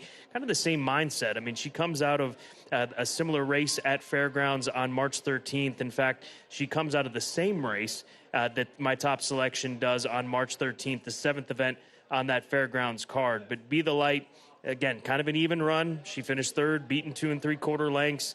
Any move forward will be a positive one. I think that these two fillies are pretty evenly matched. I mean, they weren't beaten all that far, or weren't all that much separation between these two fillies in that race at Fairgrounds. So 8-5 versus 5-1.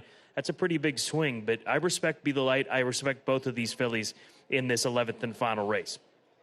And then the number 12 horse rounds out my top 3. Miscomplicated for Ian Wilkes, looking to sweep the late daily double. He goes to Luan Machado with this Complexity filly. She caught an off-race course at Gulfstream Park last time out. That was a good performance. She came into that race off of somewhat of a dull performance, but that was her first start of the year, 2 starts back. So 3rd start this season.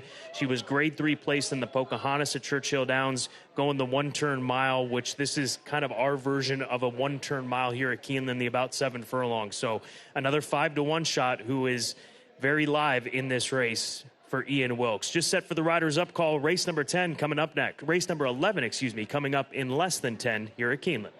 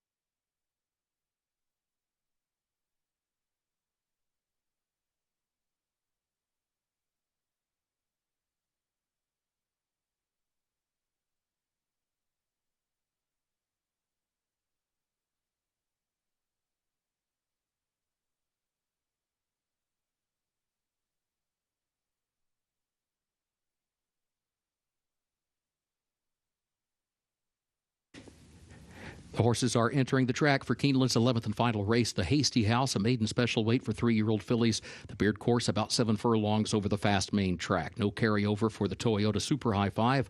Scratch the 1, These Walls Have Ears, and scratch the 6, Army's Marauder. Post time is 6 minutes.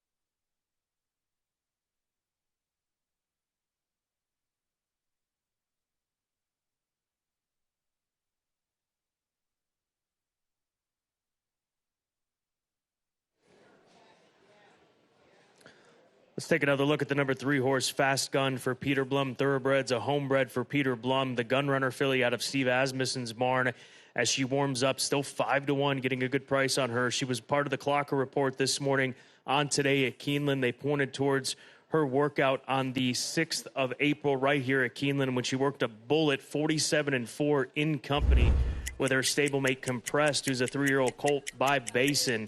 So we'll see how Fast Gun gets on. 5-1 looks very appealing, being on the Clocker report and coming out of a very nice race down at Fairgrounds. 5 minutes to post until the 11th and final reminder, this race does offer the Toyota Super High 5.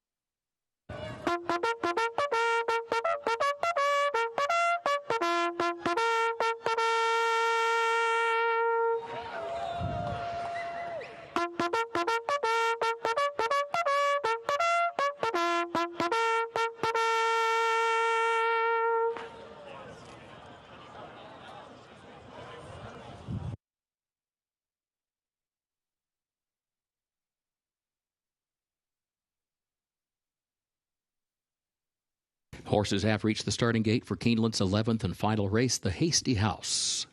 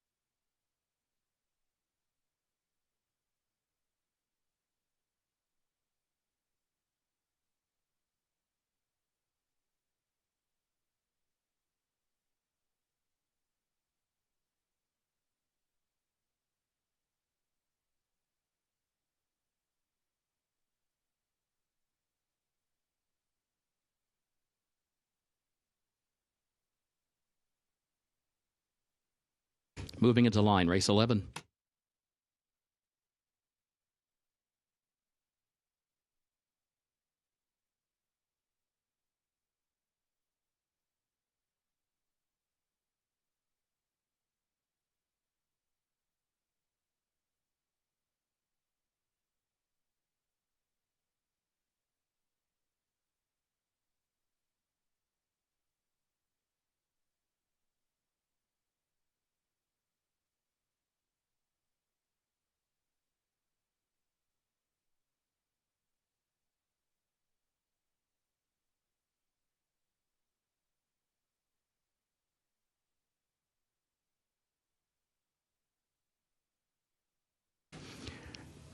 River Rise, Island Flower, also Govern, and now Fast Gun moving into line. Be the Light. Full Dolly. West of Lex.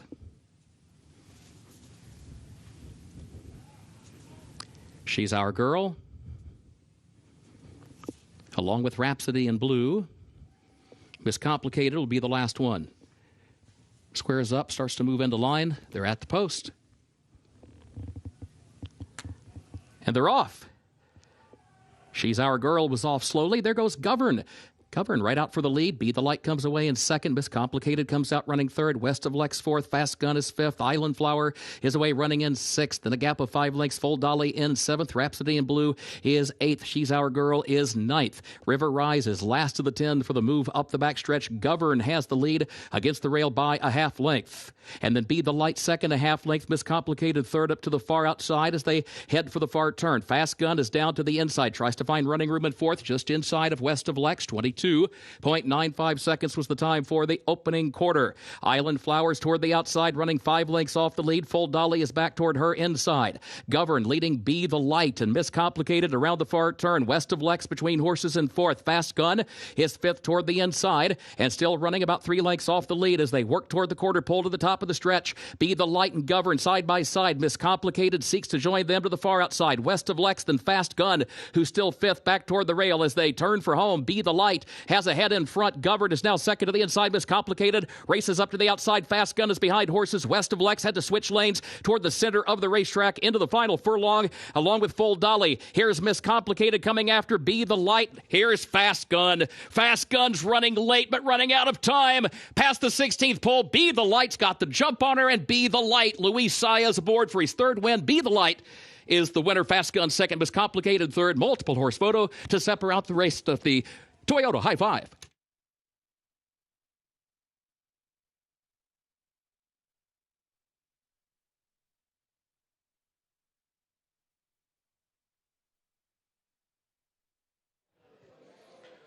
Well, Kurt Becker once again nailed the results here as far as how this happened. It was Be the Light being on the outside and having the jump on Fast Gun. Tyler Gaffleone was bottled up with the Asmussen filly, and she runs on, but the 10 had already flown at this point in time. The daughter of Medaglia d'Oro for Godolphin and Brad Cox with Luis Saez jumps away to a victory at odds of 3-2 in the 11th and final on this Saturday at Keeneland.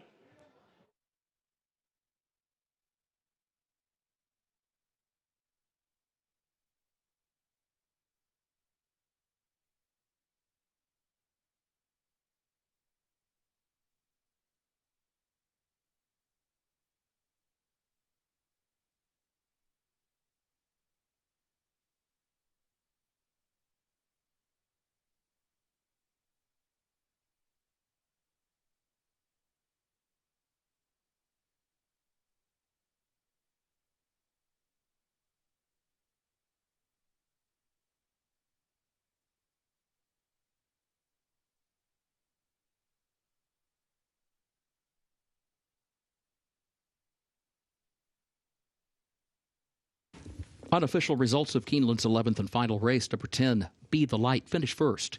Number 3, Fast Gun was second. The 12, Miss Complicated, third. Number 7, She's Our Girl, fourth. And number 8, Island Flower was fifth. 10, 3, 12, 7, 8, unofficial.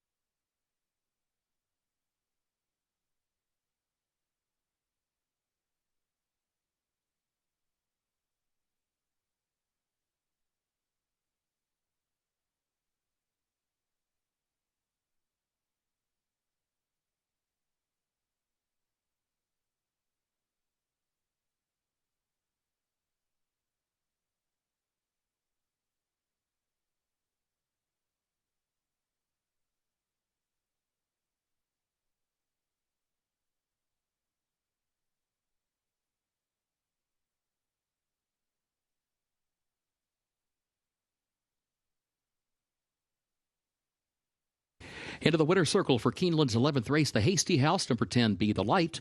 Owned and bred in Kentucky by Godolphin LLC of Mohammed Al Maktoum and others. Trained by Brad Cox, the winning jockey Luis Saez. Be the Light, a 3-year-old Medaglia d'Oro filly out of Collective by Bernardini. Gets the Beard course about 7 furlongs, 1 minute 28.47 seconds.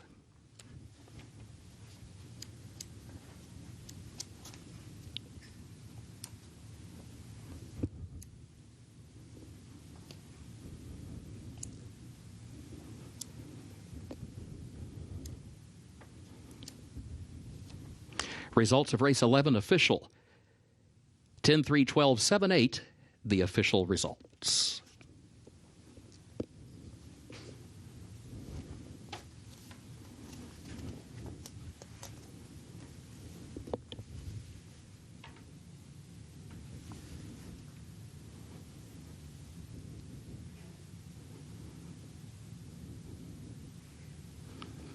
Trophy presentation of the winner's circle for the Hasty House to the connections of Be the Light.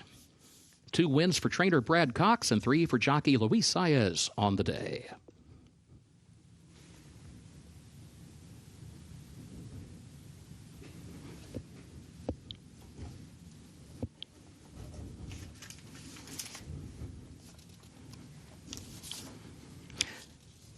This reminder, simulcasting remains open for another 10 minutes. You may advance wager any races occurring after that time.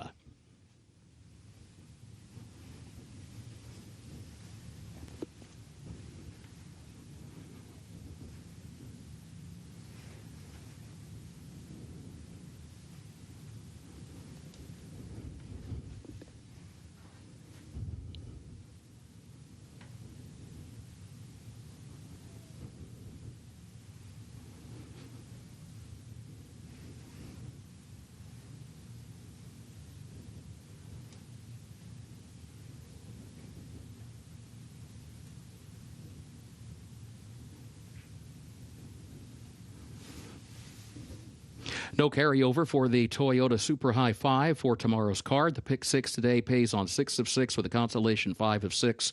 The late pick 5 on 5 of 5 with a consolation 4 of 5. Post time tomorrow, 1 p.m. Eastern. For now, on behalf of Keeneland, thank you and good evening.